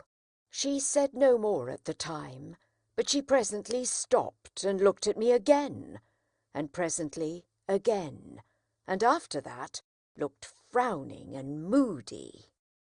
On the next day of my attendance, when our usual exercise was over, and I had landed her at her dressing table, she stayed me with a movement of her impatient fingers. "Tell me the name again of that blacksmith of yours." "Joe Gargery, ma'am." "Meaning the master you were to be apprenticed to?" "Yes, Miss Havisham." "You had better be apprenticed at once. Would Gargery come here with you and bring your indentures, do you think?" I signified that I had no doubt he would take it as an honour to be asked. "Then let him come." "At any particular time, Miss Havisham?" There, I know nothing about times. Let him come soon, and come along with you." When I got home at night and delivered this message for Joe, my sister went on the rampage in a more alarming degree than at any previous period. She asked me and Joe whether we supposed she was doormats under our feet, and how we dared to use her so, and what company we graciously thought she was fit for. When she had exhausted a torrent of such inquiries, she threw a candlestick at Joe, burst into a loud sobbing, got out the dustpan, which was always a very bad sign, put on her coarse apron, and began cleaning up to a terrible extent. Not satisfied with a dry cleaning, she took to a pail and scrubbing brush, and cleaned us out of house and home, so that we stood shivering in the backyard. It was 10 o'clock at night before we ventured to creep in again, and then she asked Joe why he hadn't married a negress slave at once. Joe offered no answer, poor fellow, but stood feeling his whisker and looking dejectedly at me, as if he thought it really might have been a better speculation. Chapter 13. It was a trial to my feelings on the next day but one to see Joe arraying himself in his Sunday clothes to accompany me to Miss Havisham's. However, as he thought his court suit necessary to the occasion, it was not for me to tell him that he looked far better in his working dress, the rather because I knew he made himself so dreadfully uncomfortable entirely on my account, and that it was for me he pulled up his shirt-collar so very high behind that it made the hair on the crown of his head stand up like a tuft of feathers. At breakfast time, my sister declared her intention of going to town with us and being left at Uncle Pumblechook's, and called for "when we had done with our fine ladies," a way of putting the case from which Joe appeared inclined to augur the worst. The forge was shut up for the day, and Joe inscribed in chalk upon the door, as it was his custom to do on the very rare occasions when he was not at work, the monosyllable "Hout," accompanied by a sketch of an arrow, supposed to be flying in the direction he had taken. We walked to town, my sister leading the way in a very large beaver bonnet, and carrying a basket like the great seal of England in plaited straw, a pair of pattens, a spare shawl, and an umbrella, though it was a fine bright day. I am not quite clear whether these articles were carried penitentially or ostentatiously, but I rather think they were displayed as articles of property, much as Cleopatra or any other sovereign lady on the rampage might exhibit her wealth in a pageant or procession. When we came to Pumblechook's, my sister bounced in and left us. As it was almost noon, Joe and I held straight on to Miss Havisham's house. Estella opened the gate as usual, and the moment she appeared, Joe took his hat off and stood weighing it by the brim in both his hands, as if he had some urgent reason in his mind for being particular to 1/4 of an ounce. Estella took no notice of either of us, but led us the way that I knew so well. I followed next to her, and Joe came last. When I looked back at Joe in the long passage, he was still weighing his hat with the greatest care, and was coming after us in long strides, on the tips of his toes. Estella told me we were both to go in, so I took Joe by the coat cuff and conducted him into Miss Havisham's presence. She was seated at her dressing table and looked round at us immediately. "Oh," said she to Joe, "you are the husband of the sister of this boy?" I could hardly have imagined dear old Joe looking so unlike himself, or so like some extraordinary bird, standing as he did, speechless, with his tuft of feathers ruffled, and his mouth open as if he wanted a worm. "You are the husband," repeated Miss Havisham, "of the sister of this boy?" It was very aggravating, but throughout the interview Joe persisted in addressing me instead of Miss Havisham. "Which I mean to say, Pip," Joe now observed, in a manner that was at once expressive of forcible argumentation, strict confidence, and great politeness, "as I happen married your sister, and I were at the time what you might call, if you was anyways inclined, a single man."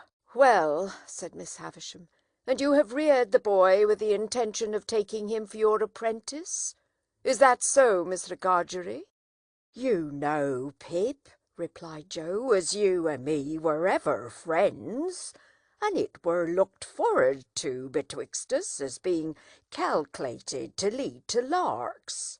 Not but what, Pip, if you had ever made objections to the business, such as its being open to black and soot or such like, not but what they would have been attended to, don't you see?" "Has the boy," said Miss Havisham, "ever made any objection? Does he like the trade?" "Which it is well beknown to yourself, Pip," returned Joe, strengthening his former mixture of argumentation, confidence, and politeness, "that it were the wish of your own heart."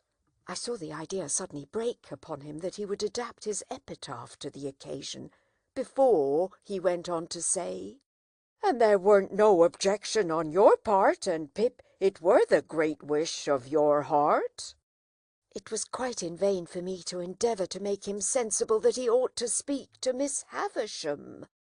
The more I made faces and gestures to him to do it, the more confidential, argumentative, and polite he persisted in being to me. "Have you brought his indentures with you?" asked Miss Havisham. "Well, Pip, you know," replied Joe, as if that were a little unreasonable, "you yourself see me put 'em in my hat, and therefore you know as they are here." With which he took them out and gave them, not to Miss Havisham, but to me. I am afraid I was ashamed of the dear good fellow. I know I was ashamed of him. When I saw that Estella stood at the back of Miss Havisham's chair, and that her eyes laughed mischievously, I took the indentures out of his hand and gave them to Miss Havisham. "You expected," said Miss Havisham as she looked them over, "no premium with the boy?"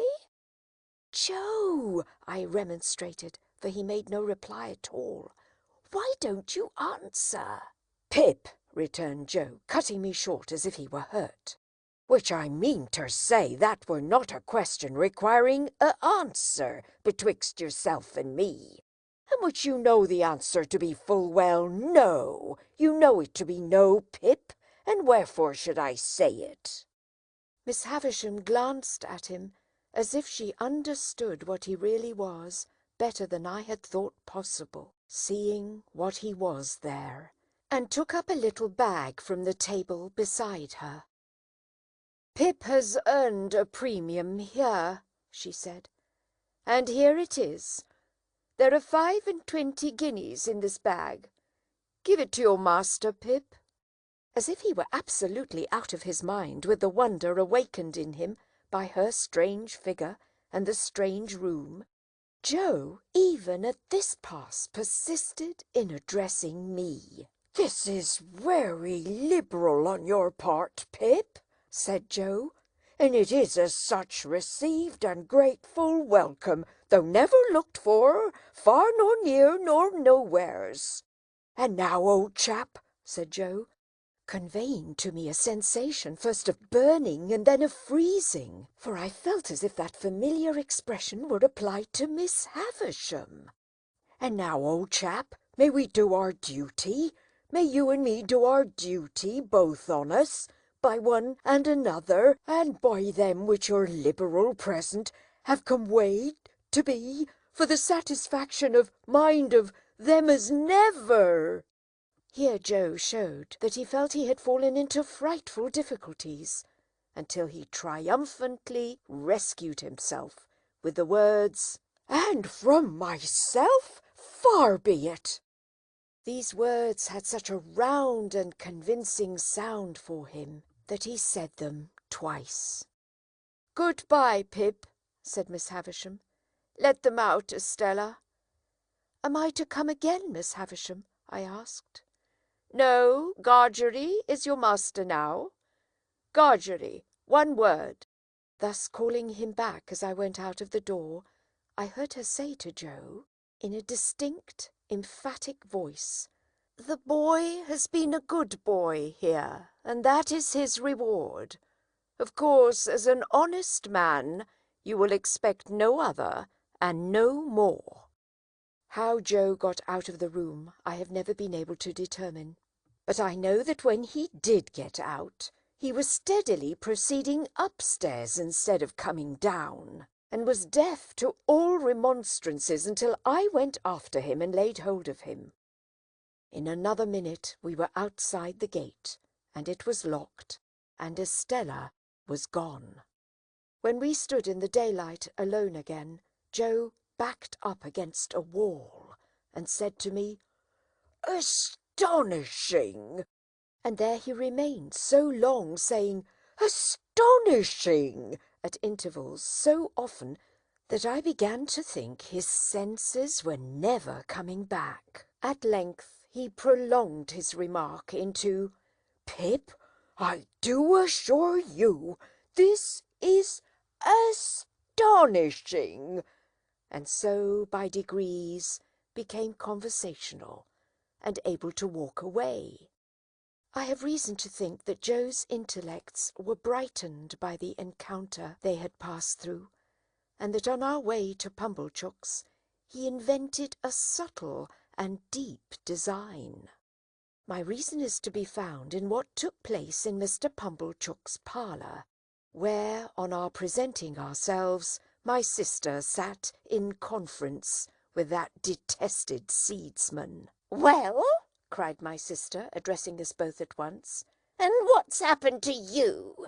I wonder you condescend to come back to such poor society as this. I am sure I do." "Miss Havisham," said Joe, with a fixed look at me, like an effort of remembrance, "made it very particular that we should give her, were it compliments or respects, Pip?" "Compliments," I said. "Which that were my own belief," answered Joe. "Her compliments to Mrs. J. Gargery." "Much good they'll do me," observed my sister, but rather gratified too. "and wishing," pursued Joe, with another fixed look at me, like another effort of remembrance, "that the state of Miss Havisham's health were sich as would have allowed, were it, Pip, of her having the pleasure," I added. "Of ladies' company," said Joe, and drew a long breath. "Well," cried my sister, with a mollified glance at Mr. Pumblechook, "she might have had the politeness to send that message at first, but it's better late than never. And what did she give young Rantipole here?" "She give him," said Joe, "nothing." Mrs. Joe was going to break out, but Joe went on.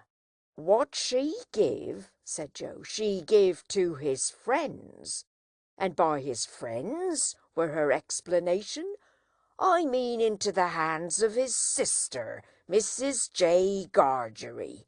Them were her words. Mrs. J. Gargery.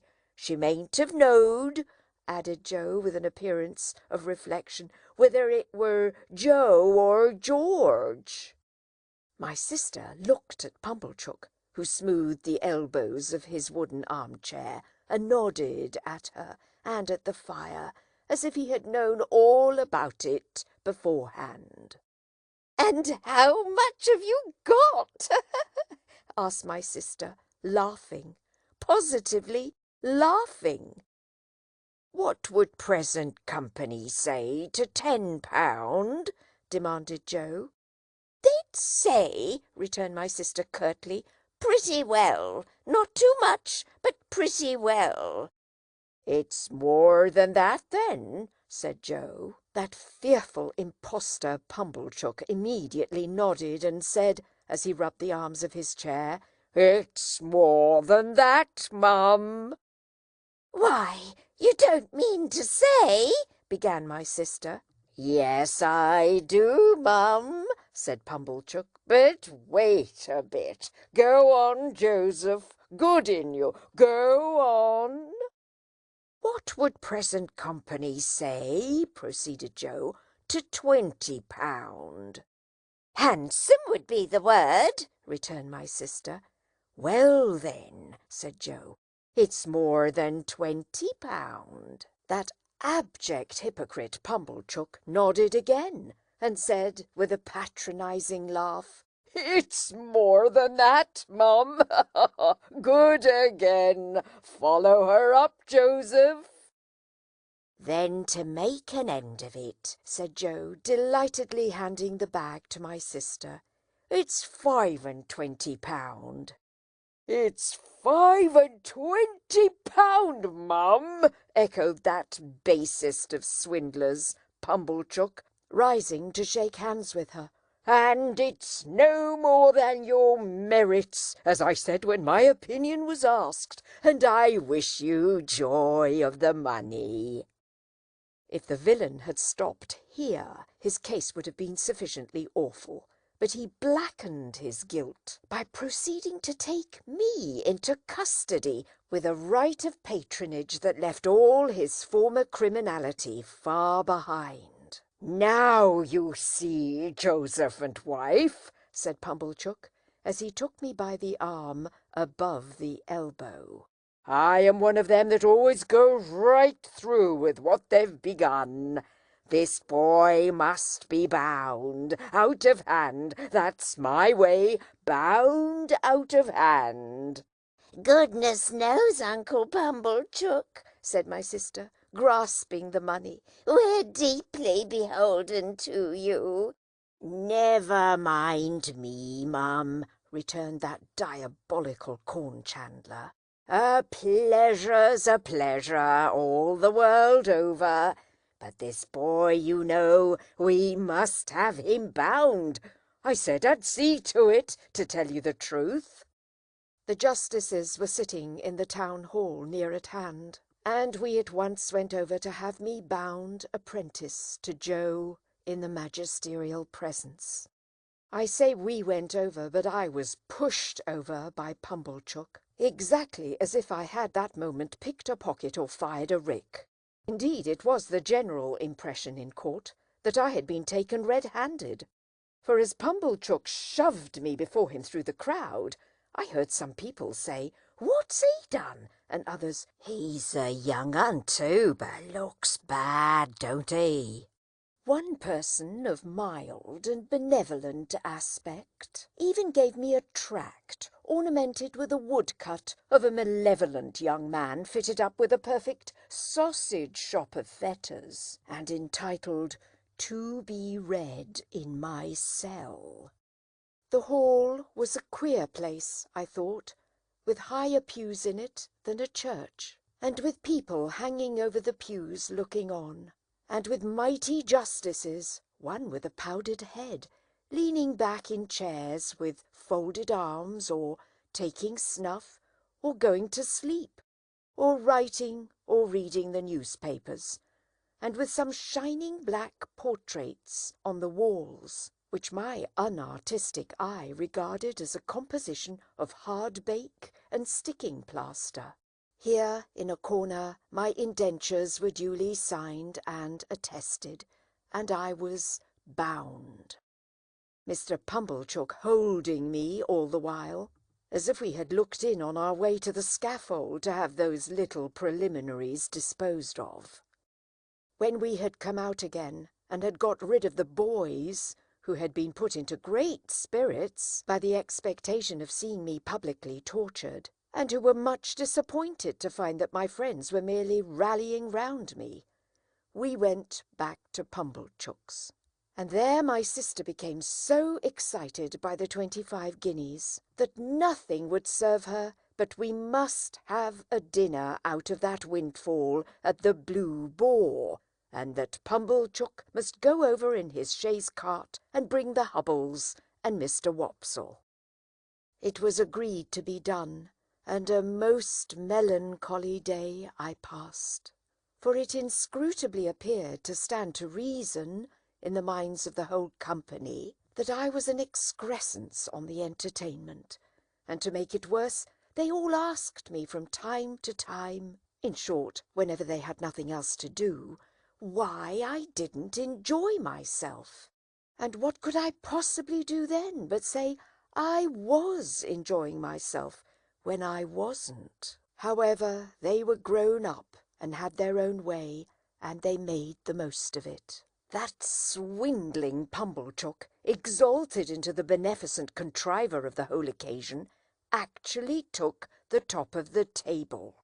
And when he addressed them on the subject of my being bound, and had fiendishly congratulated them on my being liable to imprisonment if I played at cards, drank strong liquors, kept late hours or bad company, or indulged in other vagaries which the form of my indentures appeared to contemplate as next to inevitable, he placed me standing on a chair beside him to illustrate his remarks. My only other remembrances of the great festival are that they wouldn't let me go to sleep, but whenever they saw me dropping off, woke me up and told me to enjoy myself.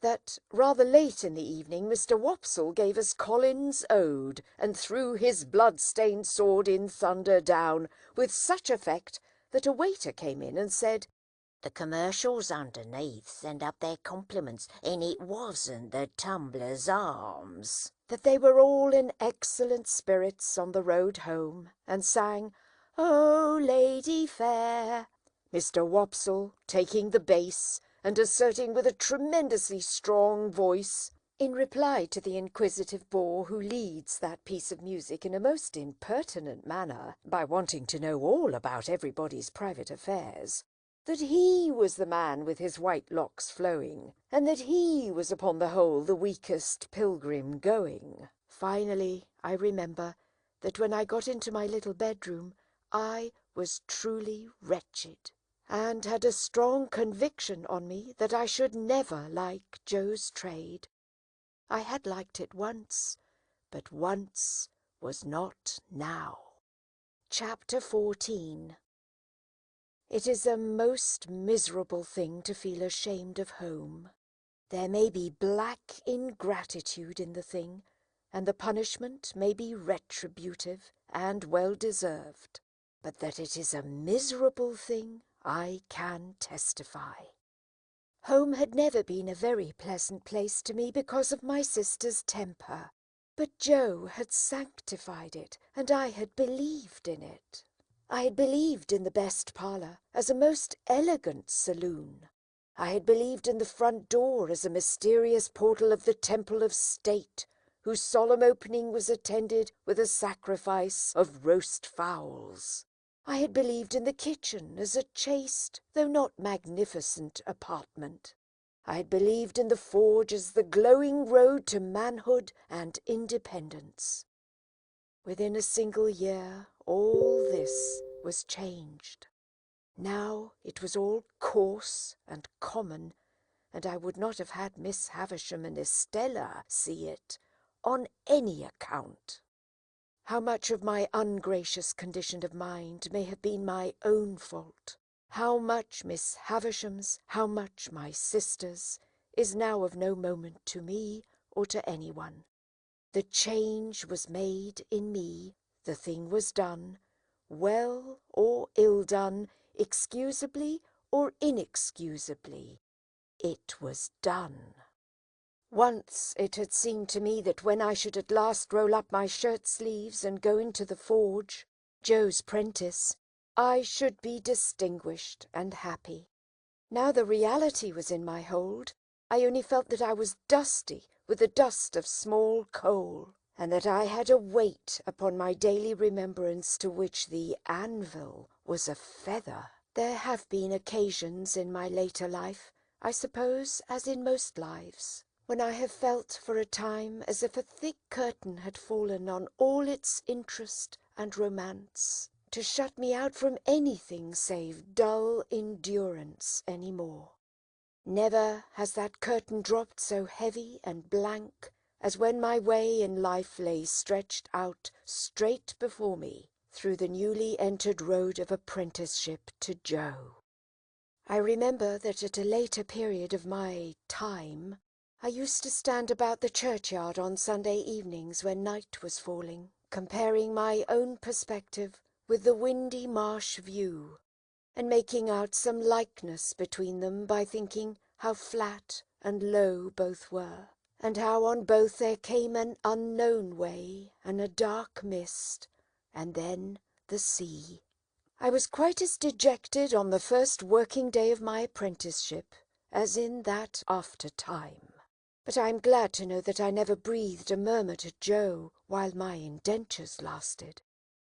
It is about the only thing I am glad to know of myself in that connection, for though it includes what I proceed to add, all the merit of what I proceed to add was Joe's.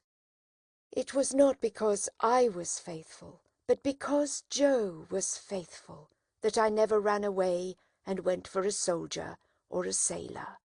It was not because I had a strong sense of the virtue of industry, but because Joe had a strong sense of the virtue of industry, that I worked with tolerable zeal against the grain.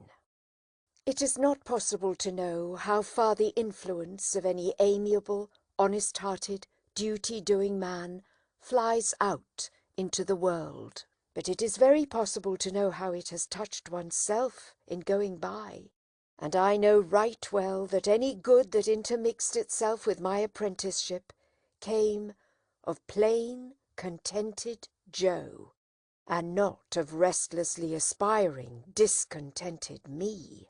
What I wanted, who can say? How can I say when I never knew? What I dreaded was that in some unlucky hour, I being at my grimiest and commonest, should lift up my eyes and see Estella looking in at one of the wooden windows of the forge. I was haunted by the fear that she would, sooner or later, find me out, with a black face and hands doing the coarsest part of my work, and would exult over me and despise me. Often, after dark, when I was pulling the bellows for Joe, and we were singing Old Clem, and when the thought how we used to sing it at Miss Havisham's would seem to show me Estella's face in the fire, with her pretty hair fluttering in the wind, and her eyes scorning me, often at such a time I would look towards those panels of black night in the wall which the wooden windows then were, and would fancy that I saw her just drawing her face away, and would believe that she had come at last. After that, when we went in to supper, the place and the meal would have a more homely look than ever, and I would feel more ashamed of home than ever in my own ungracious breast. Chapter 15. As I was getting too big for Mr. Wopsle's great-aunt's room, my education under that preposterous female terminated. Not, however, until Biddy had imparted to me everything she knew, from the little catalogue of prices to a comic song she had once bought for a halfpenny. Although the only coherent part of the latter piece of literature were the opening lines, "When I went to Lunnon town, sirs, to rule the rule, to rule the rule, Wasn't I done very brown, sirs, to rule the rule, to rule the rule?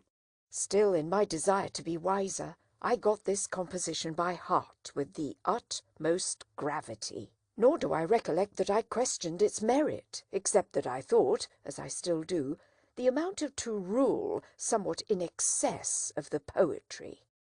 In my hunger for information, I made proposals to Mr. Wopsle to bestow some intellectual crumbs upon me, with which he kindly complied. As it turned out, however, that he only wanted me for a dramatic lay figure, to be contradicted and embraced and wept over and bullied and clutched and stabbed and knocked about in a variety of ways, I soon declined that course of instruction, though not until Mr. Wopsle, in his poetic fury, had severely mauled me. Whatever I acquired, I tried to impart to Joe. This statement sounds so well that I cannot in my conscience let it pass unexplained. I wanted to make Joe less ignorant and common, that he might be worthier of my society and less open to Estella's reproach. The old battery out on the marshes was our place of study, and a broken slate and a short piece of slate pencil were our educational implements, to which Joe always added a pipe of tobacco. I never knew Joe to remember anything from one Sunday to another, or to acquire under my tuition any piece of information whatever. Yet he would smoke his pipe at the battery with a far more sagacious air than anywhere else, even with a learned air, as if he considered himself to be advancing immensely. Dear fellow, I hope he did. It was pleasant and quiet out there with the sails on the river passing beyond the earthwork, and sometimes when the tide was low, looking as if they belonged to sunken ships that were still sailing on at the bottom of the water. Whenever I watched the vessels standing out to sea with their white sails spread, I somehow thought of Miss Havisham and Estella, and whenever the light struck aslant afar off, upon a cloud or sail or green hillside or waterline, it was just the same. Miss Havisham and Estella and the strange house and the strange life appeared to have something to do with everything that was picturesque. One Sunday, when Joe, greatly enjoying his pipe, had so plumed himself on being most awful dull that I had given him up for the day, I lay on the earthwork for some time with my chin on my hand, descrying traces of Miss Havisham and Estella all over the prospect, in the sky and in the water, until at last I resolved to mention a thought concerning them that had been much in my head. "Joe," said I, "don't you think I ought to make Miss Havisham a visit?" "Well, Pip," returned Joe slowly, considering, "what for?" "What for, Joe? What is any visit made for?" "There is some visits, p'raps," said Joe, "as forever remains open to the question, Pip. But in regard to visiting Miss Havisham, she might think you wanted something, expected something of her." "Don't you think I might say that I did not, Joe?" "You might, old chap," said Joe, "and she might credit it. Similarly, she mightn't." Joe felt, as I did, that he had made a point there, and he pulled hard at his pipe to keep himself from weakening it by repetition. "You see, Pip," Joe pursued as soon as he was past that danger, "Miss Havisham done the handsome thing by you. When Miss Havisham done the handsome thing by you, she called me back to say to me as that were all." "Yes, Joe, I heard her." "All," Joe repeated very emphatically. "Yes, Joe, I tell you, I heard her." "Which I mean to say, Pip, it might be that her meaning were, make a end on it. As you was, me to the north and you to the south, keep in sunders." I had thought of that too, and it was very far from comforting to me to find that he had thought of it, for it seemed to render it more probable. But, Joe—" "Yes, old chap?" "Here am I, getting on in the first year of my time, and since the day of my being bound I have never thanked Miss Havisham, or asked after her, or shown that I remember her." "That's true, Pip, and unless you was to turn her out a set of shoes all 4 round, and which I mean to say as even a set of shoes all 4 round might not be acceptable as a present in a total vacancy of hoofs." "I don't mean that sort of remembrance, Joe. I don't mean a present." But Joe had got the idea of a present in his head, and must harp upon it. "Or even," said he, "if you was helped to knocking her up a new chain for the front door, or say a gross or 2 of shark-headed screws for general use, or some light fancy article, such as a toasting fork when she took her muffins, or a gridiron when she took a sprat, or such like." "I don't mean any present at all, Joe," I interposed. "Well," said Joe, still harping on it as though I had particularly pressed it, "if I was yourself, Pip, I wouldn't. No, I would not. For what's a door chain when she's got one always up, and shark-headers is open to misrepresentations? And if it was a toasting fork, you'd go into brass and do yourself no credit.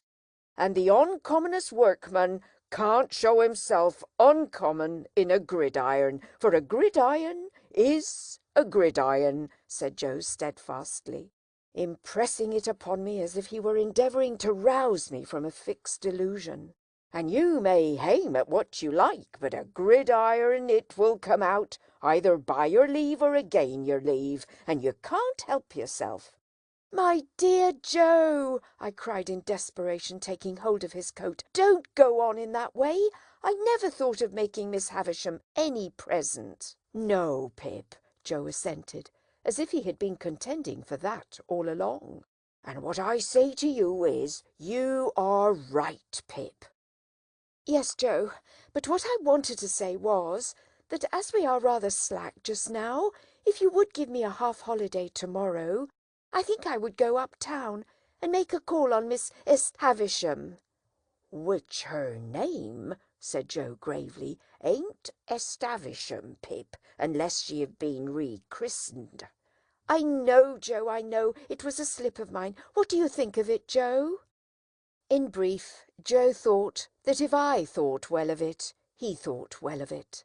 But he was particular in stipulating that if I were not received with cordiality, or if I were not encouraged to repeat my visit as a visit which had no ulterior object, but was simply one of gratitude for a favour received, then this experimental trip should have no successor.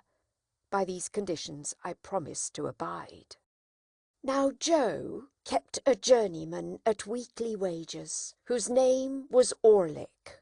He pretended that his Christian name was Dolge, a clear impossibility, but he was a fellow of that obstinate disposition that I believe him to have been the prey of no delusion in this particular, but wilfully to have imposed that name upon the village as an affront to its understanding. He was a broad-shouldered, loose-limbed, swarthy fellow of great strength, never in a hurry and always slouching. He never even seemed to come to his work on purpose, but would slouch in, as if by mere accident.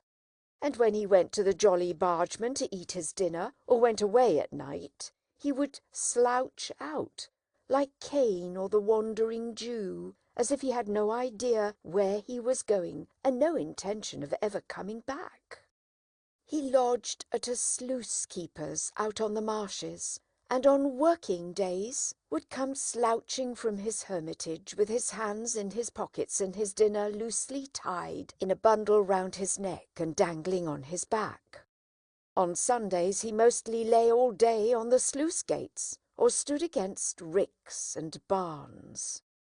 He always slouched locomotively, with his eyes on the ground, and when accosted or otherwise required to raise them, he looked up in a half-resentful, half-puzzled way, as though the only thought he ever had was that it was rather an odd and injurious fact that he should never be thinking. This morose journeyman had no liking for me. When I was very small and timid, he gave me to understand that the devil lived in a black corner of the forge, and that he knew the fiend very well. Also that it was necessary to make up the fire once in 7 years with a live boy, and that I might consider myself fuel. When I became Joe's prentice, Orlick was perhaps confirmed in some suspicion that I should displace him. Howbeit, he liked me still less. Not that he ever said anything or did anything openly importing hostility. I only noticed that he always beat his sparks in my direction, and that whenever I sang Old Clem, he came in out of time. Dolge Orlick was at work and present next day, when I reminded Joe of my half-holiday. He said nothing at the moment, for he and Joe had just got a piece of hot iron between them, and I was at the bellows. But by and by he said, leaning on his hammer, "Now, master, sure you're not a-going to favour only one of us? If young Pip has a half-holiday, do as much for old Orlick." I suppose he was about 25, but he usually spoke of himself as an ancient person. "Why, what'll you do with a half-holiday if you get it?" said Joe. "What'll I do with it? What'll he do with it? I'll do as much with it as him," said Orlick. "As to Pip, he's going up-town," said Joe. "Well then, as to old Orlick, he's a-going up-town," retorted that worthy. "Two can go up-town. 'Tain't only one what can go up-town." "Don't lose your temper," said Joe. "Shall if I like," growled Orlick. "Some and they're up-towning. Now, master, come, no favouring in this shop. Be a man." The master refusing to entertain the subject until the journeyman was in a better temper, Orlick plunged at the furnace, drew out a red-hot bar, made at me with it as if he were going to run it through my body, whisked it round my head, laid it on the anvil, hammered it out, as if it were I thought, and the sparks were my spurting blood, and finally said, when he had hammered himself hot and the iron cold, and he again leaned on his hammer, "Now, master." "Are you all right now?" demanded Joe. "Ah, I am all right," said gruff old Orlick. "Then, as in general you stick to your work as well as most men," said Joe, "let it be a half-holiday for all." My sister had been standing silent in the yard within hearing. She was a most unscrupulous spy and listener, and she instantly looked in at one of the windows. "Like you, you fool," said she to Joe, "giving holidays to great idle hulkers like that. You are a rich man, upon my life, to waste wages in that way. I wish I was his master." "You'd be everybody's master if you durst," retorted Orlick with an ill-favoured grin. "Let her alone," said Joe. "I'd be a match for all noodles and all rogues," returned my sister, beginning to work herself into a mighty rage. "And I couldn't be a match for the noodles without being a match for your master, who's the dunder-headed king of the noodles. And I couldn't be a match for the rogues without being a match for you, who are the blackest-looking and the worst rogue between this and France. Now!" "You're a foul shrew, Mother Gargery," growled the journeyman. "If that makes a judge of rogues, you ought to be a good un."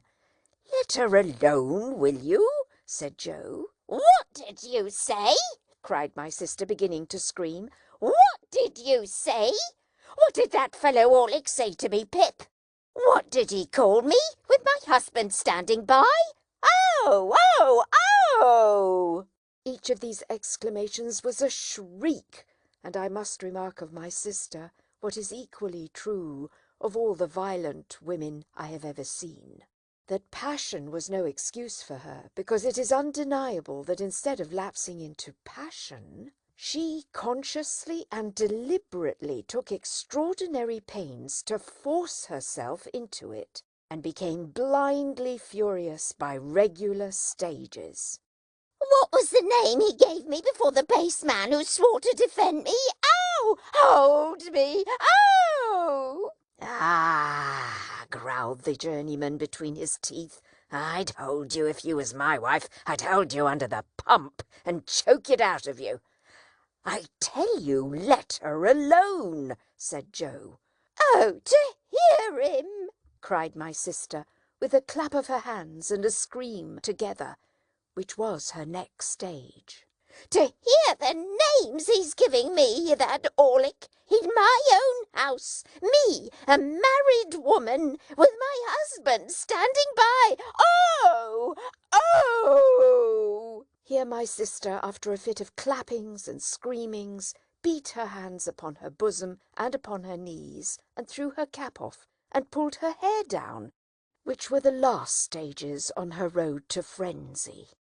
Being by this time a perfect fury and a complete success, she made a dash at the door, which I had fortunately locked. What could the wretched Joe do now, after his disregarded parenthetical interruptions, but stand up to his journeyman and ask him what he meant by interfering betwixt himself and Mrs. Joe, and further, whether he was man enough to come on. Old Orlick felt that the situation admitted of nothing less than coming on, and was on his defence straight away. So, without so much as pulling off their singed and burnt aprons, they went at one another like two giants. But if any man in that neighbourhood could stand up long against Joe, I never saw the man. Orlick, as if he had been of no more account than the pale young gentleman, was very soon among the coal dust, and in no hurry to come out of it. Then Joe unlocked the door, and picked up my sister, who had dropped insensible at the window, but who had seen the fight first, I think, and who was carried into the house, and laid down, and who was recommended to revive, and would do nothing but struggle and clench her hands in Joe's hair. Then came that singular calm and silence which succeed all uproars, and then, with a vague sensation which I have always connected with such a lull, namely that it was Sunday and somebody was dead, I went upstairs to dress myself. When I came down again, I found Joe and Orlick sweeping up without any other traces of discomposure than a slit in one of Orlick's nostrils, which was neither expressive nor ornamental. A pot of beer had appeared from the Jolly Bargeman, and they were sharing it by turns in a peaceable manner. The lull had a sedative and philosophical influence on Joe, who followed me out into the road to say, as a parting observation that might do me good, "On the rampage, Pip, and off the rampage, Pip. Such is life." With what absurd emotions, for we think the feelings that are very serious in a man quite comical in a boy, I found myself again going to Miss Havisham's, matters little here. Nor how I passed and repassed the gate many times before I could make up my mind to ring. Nor how I debated whether I should go away without ringing, nor how I should undoubtedly have gone if my time had been my own to come back. Miss Sarah Pocket came to the gate. No Estella. How then? You here again? Said Miss Pocket. What do you want? When I said that I only came to see how Miss Havisham was, Sarah evidently deliberated whether or no she should send me about my business. But unwilling to hazard the responsibility, she let me in, and presently brought the sharp message that I was to come up. Everything was unchanged, and Miss Havisham was alone. "Well," said she, fixing her eyes upon me, "I hope you want nothing. You'll get nothing."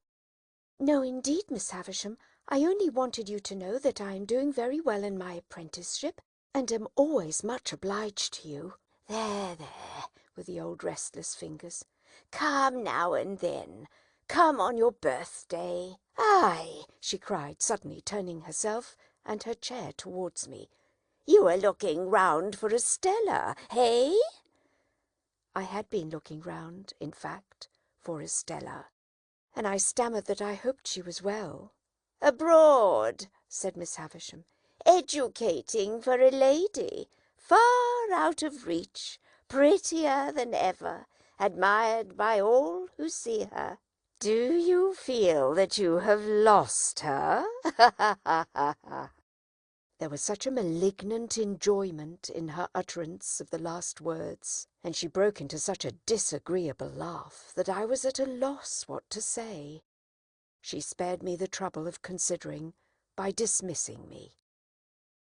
When the gate was closed upon me by Sarah of the walnut-shell countenance, I felt more than ever dissatisfied with my home and with my trade and with everything. And that was all I took by that motion.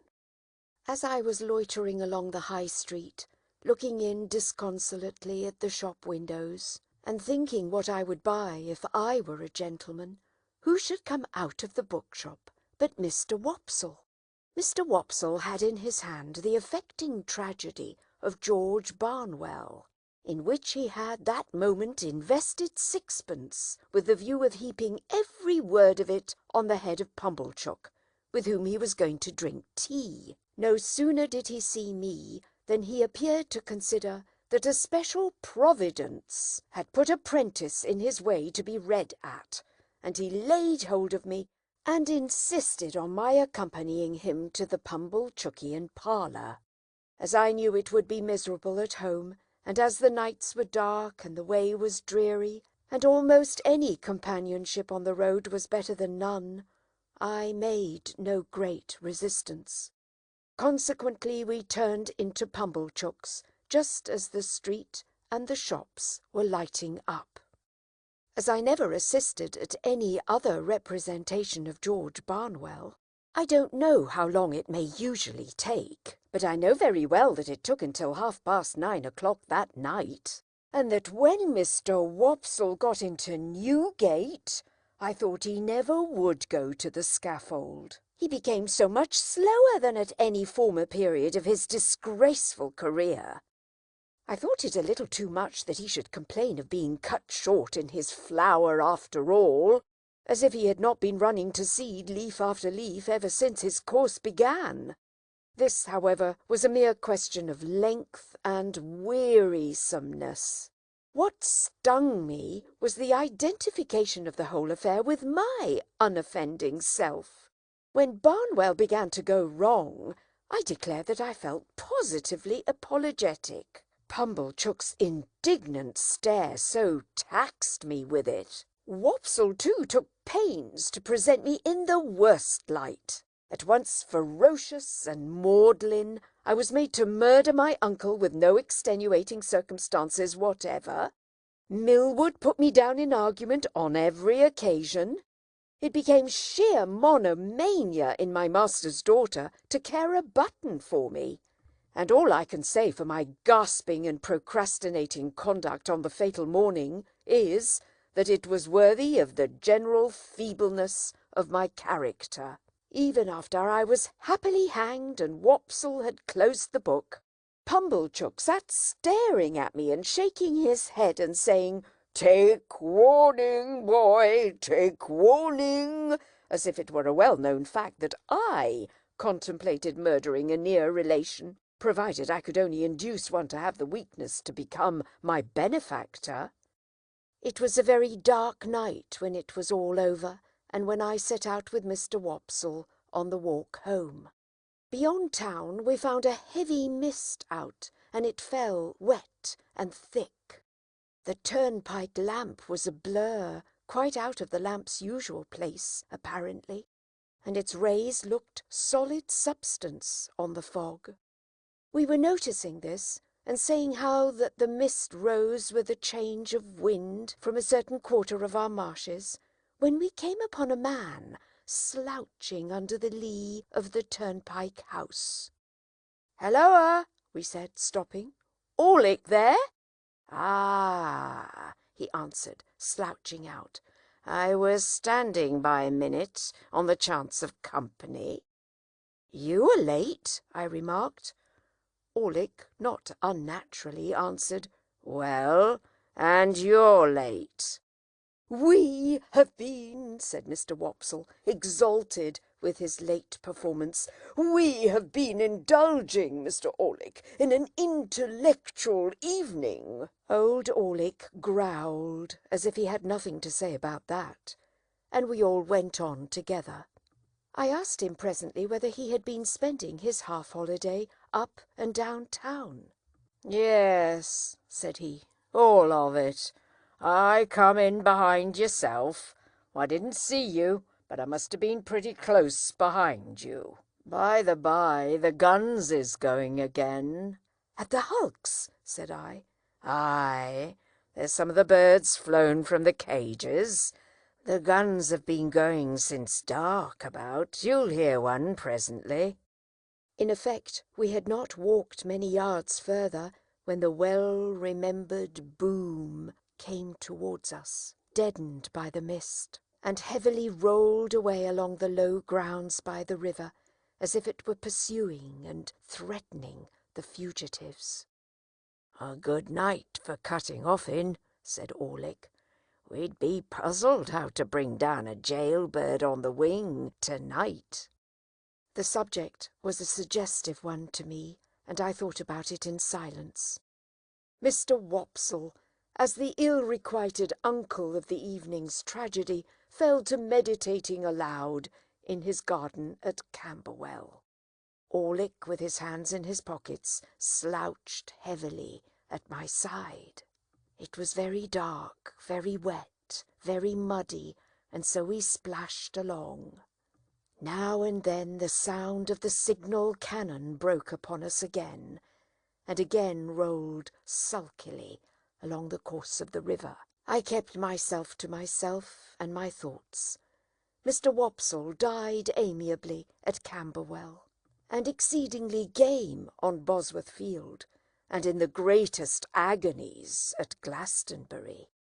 Orlick sometimes growled, beat it out, old Clem, with a clink for the stout, old Clem." I thought he had been drinking, but he was not drunk. Thus we came to the village. The way by which we approached it took us past the 3 Jolly Bargemen, which we were surprised to find, it being 11 o'clock, in a state of commotion, with the door wide open, and unwonted lights that had been hastily caught up and put down scattered about. Mr. Wopsle dropped in to ask what was the matter, surmising that a convict had been taken, but came running out in a great hurry. "There's something wrong," said he, without stopping. "Up at your place, Pip. Run all." "What is it?" I asked, keeping up with him. So did Orlick at my side. "I can't quite understand. The house seems to have been violently entered when Joe Gargery was out, supposed by convicts. Somebody has been attacked and hurt." We were running too fast to admit of more being said, and we made no stop until we got into our kitchen. It was full of people. The whole village was there, or in the yard, and there was a surgeon, and there was Joe, and there were a group of women all on the floor in the midst of the kitchen. The unemployed bystanders drew back when they saw me, and so I became aware of my sister, lying without sense or movement on the bare boards where she had been knocked down by a tremendous blow on the back of the head, dealt by some unknown hand when her face was turned towards the fire, destined never to be on the rampage again while she was the wife of Joe. Chapter 16. With my head full of George Barnwell, I was at first disposed to believe that I must have had some hand in the attack upon my sister, or at all events that as her near relation, popularly known to be under obligations to her, I was a more legitimate object of suspicion than anyone else. But when, in the clearer light of next morning, I began to reconsider the matter, and to hear it discussed around me on all sides, I took another view of the case, which was more reasonable. Joe had been at the Three Jolly Bargemen, smoking his pipe from 8:15 o'clock to 10:15. While he was there, my sister had been seen standing at the kitchen door, and had exchanged good night with a farm labourer going home. The man could not be more particular as to the time at which he saw her. He got into dense confusion when he tried to be, than that it must have been before 9.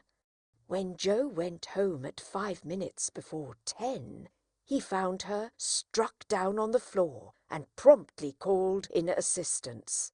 The fire had not then burnt unusually low, nor was the snuff of the candle very long. The candle, however, had been blown out. Nothing had been taken away from any part of the house. Neither, beyond the blowing out of the candle, which stood on a table between the door and my sister, and was behind her when she stood facing the fire and was struck, was there any disarrangement of the kitchen, excepting such as she herself had made in falling and bleeding. But there was one remarkable piece of evidence on the spot. She had been struck with something blunt and heavy on the head and spine. After the blows were dealt, something heavy had been thrown down at her with considerable violence as she lay on her face. And on the ground beside her, when Joe picked her up, was a convict's leg iron, which had been filed asunder. Now Joe, examining this iron with a smith's eye, declared it to have been filed asunder some time ago. The hue and cry going off to the hulks, and people coming thence to examine the iron, Joe's opinion was corroborated. They did not undertake to say when it had left the prison ships to which it undoubtedly had once belonged, but they claimed to know for certain that that particular manacle had not been worn by either of the 2 convicts who had escaped last night. Further, one of those 2 was already retaken, and had not freed himself of his iron. Knowing what I knew, I set up an inference of my own here. I believed the iron to be my convict's iron, the iron I had seen and heard him filing at on the marshes.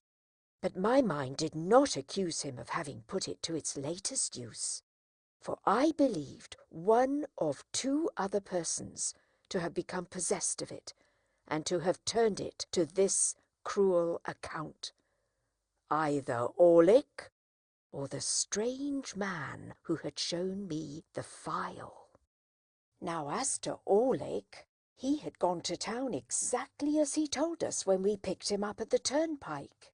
He had been seen about town all the evening. He had been in divers companies, in several public houses. And he had come back with myself and Mr. Wopsle. There was nothing against him save the quarrel, and my sister had quarrelled with him and with everybody else about her 10,000 times. As to the strange man, if he had come back for his 2 banknotes, there could have been no dispute about them, because my sister was fully prepared to restore them. Besides, there had been no altercation. The assailant had come in so silently and suddenly that she had been felled before she could look round. It was horrible to think that I had provided the weapon, however undesignedly, but I could hardly think otherwise. I suffered unspeakable trouble while I considered and reconsidered whether I should at last dissolve that spell of my childhood and tell Joe all the story. For months afterwards, I every day settled the question finally in the negative, and reopened and re-argued it next morning. The contention came, after all, to this. The secret was such an old one now, had so grown into me and become a part of myself, that I could not tear it away. In addition to the dread that, having led up to so much mischief, it would be now more likely than ever to alienate Joe from me if he believed it, I had a further restraining dread that he would not believe it, but would assort it with the fabulous dogs and veal cutlets as a monstrous invention. However, I temporized with myself, of course, for was I not wavering between right and wrong when the thing is always done, and resolved to make a full disclosure if I should see any such new occasion as a new chance of helping in the discovery of the assailant. The constables and the Bow Street men from London, for this happened in the days of the extinct red-waistcoated police, were about the house for a week or two, and did pretty much what I have heard and read of like authorities doing in other such cases. They took up several obviously wrong people, and they ran their heads very hard against wrong ideas, and persisted in trying to fit the circumstances to the ideas instead of trying to extract ideas from the circumstances. Also, they stood about the door of the Jolly Bargeman with knowing and reserved looks that filled the whole neighbourhood with admiration. And they had a mysterious manner of taking their drink that was almost as good as taking the culprit, but not quite, for they never did it. Long after these constitutional powers had dispersed, my sister lay very ill in bed. Her sight was disturbed, so that she saw objects multiplied, and grasped at visionary teacups and wine-glasses instead of the realities. Her hearing was greatly impaired, her memory also, and her speech was unintelligible. When at last she came round so far as to be helped downstairs, it was still necessary to keep my slate always by her, that she might indicate in writing what she could not indicate in speech. As she was very bad handwriting apart, a more than indifferent speller, and as Joe was a more than indifferent reader, extraordinary complications arose between them which I was always called in to solve. The administration of mutton instead of medicine, the substitution of tea for Joe, and the baker for bacon were among the mildest of my own mistakes. However, her temper was greatly improved, and she was patient. A tremulous uncertainty of the action of all her limbs soon became a part of her regular state, and afterwards, at intervals of 2 or 3 months, she would often put her hands to her head, and would then remain for about a week at a time in some gloomy aberration of mind. We were at a loss to find a suitable attendant for her, until a circumstance happened conveniently to relieve us. Mr. Wopsle's great-aunt conquered a confirmed habit of living into which she had fallen, and Biddy became a part of our establishment. It may have been about a month after my sister's reappearance in the kitchen, when Biddy came to us with a small speckled box containing the whole of her worldly effects, and became a blessing to the household. Above all, she was a blessing to Joe, for the dear old fellow was sadly cut up by the constant contemplation of the wreck of his wife, and had been accustomed, while attending on her of an evening, to turn to me every now and then and say, with his blue eyes moistened, "Such a fine figure of a woman as she once were, Pip." Biddy instantly taking the cleverest charge of her as though she had studied her from infancy, Joe became able, in some sort, to appreciate the greater quiet of his life, and to get down to the Jolly Bargeman now and then for a change that did him good. It was characteristic of the police people that they had all more or less suspected poor Joe, though he never knew it, and that they had to a man concurred in regarding him as one of the deepest spirits they had ever encountered. Biddy's first triumph in her new office was to solve a difficulty that had completely vanquished me. I had tried hard at it, but had made nothing of it. Thus it was, again and again and again, my sister had traced upon the slate a character that looked like a curious T, and then with the utmost eagerness had called our attention to it as something she particularly wanted. I had in vain tried everything producible that began with a T, from tar to toast and tub. At length it had come into my head that the sign looked like a hammer, and on my lustily calling that word in my sister's ear, she had begun to hammer on the table and had expressed a qualified assent.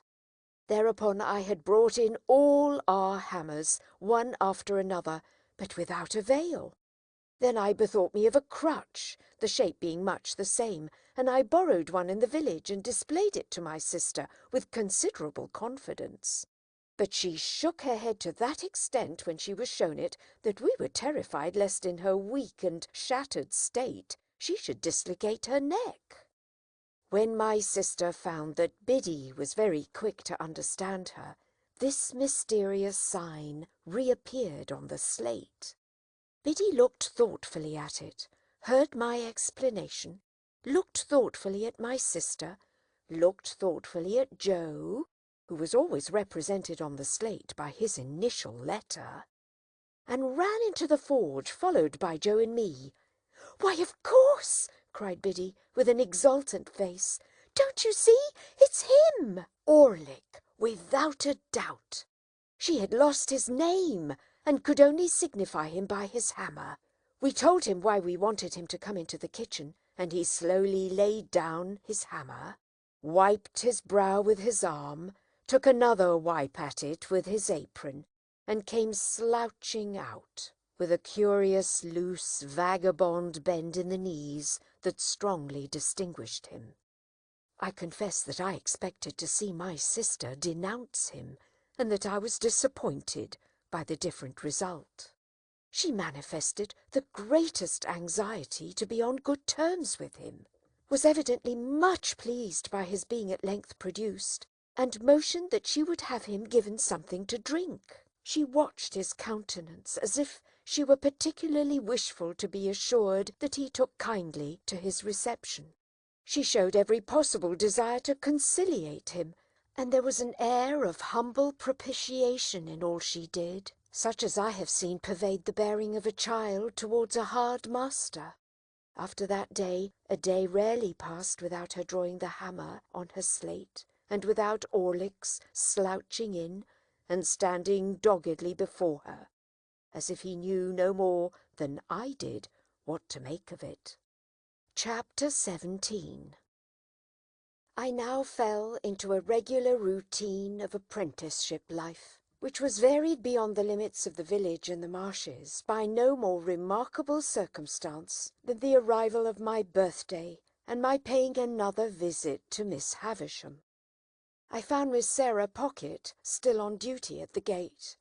I found Miss Havisham just as I had left her, and she spoke of Estella in the very same way, if not in the very same words. The interview lasted but a few minutes, and she gave me a guinea when I was going, and told me to come again on my next birthday. I may mention at once that this became an annual custom. I tried to decline taking the guinea on the first occasion, but with no better effect than causing her to ask me very angrily if I expected more. Then and after that I took it. So unchanging was the dull old house, the yellow light in the darkened room, the faded spectre in the chair by the dressing-table glass, that I felt as if the stopping of the clocks had stopped time in that mysterious place. and while I and everything else outside it grew older, it stood still. Daylight never entered the house as to my thoughts and remembrances of it, any more than as to the actual fact. It bewildered me, and under its influence I continued at heart to hate my trade and to be ashamed of home. Imperceptibly, I became conscious of a change in Biddy, however. Her shoes came up at the heel, her hair grew bright and neat, her hands were always clean. She was not beautiful, she was common and could not be like Estella, but she was pleasant and wholesome and sweet-tempered. She had not been with us more than a year. I remember her being newly out of mourning at the time it struck me, when I observed to myself one evening that she had curiously thoughtful and attentive eyes that were very pretty and very good. It came of my lifting up my own eyes from a task I was poring at, writing some passages from a book to improve myself in two ways at once by a sort of stratagem, and seeing Biddy observant of what I was about. I laid down my pen, and Biddy stopped in her needlework without laying it down. "Biddy," said I, "how do you manage it? Either I am very stupid, or you are very clever." "What is it that I manage? I don't know," returned Biddy, smiling. She managed our whole domestic life, and wonderfully too. But I did not mean that, though that made what I did mean more surprising. "How do you manage, Biddy," said I, "to learn everything that I learn, and always to keep up with me?" I was beginning to be rather vain of my knowledge, for I spent my birthday guineas on it, and set aside the greater part of my pocket money for similar investment, though I have no doubt now that the little I knew was extremely dear at the price. "I might as well ask you," said Biddy, "how you manage." "No, because when I come in from the forge of a night, anyone can see me turning to at it." "But you never turn to at it, Biddy." "I suppose I must catch it like a cough," said Biddy quietly, and went on with her sewing. Pursuing my idea as I leaned back in my wooden chair and looked at Biddy sewing away with her head on one side, I began to think her rather an extraordinary girl, for I called to mind now that she was equally accomplished in the terms of our trade and the names of our different sorts of work and our various tools. In short, whatever I knew, Biddy knew. Theoretically, she was already as good a blacksmith as I, or better. "You are one of those, Biddy," said I, "who make the most of every chance. You never had a chance before you came here, and see how improved you are." Biddy looked at me for an instant, and went on with her sewing. "I was your first teacher, though, wasn't I?" said she, as she sewed. "Biddy!" I exclaimed in amazement. "Why, you are crying!" "No, I'm not," said Biddy, looking up and laughing. "What put that in your head?" What could have put it in my head but the glistening of a tear as it dropped on her work? I sat silent, recalling what a drudge she had been until Mr. Wopsle's great-aunt successfully overcame that bad habit of living, so highly desirable to be got rid of by some people. I recalled the hopeless circumstances by which she had been surrounded in the miserable little shop and the miserable little noisy evening school, with that miserable old bundle of incompetence always to be dragged and shouldered. I reflected that even in those untoward times there must have been latent in Biddy what was now developing, for in my first uneasiness and discontent I had turned to her for help, as a matter of course. Biddy sat quietly sewing, shedding no more tears, and while I looked at her and thought about it all, it occurred to me that perhaps I had not been sufficiently grateful to Biddy. I might have been too reserved and should have patronized her more, though I did not use that precise word in my meditations, with my confidence. Yes, Biddy, I observed, when I had done turning it over, you were my first teacher, and that at a time when we little thought of ever being together like this, in this kitchen. Ah, poor thing, replied Biddy. It was like her self-forgetfulness to transfer the remark to my sister, and to get up and be busy about her, making her more comfortable. That's sadly true. Well, said I, we must talk together a little more as we used to do, and I must consult you a little more as I used to do. Let us have a quiet walk on the marshes next Sunday, Biddy, and a long chat. My sister was never left alone now, but Joe more than readily undertook the care of her on that Sunday afternoon, and Biddy and I went out together. It was summer-time, and lovely weather.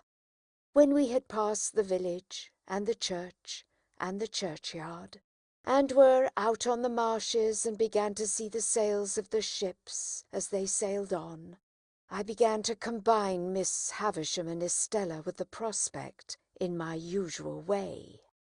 When we came to the riverside and sat down on the bank, with the water rippling at our feet, making it all more quiet than it would have been without that sound, I resolved that it was a good time and place for the admission of Biddy into my inner confidence. Biddy, said I, after binding her to secrecy, I want to be a gentleman. Oh, I wouldn't if I was you, she returned. I don't think it would answer. Biddy, said I with some severity, I have particular reasons for wanting to be a gentleman. You know best, Pip, but don't you think you are happier as you are? Biddy, I exclaimed impatiently, I am not at all happy as I am. I am disgusted with my calling and with my life. I have never taken to either since I was bound. Don't be absurd. Was I absurd? Said Biddy, quietly raising her eyebrows. I am sorry for that. I didn't mean to be. I only want you to do well and to be comfortable. Well then, understand once for all that I never shall or can be comfortable or anything but miserable, there, Biddy, unless I can lead a very different sort of life from the life I lead now. That's a pity, said Biddy, shaking her head with a sorrowful air. Now I too had so often thought it a pity that in the singular kind of quarrel with myself which I was always carrying on, I was half inclined to shed tears of vexation and distress when Biddy gave utterance to her sentiment and my own. I told her she was right, and I knew it was much to be regretted, but still it was not to be helped. If I could have settled down, I said to Biddy, plucking up the short grass within reach, much as I had once upon a time pulled my feelings out of my hair and kicked them into the brewery wall. If I could have settled down and been but half as fond of the forge as I was when I was little, I know it would have been much better for me. You and I and Joe would have wanted nothing then, and Joe and I would perhaps have gone partners when I was out of my time, and I might even have grown up to keep company with you, and we might have sat on this very bank on a fine Sunday, quite different people. I should have been good enough for you, shouldn't I, Biddy? Biddy sighed as she looked at the ships sailing on, and returned for answer, Yes, I am not over particular. It scarcely sounded flattering, but I knew she meant well. Instead of that, said I, plucking up more grass and chewing a blade or two, see how I am going on, dissatisfied and uncomfortable, and what would it signify to me, being coarse and common, if nobody had told me so? Biddy turned her face suddenly towards mine, and looked far more attentively at me than she had looked at the sailing ships. It was neither a very true nor a very polite thing to say, she remarked, directing her eyes to the ships again. Who said it? I was disconcerted, for I had broken away without quite seeing where I was going to. It was not to be shuffled off now, however, and I answered. "The beautiful young lady at Miss Havisham's, and she's more beautiful than anybody ever was, and I admire her dreadfully, and I want to be a gentleman on her account." Having made this lunatic confession, I began to throw my torn-up grass into the river, as if I had some thoughts of following it. "Do you want to be a gentleman to spite her, or to gain her over?" Biddy quietly asked me, after a pause. "I don't know," I moodily answered. "Because if it is to spite her," Biddy pursued, "I should think, but you know best, that might be better and more independently done by caring nothing for her words. And if it is to gain her over, I should think, but you know best, she was not worth gaining over." Exactly what I myself had thought many times. Exactly what was perfectly manifest to me at the moment. But how could I, a poor dazed village lad, avoid that wonderful inconsistency into which the best and wisest of men fall every day? "It may be all quite true," said I to Biddy, "but I admire her dreadfully." In short, I turned over on my face when I came to that, and got a good grasp on the hair on each side of my head, and wrenched it well, all the while knowing the madness of my heart to be so very mad and misplaced, that I was quite conscious it would have served my face right if I had lifted it up by my hair and knocked it against the pebbles, as a punishment for belonging to such an idiot. Biddy was the wisest of girls, and she tried to reason no more with me. She put her hand, which was a comfortable hand, though roughened by work, upon my hands, one after another, and gently took them out of my hair. Then she softly patted my shoulder in a soothing way, while with my face upon my sleeve I cried a little, exactly as I had done in the brewery yard, and felt vaguely convinced that I was very much ill-used by somebody, or by everybody, I can't say which. "I am glad of one thing," said Biddy, "and that is that you have felt you could give me your confidence, Pip. And I am glad of another thing, and that is that of course you know you may depend upon my keeping it, and always so far deserving it. If your first teacher, dear, such a poor one, and so much in need of being taught herself, had been your teacher at the present time, she thinks she knows what lesson she would set. But it would be a hard one to learn, and you have got beyond her, and it's of no use now." So, with a quiet sigh for me, Biddy rose from the bank and said, with a fresh and pleasant change of voice, "Shall we walk a little farther, or go home?" "Biddy," I cried, getting up, putting my arm round her neck and giving her a kiss, "I shall always tell you everything." "Till you're a gentleman," said Biddy. "You know I never shall be, so that's always. Not that I have any occasion to tell you anything, for you know everything I know, as I told you at home the other night." "Ah," said Biddy, quite in a whisper, as she looked away at the ships, and then repeated with her former pleasant change, "Shall we walk a little farther, or go home?" I said to Biddy we would walk a little farther, and we did so, and the summer afternoon toned down into the summer evening, and it was very beautiful.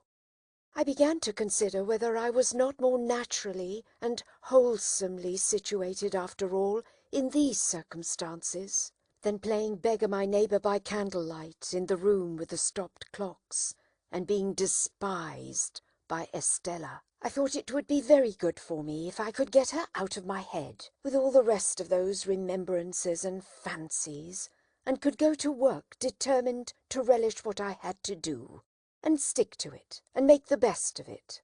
I asked myself the question whether I did not surely know that if Estella were beside me at that moment, instead of Biddy, she would make me miserable. I was obliged to admit that I did know it for a certainty, and I said to myself, "Pip, What a fool you are." We talked a good deal as we walked, and all that Biddy said seemed right. Biddy was never insulting or capricious, or Biddy today and somebody else tomorrow. She would have derived only pain and no pleasure from giving me pain. She would far rather have wounded her own breast than mine.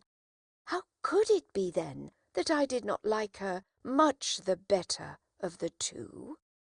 "Biddy," said I, when we were walking homeward, "I wish you could put me right." "I wish I could," said Biddy. "If I could only get myself to fall in love with you. You don't mind my speaking so openly to such an old acquaintance?" "Oh dear, not at all," said Biddy. "Don't mind me." "If I could only get myself to do it, that would be the thing for me." "But you never will, you see," said Biddy. It did not appear quite so unlikely to me that evening as it would have done if we had discussed it a few hours before. I therefore observed I was not quite sure of that, but Biddy said she was, and she said it decisively. In my heart I believed her to be right, and yet I took it rather ill, too, that she should be so positive on the point. When we came near the churchyard, we had to cross an embankment and get over a stile near a sluice gate. There started up from the gate or from the rushes or from the ooze, which was quite in his stagnant way, old Orlick. "Halloa," he growled. "Where are you two going?" "Where should we be going but home?" "Well then," said he, "I'm jiggered if I don't see you home." This penalty of being jiggered was a favourite supposititious case of his. He attached no definite meaning to the word that I am aware of, but used it, like his own pretended Christian name, to affront mankind and convey an idea of something savagely damaging. When I was younger, I had had a general belief that if he had jiggered me personally, he would have done it with a sharp and twisted hook. Biddy was much against his going with us, and said to me in a whisper, "Don't let him come. I don't like him." As I did not like him either, I took the liberty of saying that we thanked him, but we didn't want seeing home. He received that piece of information with a yell of laughter, and dropped back, but came slouching after us at a little distance. Curious to know whether Biddy suspected him of having had a hand in that murderous attack, of which my sister had never been able to give any account, I asked her why she did not like him.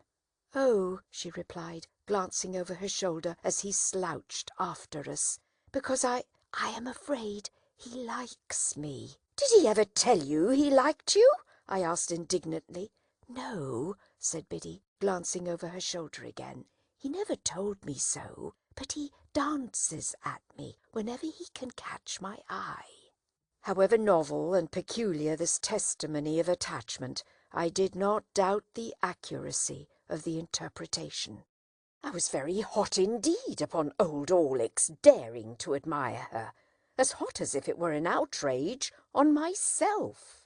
"But it makes no difference to you, you know," said Biddy calmly. "No, Biddy, it makes no difference to me, only I don't like it. I don't approve of it." "Nor I neither," said Biddy, "though that makes no difference to you." "Exactly," said I. "But I must tell you I should have no opinion of you, Biddy, if he danced at you with your own consent."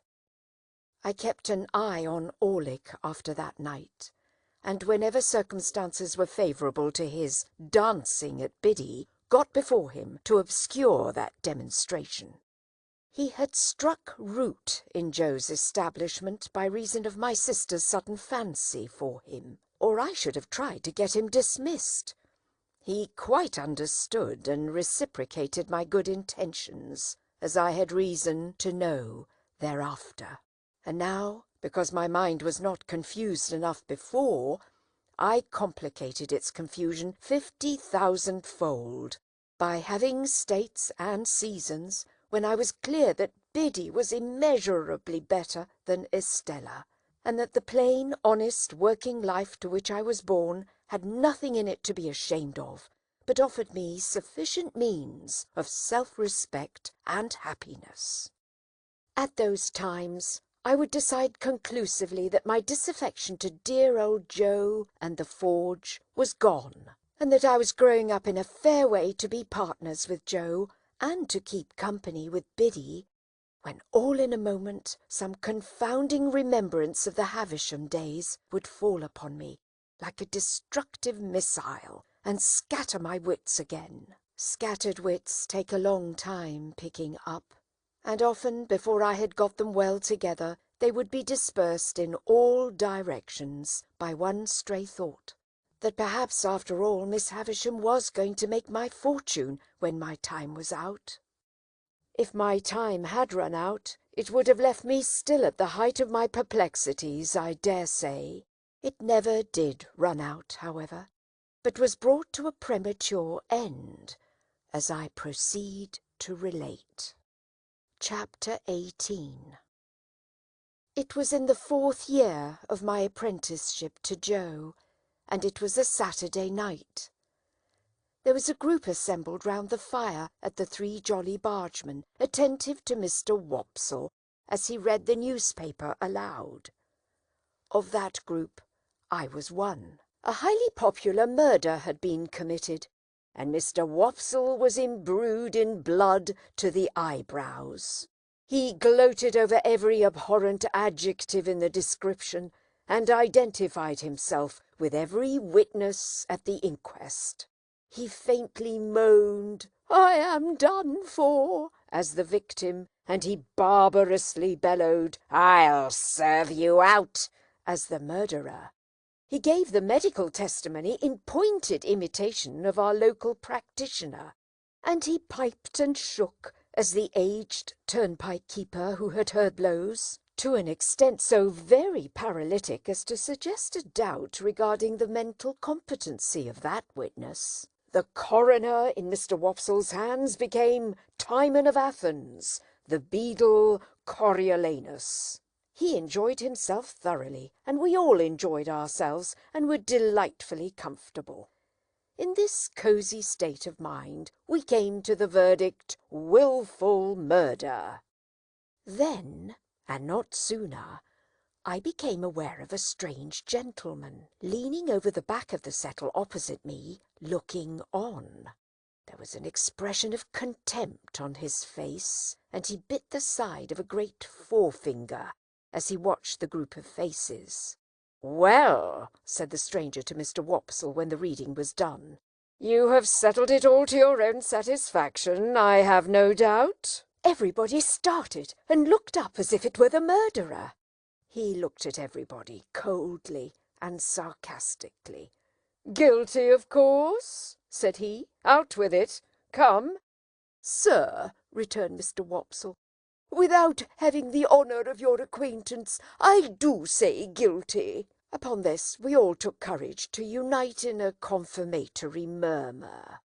"I know you do," said the stranger. "I knew you would. I told you so. But now I'll ask you a question. Do you know, or do you not know, that the law of England supposes every man to be innocent until he is proved to be guilty?" "Sir," Mr. Wopsle began to reply, "as an Englishman myself, I—" "Come," said the stranger, biting his forefinger at him, "don't evade the question. Either you know it or you don't know it. Which is it to be?"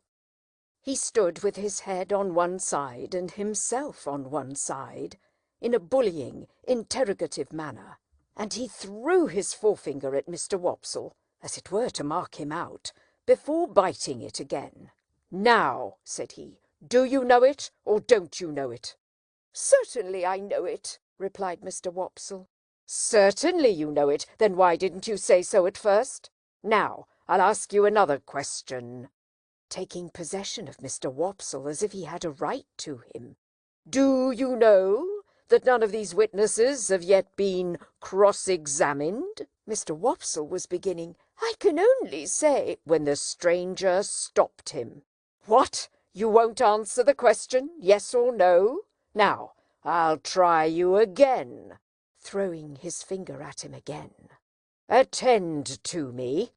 Are you aware, or are you not aware, that none of these witnesses have yet been cross-examined? Come, I only want one word from you, yes or no?" Mr. Wopsle hesitated, and we all began to conceive rather a poor opinion of him. "Come," said the stranger, "I'll help you. You don't deserve help, but I'll help you. Look at that paper you hold in your hand. What is it?" "What is it?" repeated Mr. Wopsle, eyeing it, much at a loss. Is it? Pursued the stranger in his most sarcastic and suspicious manner. "The printed paper you have just been reading from." "Undoubtedly." "Undoubtedly. Now turn to that paper, and tell me whether it distinctly states that the prisoner expressly said that his legal advisers instructed him altogether to reserve his defence." "I read that just now," Mr. Wopsle pleaded. "Never mind what you read just now, sir. I don't ask you what you read just now. You may read the Lord's Prayer backwards if you like, and perhaps have done it before today. Turn to the paper. No, no, no, my friend, not to the top of the column. You know better than that. To the bottom, to the bottom." We all began to think Mr. Wopsle full of subterfuge. "Well, have you found it?" "Here it is," said Mr. Wopsle. "Now, follow that passage with your eye, and tell me whether it distinctly states that the prisoner expressly said that he was instructed by his legal advisers wholly to reserve his defence. Come, do you make that of it?" Mr. Wopsle answered, "Those are not the exact words." "Not the exact words," repeated the gentleman bitterly. "Is that the exact substance?" "Yes," said Mr. Wopsle. "Yes," repeated the stranger, looking round at the rest of the company, with his right hand extended towards the witness Wopsle. "And now I ask you what you say to the conscience of that man who, with that passage before his eyes, can lay his head upon his pillow after having pronounced a fellow creature guilty, unheard." We all began to suspect that Mr. Wopsle was not the man we had thought him, and that he was beginning to be found out.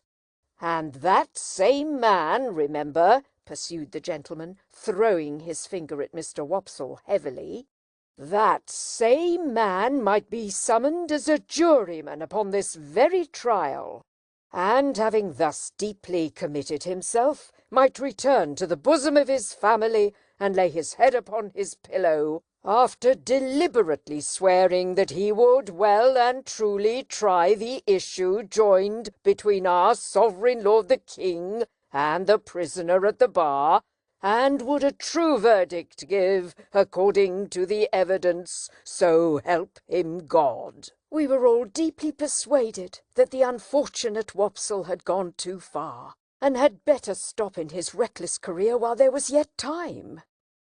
The strange gentleman, with an air of authority not to be disputed, and with a manner expressive of knowing something secret about every one of us that would effectually do for each individual if he chose to disclose it, left the back of the settle and came into the space between the two settles in front of the fire, where he remained standing, his left hand in his pocket, and he biting the forefinger of his right. "From information I have received," said he, looking round at us as we all quailed before him, "I have reason to believe there is a blacksmith among you, by name Joseph or Joe Gargery. Which is the man?" "Here is the man," said Joe. The strange gentleman beckoned him out of his place, and Joe went. "You have an apprentice," pursued the stranger, "commonly known as Pip. Is he here?" I am here," I cried. The stranger did not recognize me, but I recognized him as the gentleman I had met on the stairs on the occasion of my second visit to Miss Havisham. I had known him the moment I saw him looking over the settle, and now that I stood confronting him with his hand upon my shoulder, I checked off again in detail his large head, his dark complexion, his deep-set eyes, his bushy black eyebrows, his large watch-chain, his strong black dots of beard and whisker, and even the smell of scented soap on his great hand. "I wish to have a private conference with you two," said he, when he had surveyed me at his leisure. "It will take a little time. Perhaps we had better go to your place of residence. I prefer not to anticipate my communication here. You will impart as much or as little of it as you please to your friends afterwards. I have nothing to do with that." Amidst a wondering silence, we three walked out of the Jolly Bargeman, and in a wondering silence walked home. While going along, the strange gentleman occasionally looked at me and occasionally bit the side of his finger. As we neared home, Joe, vaguely acknowledging the occasion as an impressive and ceremonious one, went on ahead to open the front door. Our conference was held in the state parlour, which was feebly lighted by one candle. It began with the strange gentleman sitting down at the table, drawing the candle to him and looking over some entries in his pocket-book. He then put up the pocket-book and set the candle a little aside, after peering round it into the darkness at Joe and me to ascertain which was which. "My name," he said, "is Jaggers, and I am a lawyer in London. I am pretty well known.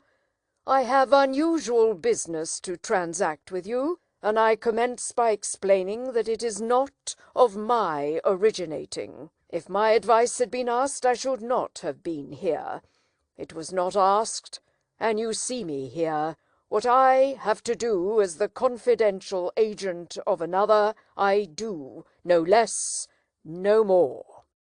Finding that he could not see us very well from where he sat, he got up and threw one leg over the back of a chair and leaned upon it, thus having one foot on the seat of the chair and one foot on the ground. "Now, Joseph Gargery, I am the bearer of an offer to relieve you of this young fellow, your apprentice. You would not object to cancel his indentures at his request and for his good? You would want nothing for so doing?"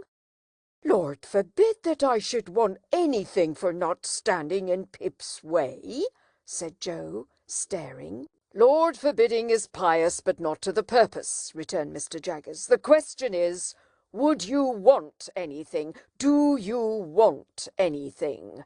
"The answer is," returned Joe sternly, "no."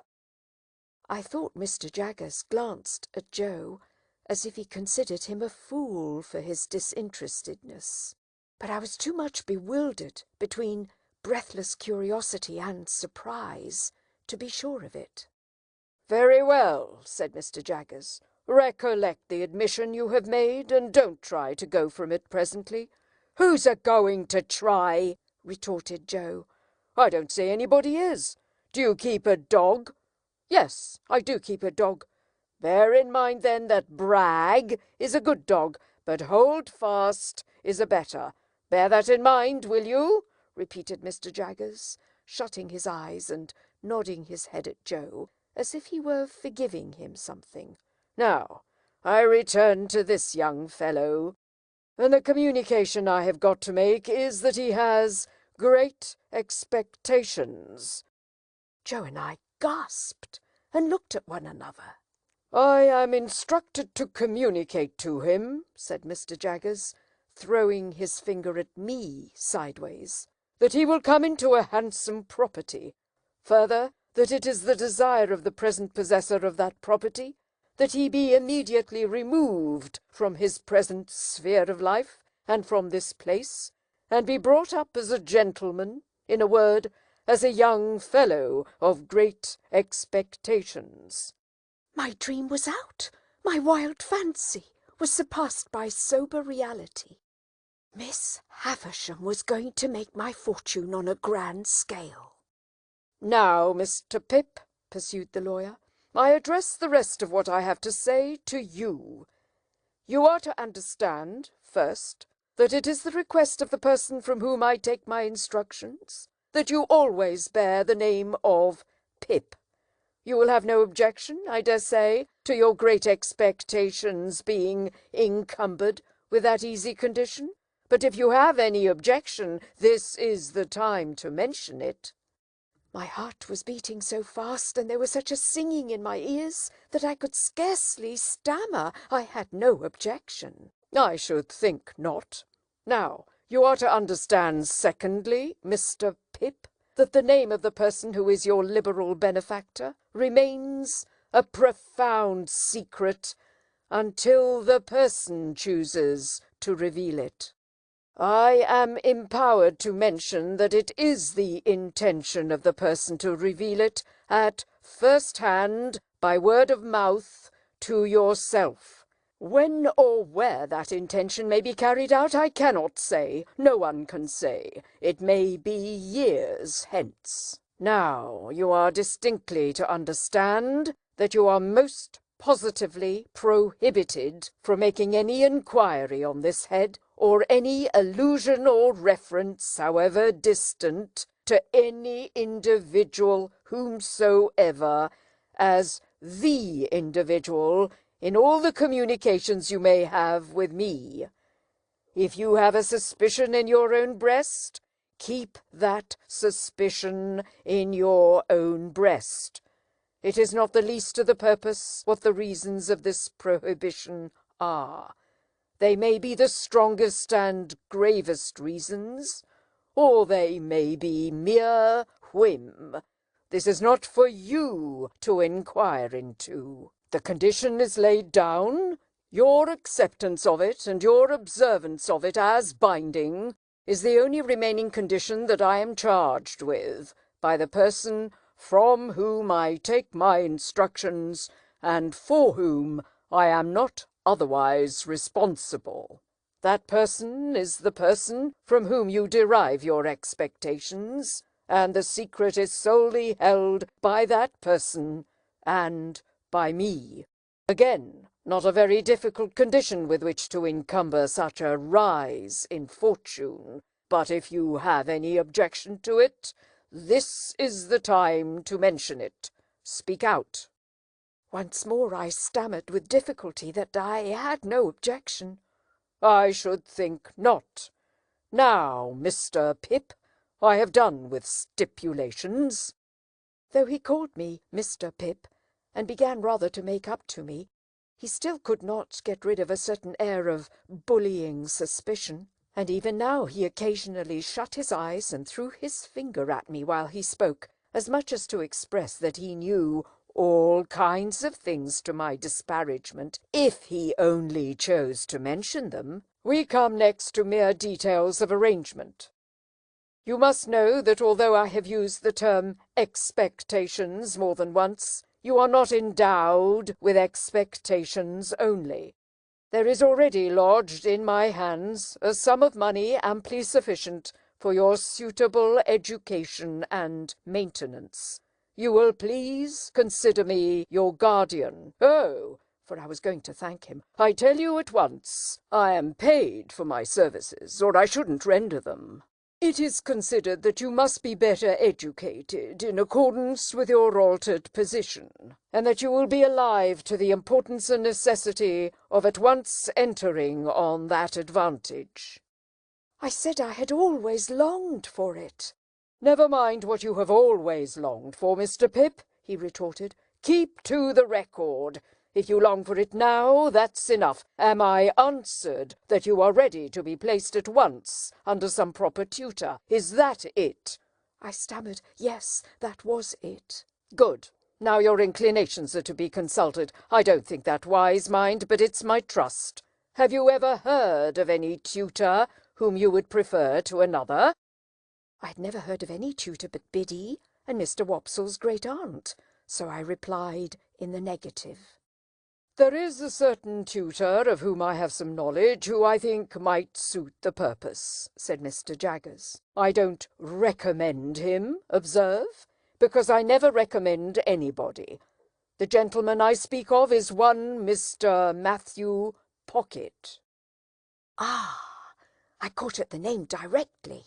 Miss Havisham's relation, the Matthew whom Mr. and Mrs. Camilla had spoken of, the Matthew whose place was to be at Miss Havisham's head when she lay dead in her bride's dress on the bride's table.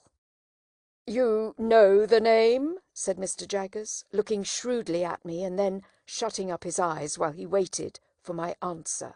My answer was that I had heard of the name. "No," said he, "you have heard of the name, but the question is, what do you say of it?" I said, or tried to say, that I was much obliged to him for his recommendation. "No, my young friend," he interrupted, shaking his great head very slowly. "Recollect yourself." Not recollecting myself, I began again that I was much obliged to him for his recommendation. "No, my young friend," he interrupted, shaking his head and frowning and smiling both at once. "No, no, no, it's very well done, but it won't do. You are too young to fix me with it. Recommendation is not the word, Mr. Pip.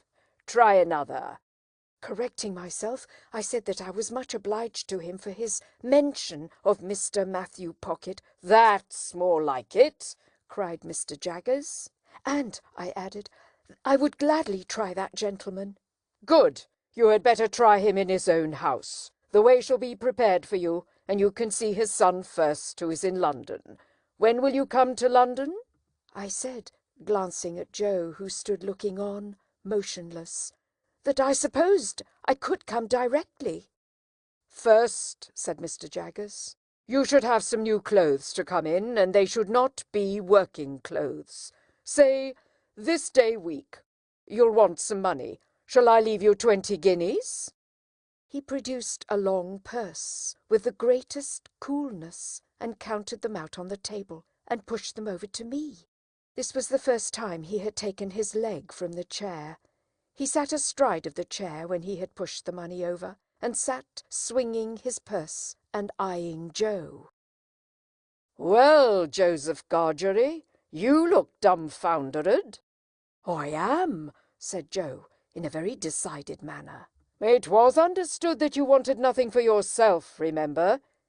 "It were understood," said Joe, "and it are understood, and it ever will be similar according."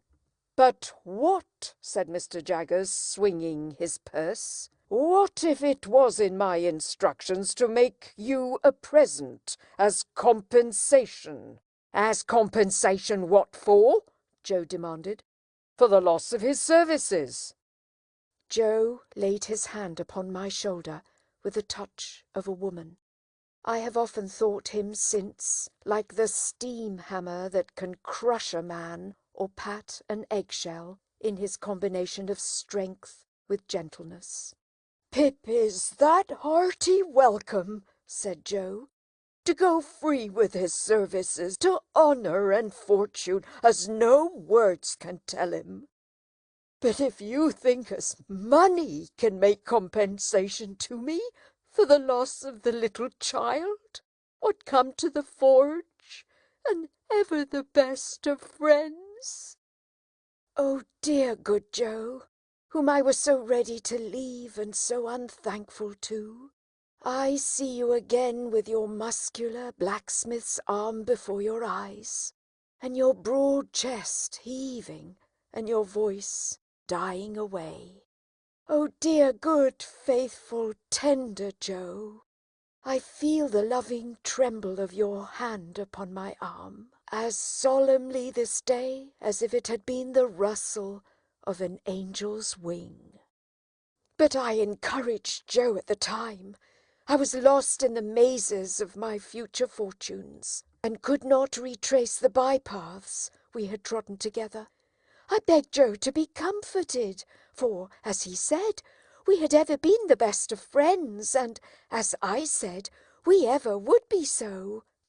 Joe scooped his eyes with his disengaged wrist, as if he were bent on gouging himself, but said not another word. Mr. Jaggers had looked on at this as one who recognized in Joe the village idiot, and in me his keeper. When it was over, he said, weighing in his hand the purse he had ceased to swing, "Now, Joseph Gargery, I warn you this is your last chance. No half measures with me. If you mean to take a present that I have it in charge to make you, speak out, and you shall have it. If, on the contrary, you mean to say—" Here, to his great amazement, he was stopped by Joe suddenly working round him with every demonstration of a fell pugilistic purpose. "Which I mean to say," cried Joe, "that if you come into my place bull-baiting and badgering me, come out. Which I mean to say a sitch if you're a man, come on. Which I mean to say that what I say, I mean to say, and stand or fall by." I drew Joe away, and he immediately became placable, merely stating to me in an obliging manner and as a polite expostulatory notice to anyone whom it might happen to concern, that he were not a-going to be bull-baited and badgered in his own place. Mr. Jaggers had risen when Joe demonstrated, and had backed near the door. Without evincing any inclination to come in again, he there delivered his valedictory remarks. They were these: "Well, Mr. Pip, I think the sooner you leave here, as you are to be a gentleman, the better. Let it stand for this day week, and you shall receive my printed address in the meantime. You can take a hackney coach at the stagecoach office in London and come straight to me. Understand that I express no opinion one way or other on the trust I undertake. I am paid for undertaking it, and I do so. Now, understand that, finally. Understand that." He was throwing his finger at both of us, and I think would have gone on but for his seeming to think Joe dangerous, and going off. Something came into my head which induced me to run after him as he was going down to the Jolly Bargeman, where he had left a hired carriage. "I beg your pardon, Mr. Jaggers." "Halloa," said he, facing round. "What's the matter?" "I wish to be quite right, Mr. Jaggers, and to keep to your directions, so I thought I had better ask. Would there be any objection to my taking leave of anyone I know about here before I go away?" "No," said he, looking as if he hardly understood me. "I don't mean in the village only, but uptown." "No," said he, "no objection." I thanked him and ran home again, and there I found that Joe had already locked the front door and vacated the state parlour, and was seated by the kitchen fire with a hand on each knee, gazing intently at the burning coals. I too sat down before the fire and gazed at the coals, and nothing was said for a long time. My sister was in her cushioned chair in her corner, and Biddy sat at her needlework before the fire. And Joe sat next Biddy, and I sat next Joe in the corner opposite my sister. The more I looked into the glowing coals, the more incapable I became of looking at Joe. The longer the silence lasted, the more unable I felt to speak. At length I got out, "Joe, have you told Biddy?" "No, Pip," returned Joe, still looking at the fire, and holding his knees tight, as if he had private information that they intended to make off somewhere. "Which I left it to yourself, Pip." "I would rather you told, Joe." "Pip's a gentleman of fortune, then," said Joe, "and God bless him in it." Biddy dropped her work and looked at me. Joe held his knees and looked at me. I looked at both of them. After a pause they both heartily congratulated me, but there was a certain touch of sadness in their congratulations that I rather resented. I took it upon myself to impress Biddy, and through Biddy Joe, with the grave obligation I considered my friends under to know nothing and say nothing about the maker of my fortune. It would all come out in good time, I observed, and in the meanwhile nothing was to be said save that I had come into great expectations from a mysterious patron. Biddy nodded her head thoughtfully at the fire as she took up her work again, and said she would be very particular. And Joe, still detaining his knees, said, "Aye, aye, I'll be eckervally partickler, Pip." And then they congratulated me again, and went on to express so much wonder at the notion of my being a gentleman that I didn't half like it. Infinite pains were then taken by Biddy to convey to my sister some idea of what had happened. To the best of my belief, those efforts entirely failed. She laughed and nodded her head a great many times, and even repeated after Biddy the words "Pip" and "property." But I doubt if they had more meaning in them than an election cry, and I cannot suggest a darker picture of her state of mind. I never could have believed it without experience, but as Joe and Biddy became more at their cheerful ease again, I became quite gloomy. Dissatisfied with my fortune, of course I could not be, but it is possible that I may have been, without quite knowing it, dissatisfied with myself. Anyhow, I sat with my elbow on my knee and my face upon my hand, looking into the fire as those two talked about my going away and about what they should do without me, and all that. And whenever I caught one of them looking at me, though never so pleasantly, and they often looked at me, particularly Biddy, I felt offended, as if they were expressing some mistrust of me, though heaven knows they never did by word or sign. At those times I would get up and look out at the door, for our kitchen door opened at once upon the night, and stood open on summer evenings to air the room. The very stars to which I then raised my eyes, I am afraid I took to be but poor and humble stars, for glittering on the rustic objects among which I had passed my life. "Saturday night," said I, when we sat at our supper of bread and cheese and beer. 5 more days, and then the day before the day. They'll soon go. "Yes, Pip," observed Joe, whose voice sounded hollow in his beer mug. "They'll soon go." "Soon, soon go," said Biddy. "I have been thinking, Joe, that when I go downtown on Monday and order my new clothes, I shall tell the tailor that I'll come and put them on there, or that I'll have them sent to Mr. Pumblechook's. It would be very disagreeable to be stared at by all the people here. Mr. and Mrs. Hubble might like to see you in your new genteel figure too, Pip," said Joe, industriously cutting his bread with his cheese on it in the palm of his left hand, and glancing at my untasted supper as if he thought of the time when we used to compare slices. "So might Wopsle, and the Jolly Bargeman might take it as a compliment." "That's just what I don't want, Joe. They would make such a business of it, such a coarse and common business, that I couldn't bear myself."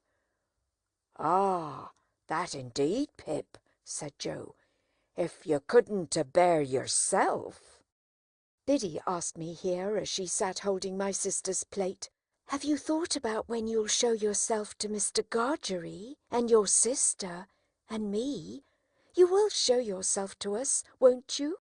"Biddy," I returned with some resentment, "you are so exceedingly quick that it's difficult to keep up with you." "She always were quick," observed Joe. "If you had waited another moment, Biddy, you would have heard me say that I shall bring my clothes here in a bundle one evening, most likely on the evening before I go away." Biddy said no more. Handsomely forgiving her, I soon exchanged an affectionate good night with her and Joe, and went up to bed. When I got into my little room, I sat down and took a long look at it, as a mean little room that I should soon be parted from and raised above forever.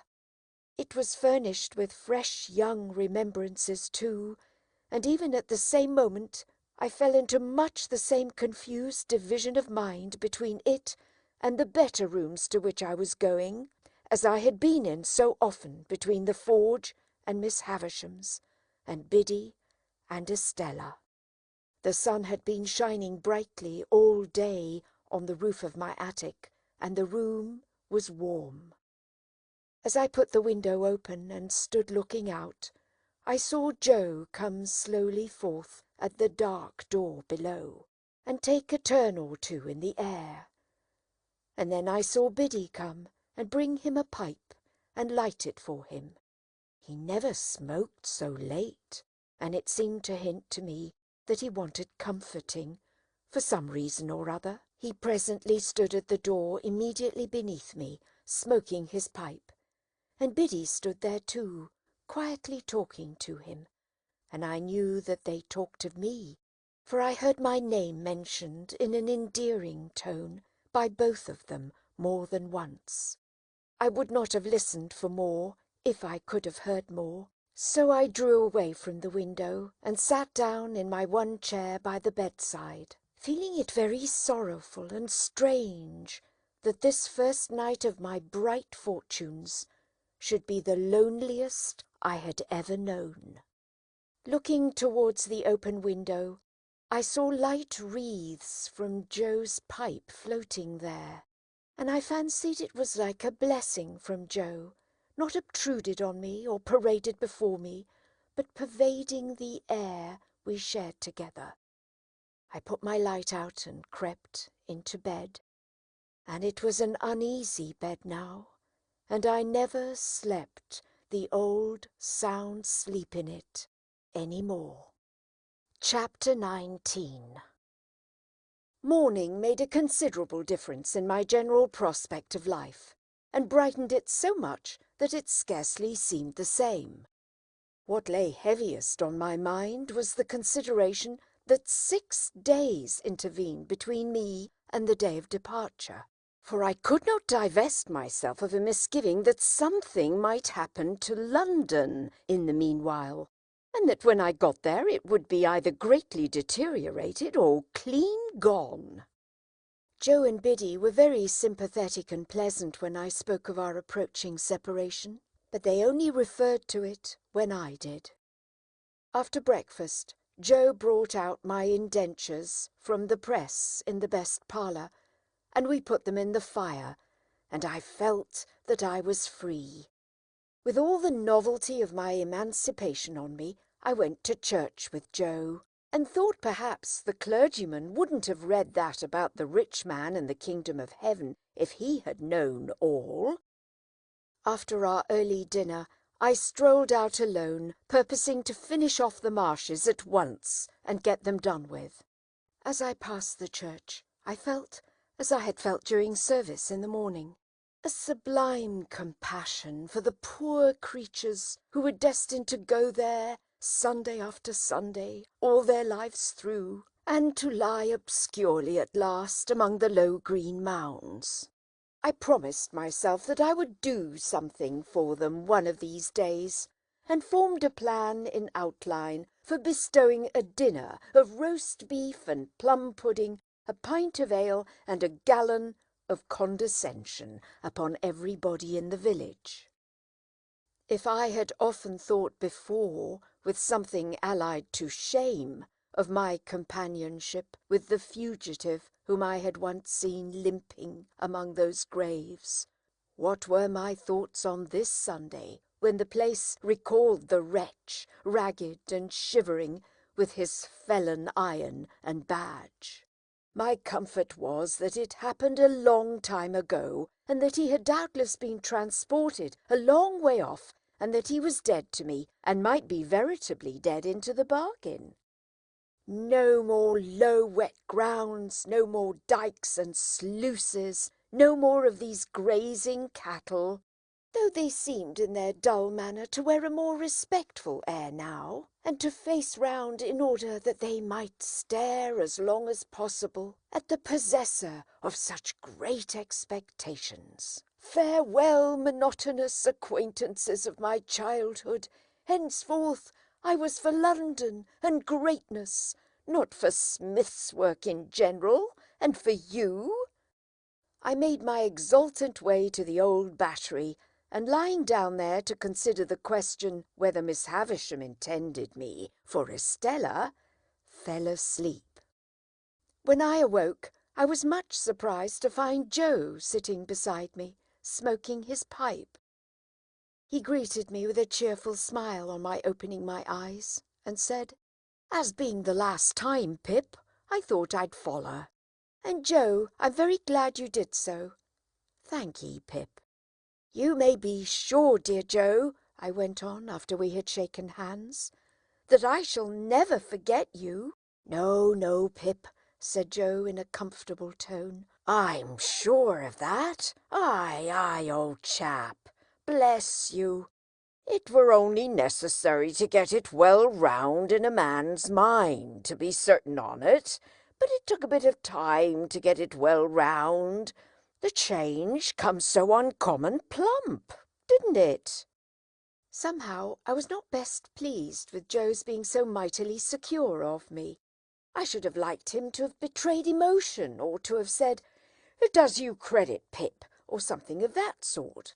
Therefore I made no remark on Joe's first head, merely saying as to his second that the tidings had indeed come suddenly, but that I had always wanted to be a gentleman, and had often and often speculated on what I would do if I were one.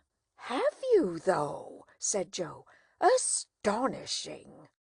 "It's a pity now, Joe," said I, "that you did not get on a little more when we had our lessons here, isn't it?" "Well, I don't know," returned Joe. "I'm so awful dull. I'm only master of my own trade. It were always a pity as I was so awful dull, but it's no more of a pity now than it was this day 12-month, don't you see?" What I had meant was that when I came into my property and was able to do something for Joe, it would have been much more agreeable if he had been better qualified for a rise in station. He was so perfectly innocent of my meaning, however, that I thought I would mention it to Biddy in preference. So when we had walked home and had had tea, I took Biddy into our little garden by the side of the lane, and after throwing out in a general way for the elevation of her spirits, that I should never forget her, said I had a favour to ask of her. "And it is, Biddy," said I, "that you will not omit any opportunity of helping Joe on a little." "How helping him on?" asked Biddy, with a steady sort of glance. "Well, Joe is a dear, good fellow. In fact, I think he's the dearest fellow that ever lived. But he is rather backward in some things. For instance, Biddy, in his learning and his manners." Although I was looking at Biddy as I spoke, and although she opened her eyes very wide when I had spoken, she did not look at me. "Oh, his manners. Won't his manners do, then?" asked Biddy, plucking a black-currant leaf. "My dear Biddy, they do very well here." "Oh, they do very well here," interrupted Biddy, looking closely at the leaf in her hand. "Hear me out, but if I were to remove Joe into a higher sphere, as I shall hope to remove him when I fully come into my property, they would hardly do him justice." "And don't you think he knows that?" asked Biddy. It was such a very provoking question, for it had never in the most distant manner occurred to me, that I said snappishly, "Biddy, what do you mean?" Biddy, having rubbed the leaf to pieces between her hands, and the smell of a black-currant bush has ever since recalled to me that evening in the little garden by the side of the lane, said Have you never considered that he may be proud?" "Proud?" I repeated, with disdainful emphasis. "Oh, there are many kinds of pride," said Biddy, looking full at me and shaking her head. "Pride is not all of one kind." "Well, what are you stopping for?" said I. "Not all of one kind," resumed Biddy. "He may be too proud to let anyone take him out of a place that he is competent to fill, and fills well, and with respect. To tell you the truth, I think he is, though it sounds bold in me to say so, for you must know him far better than I do." "Now, Biddy," said I am very sorry to see this in you. I did not expect to see this in you. You are envious, Biddy, and grudging. You are dissatisfied on account of my rise in fortune, and you can't help showing it." "If you have the heart to think so," returned Biddy, "say so. Say so over and over again. If you have the heart to think so." "If you have the heart to be so, you mean, Biddy," said I in a virtuous and superior tone. "Don't put it off upon me. I am very sorry to see it, and it's a bad side of human nature. I did intend to ask you to use any little opportunities you might have after I was gone, of improving dear Joe, but after this I ask you nothing. I'm extremely sorry to see this in you, Biddy," I repeated. It's a bad side of human nature." "Whether you scold me or approve of me," returned poor Biddy, "you may equally depend upon my trying to do all that lies in my power here at all times, and whatever opinion you take away of me shall make no difference in my remembrance of you. Yet a gentleman should not be unjust neither," said Biddy, turning away her head. I again warmly repeated that it was a bad side of human nature. In which sentiment, waiving its application, I have since seen reason to think I was right. And I walked down the little path away from Biddy, And Biddy went into the house, and I went out at the garden gate, and took a dejected stroll until supper time, again feeling it very sorrowful and strange that this, the second night of my bright fortunes, should be as lonely and unsatisfactory as the first. But morning once more brightened my view, and I extended my clemency to Biddy, and we dropped the subject. Putting on the best clothes I had, I went into town as early as I could hope to find the shops open, and presented myself before Mr. Trabb, the tailor, who was having his breakfast in the parlour behind his shop, and who did not think it worth his while to come out to me, but called me in to him. "Well," said Mr. Trabb, in a hail-fellow-well-met kind of way, "how are you, and what can I do for you?"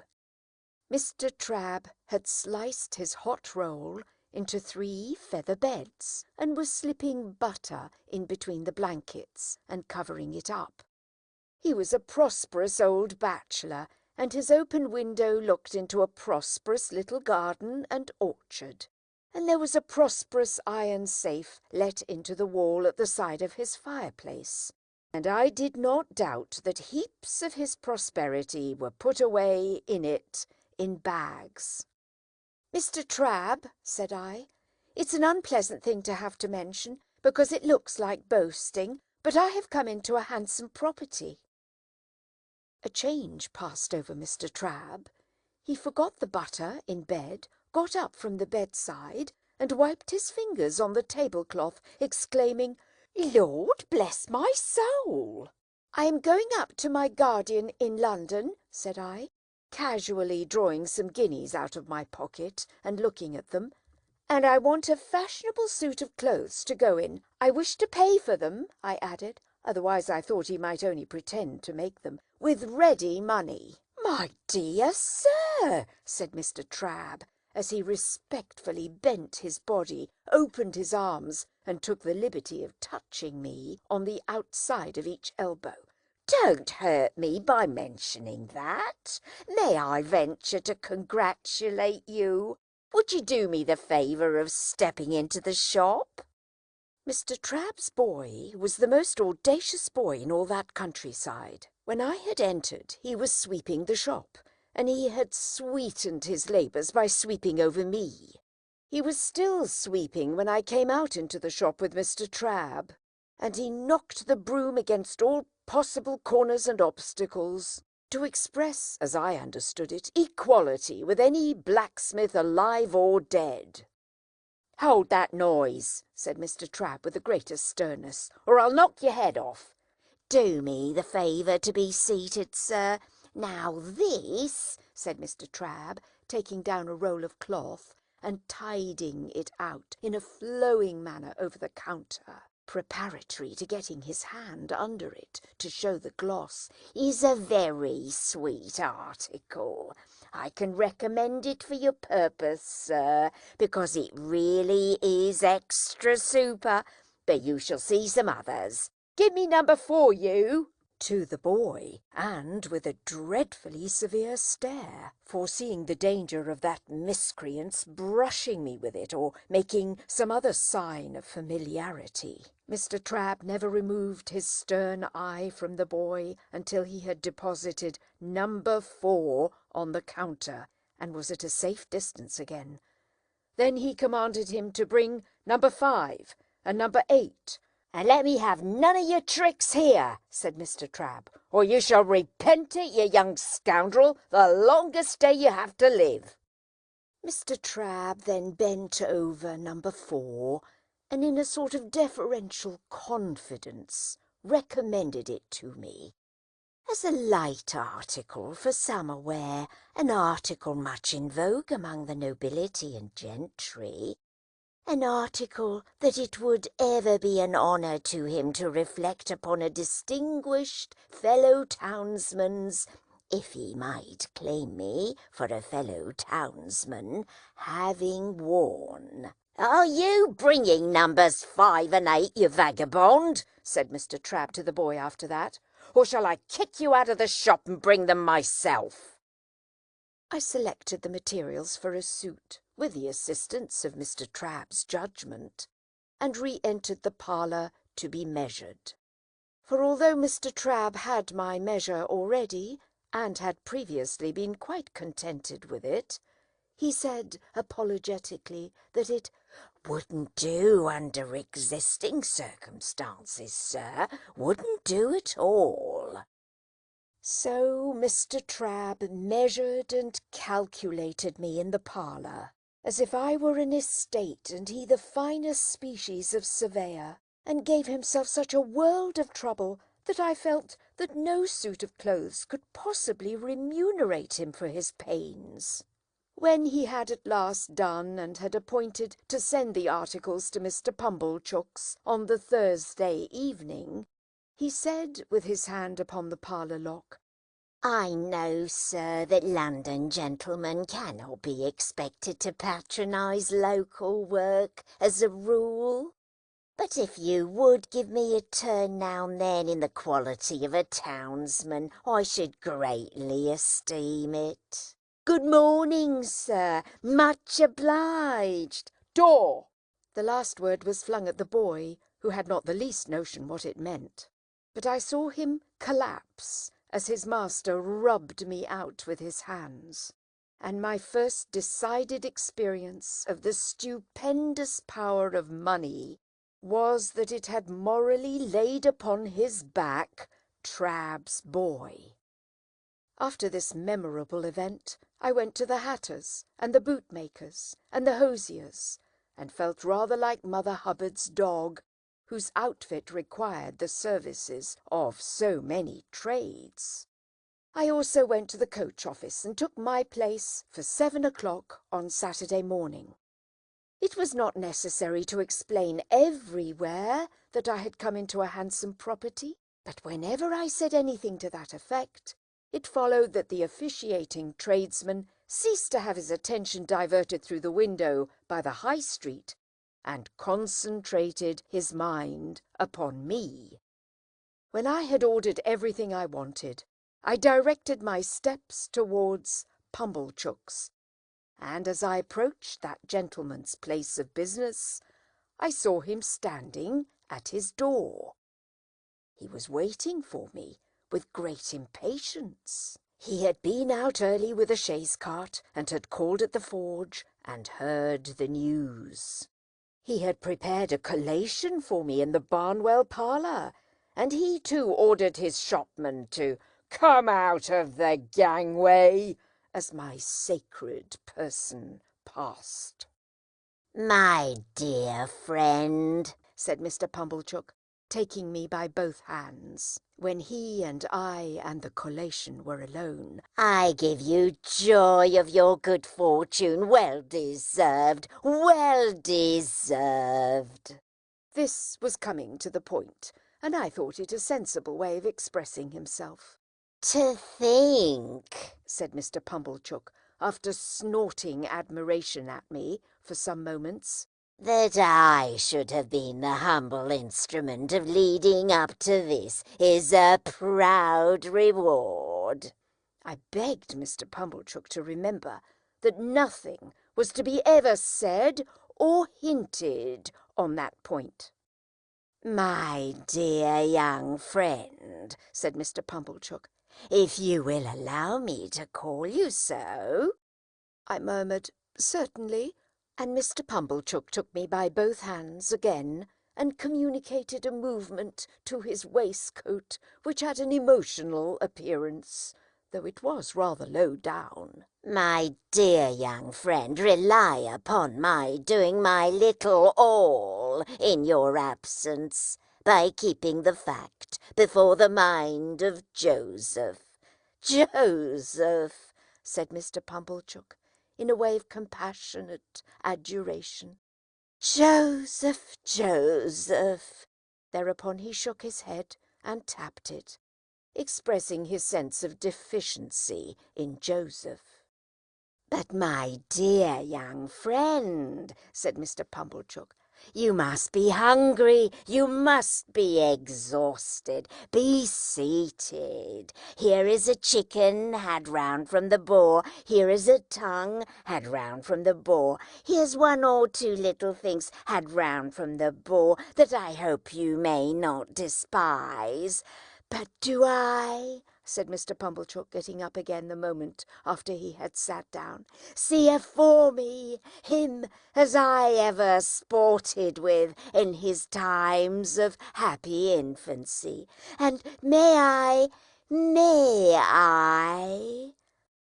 This "may I" meant might he shake hands. I consented, and he was fervent, and then sat down again.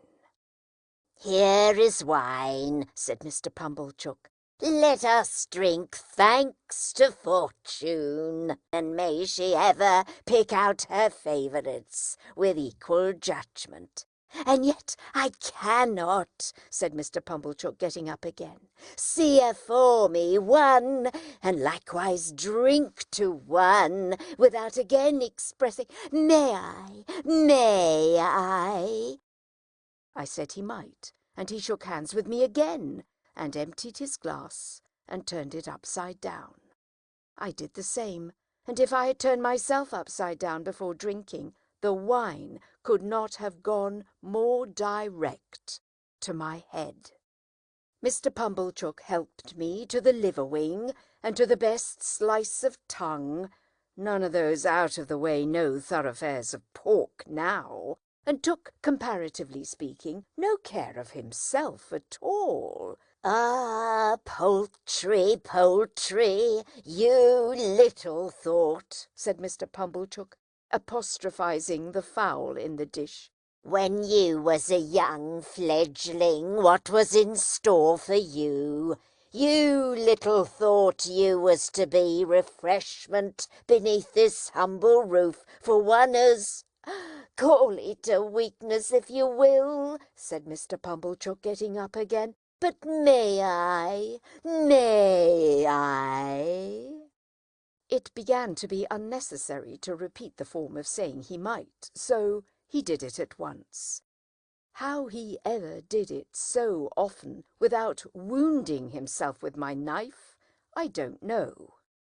"And your sister," he resumed after a little steady eating, "which had the honour of bringing you up by hand. It's a sad picture to reflect that she's no longer equal to fully understanding the honour. Nay," I saw he was about to come at me again, and I stopped him. "We'll drink her health," said I.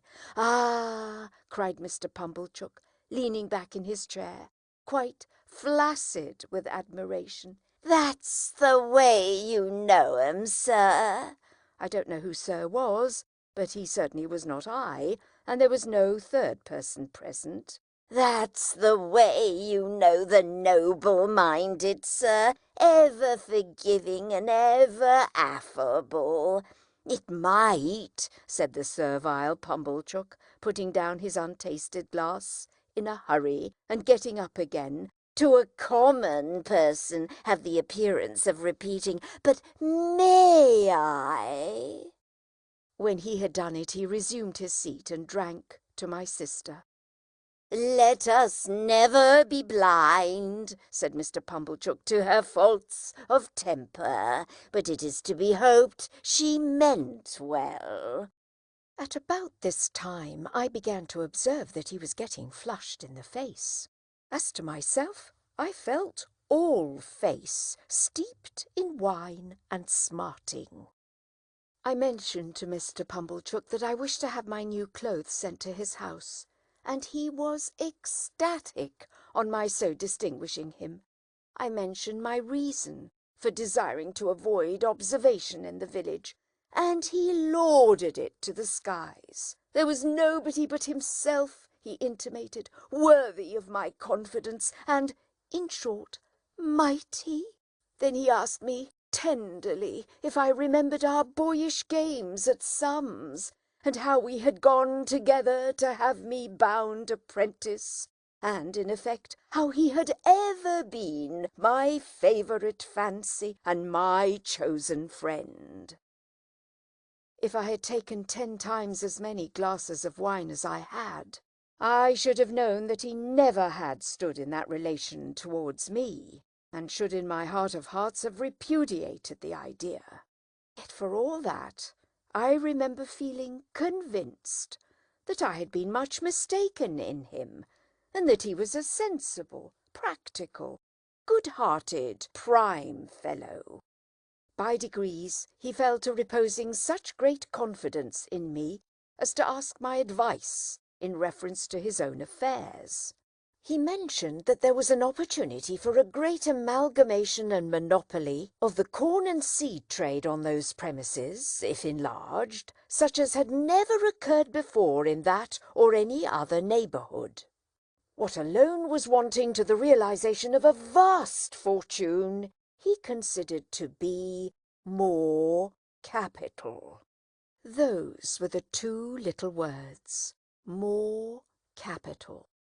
Now, it appeared to him, Pumblechook, that if that capital were got into the business through a sleeping partner, sir, which sleeping partner would have nothing to do but walk in, by self or deputy, whenever he pleased, and examine the books, and walk in twice a year and take his profits away in his pocket to the tune of 50%. It appeared to him that that might be an opening for a young gentleman of spirit combined with property, which would be worthy of his attention. But what did I think? He had great confidence in my opinion, and what did I think? I gave it as my opinion. Wait a bit. The united vastness and distinctness of this view so struck him that he no longer asked if he might shake hands with me, but said he really must, and did. We drank all the wine, and Mr. Pumblechook pledged himself over and over again to keep Joseph up to the mark. I don't know what mark. and to render me efficient and constant service. I don't know what service. He also made known to me, for the first time in my life, and certainly after having kept his secret wonderfully well, that he had always said of me, "That boy is no common boy, and mark me, his fortune will be no common fortune." He said with a tearful smile that it was a singular thing to think of now, and I said so too. Finally, I went out into the air with a dim perception that there was something unwonted in the conduct of the sunshine, and found that I had slumberously got to the turnpike without having taken any account of the road. There I was roused by Mr. Pumblechook's hailing me. He was a long way down the sunny street, and was making expressive gestures for me to stop. I stopped, and he came up, breathless. "No, my dear friend," said he, when he had recovered wind for speech. "Not if I can help it. This occasion shall not entirely pass without that affability on your part. May I, as an old friend and well-wisher, may I?" We shook hands for the 100th time at least, and he ordered a young carter out of my way with the greatest indignation. Then he blessed me and stood waving his hand to me until I had passed the crook in the road. And then I turned into a field and had a long nap under a hedge before I pursued my way home. I had scant luggage to take with me to London, for little of the little I possessed was adapted to my new station. But I began packing that same afternoon, and wildly packed up things that I knew I should want next morning, in a fiction that there was not a moment to be lost. So Tuesday, Wednesday, and Thursday passed, and on Friday morning I went to Mr. Pumblechook's to put on my new clothes and pay my visit to Miss Havisham. Mr. Pumblechook's own room was given up to me to dress in, and was decorated with clean towels expressly for the event.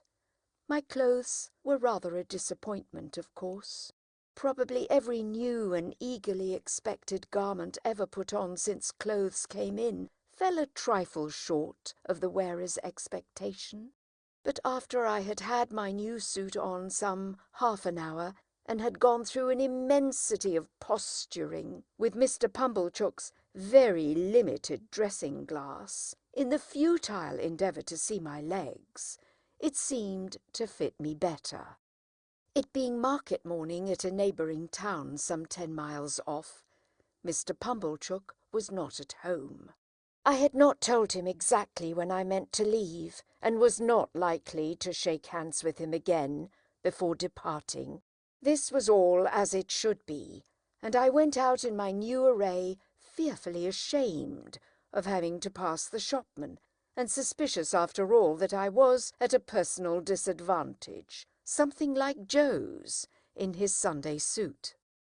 I went circuitously to Miss Havisham's by all the back ways, and rang at the bell constrainedly on account of the stiff long fingers of my gloves. Sarah Pocket came to the gate, and positively reeled back when she saw me so changed. Her walnut-shell countenance likewise turned from brown to green and yellow. "You?" said she. "You? Good gracious! What do you want?" "I am going to London, Miss Pocket," said I, "and want to say good-bye to Miss Havisham." I was not expected, for she left me locked in the yard while she went to ask if I were to be admitted. After a very short delay she returned and took me up, staring at me all the way. Miss Havisham was taking exercise in the room with the long spread table, leaning on her crutch stick. The room was lighted as of yore, and at the sound of our entrance she stopped and turned.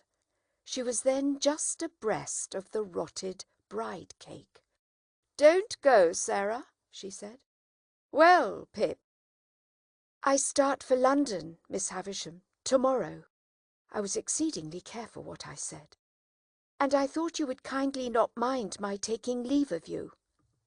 "This is a gay figure, Pip," said she, making her crutch stick play round me, as if she, the fairy godmother who had changed me, were bestowing the finishing gift. "I have come into such good fortune since I saw you last, Miss Havisham," I murmured. "And I am so grateful for it, Miss Havisham." "Aye, aye," said she, looking at the discomfited and envious Sarah with delight. "I have seen Mr. Jaggers. I have heard about it, Pip. So you go tomorrow? "Yes, Miss Havisham." And you are adopted by a rich person? "Yes, Miss Havisham." Not named? "No, Miss Havisham." And Mr. Jaggers is made your guardian? "Yes, Miss Havisham." She quite gloated on these questions and answers, so keen was her enjoyment of Sarah Pocket's jealous dismay. "Well," she went on, "you have a promising career before you. Be good, deserve it, and abide by Mr. Jaggers' instructions." She looked at me and looked at Sarah, and Sarah's countenance wrung out of her watchful face a cruel smile. "Good-bye, Pip. You will always keep the name of Pip, you know." "Yes, Miss Havisham." "Good-bye, Pip." She stretched out her hand, and I went down on my knee and put it to my lips. I had not considered how I should take leave of her. It came naturally to me at the moment to do this. She looked at Sarah Pocket with triumph in her weird eyes, and so I left my fairy godmother, with both her hands on her crutch stick, standing in the midst of the dimly lighted room, beside the rotten bride cake that was hidden in cobwebs. Sarah Pocket conducted me down as if I were a ghost who must be seen out. She could not get over my appearance, and was in the last degree confounded. I said, "Good-bye, Miss Pocket," but she merely stared, and did not seem collected enough to know that I had spoken. Clear of the house, I made the best of my way back to Pumblechook's, took off my new clothes, made them into a bundle, and went back home in my older dress, carrying it, to speak the truth, much more at my ease too, though I had the bundle to carry. And now those 6 days, which were to have run out so slowly, had run out fast and were gone. And tomorrow looked me in the face more steadily than I could look at it. As the 6 evenings had dwindled away to 5, to 4, to 3, to 2, I had become more and more appreciative of the society of Joe and Biddy. On this last evening I dressed myself out in my new clothes for their delight, and sat in my splendour until bedtime. We had a hot supper on the occasion, graced by the inevitable roast fowl, and we had some flip to finish with. We were all very low, and none the higher for pretending to be in spirits. I was to leave our village at 5 in the morning, carrying my little hand portmanteau, and I had told Joe that I wished to walk away all alone. I am afraid, sore afraid, that this purpose originated in my sense of the contrast there would be between me and Joe if we went to the coach together. I had pretended with myself that there was nothing of this taint in the arrangement, but when I went up to my little room on this last night, I felt compelled to admit that it might be so, and had an impulse upon me to go down again and entreat Joe to walk with me in the morning. I did not. All night there were coaches in my broken sleep, going to wrong places instead of to London, and having in the traces now dogs, now cats, now pigs, now men, never horses. Fantastic failures of journeys occupied me until the day dawned and the birds were singing. Then I got up and partly dressed and sat at the window to take a last look out, and in taking it fell asleep. Biddy was astir so early to get my breakfast that although I did not sleep at the window an hour, I smelt the smoke of the kitchen fire when I started up with a terrible idea that it must be late in the afternoon. But long after that, and long after I had heard the clinking of the teacups and was quite ready, I wanted the resolution to go downstairs. After all, I remained up there, repeatedly unlocking and unstrapping my small portmanteau, and locking and strapping it up again, until Biddy called to me that I was late. It was a hurried breakfast, with no taste in it. I got up from the meal, saying with a sort of briskness, as if it had only just occurred to me, "Well, I suppose I must be off." And then I kissed my sister, who was laughing and nodding and shaking in her usual chair, and kissed Biddy, and threw my arms around Joe's neck. Then I took up my little portmanteau and walked out. The last I saw of them was when I presently heard a scuffle behind me, and looking back saw Joe throwing an old shoe after me, and Biddy throwing another old shoe. I stopped then to wave my hat, and dear old Joe waved his strong right arm above his head, crying huskily, "Hurrah!" and Biddy put her apron to her face. I walked away at a good pace, thinking it was easier to go than I had supposed it would be, and reflecting that it would never have done to have had an old shoe thrown after the coach in sight of all the High Street.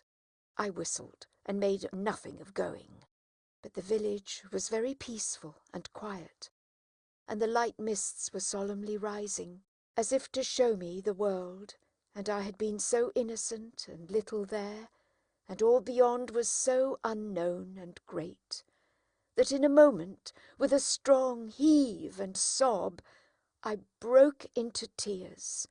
It was by the finger-post at the end of the village, and I laid my hand upon it and said, "Good-bye, oh, my dear, dear friend." Heaven knows we need never be ashamed of our tears, for they are rain upon the blinding dust of earth overlying our hard hearts. I was better after I had cried than before, more sorry, more aware of my own ingratitude, more gentle. If I had cried before, I should have had Joe with me then. So subdued I was by those tears, and by their breaking out again in the course of the quiet walk, that when I was on the coach and it was clear of the town, I deliberated with an aching heart whether I would not get down when we changed horses and walk back, and have another evening at home, and a better parting. We changed, and I had not made up my mind, and still reflected for my comfort that it would be quite practicable to get down and walk back when we changed again. And while I was occupied with these deliberations, I would fancy an exact resemblance to Joe in some man coming along the road towards us, and my heart would beat high, as if he could possibly be there. We changed again and yet again, and it was now too late and too far to go back, and I went on. And the mists had all solemnly risen now, and the world lay spread before me. This is the end of the first stage of Pip's expectations.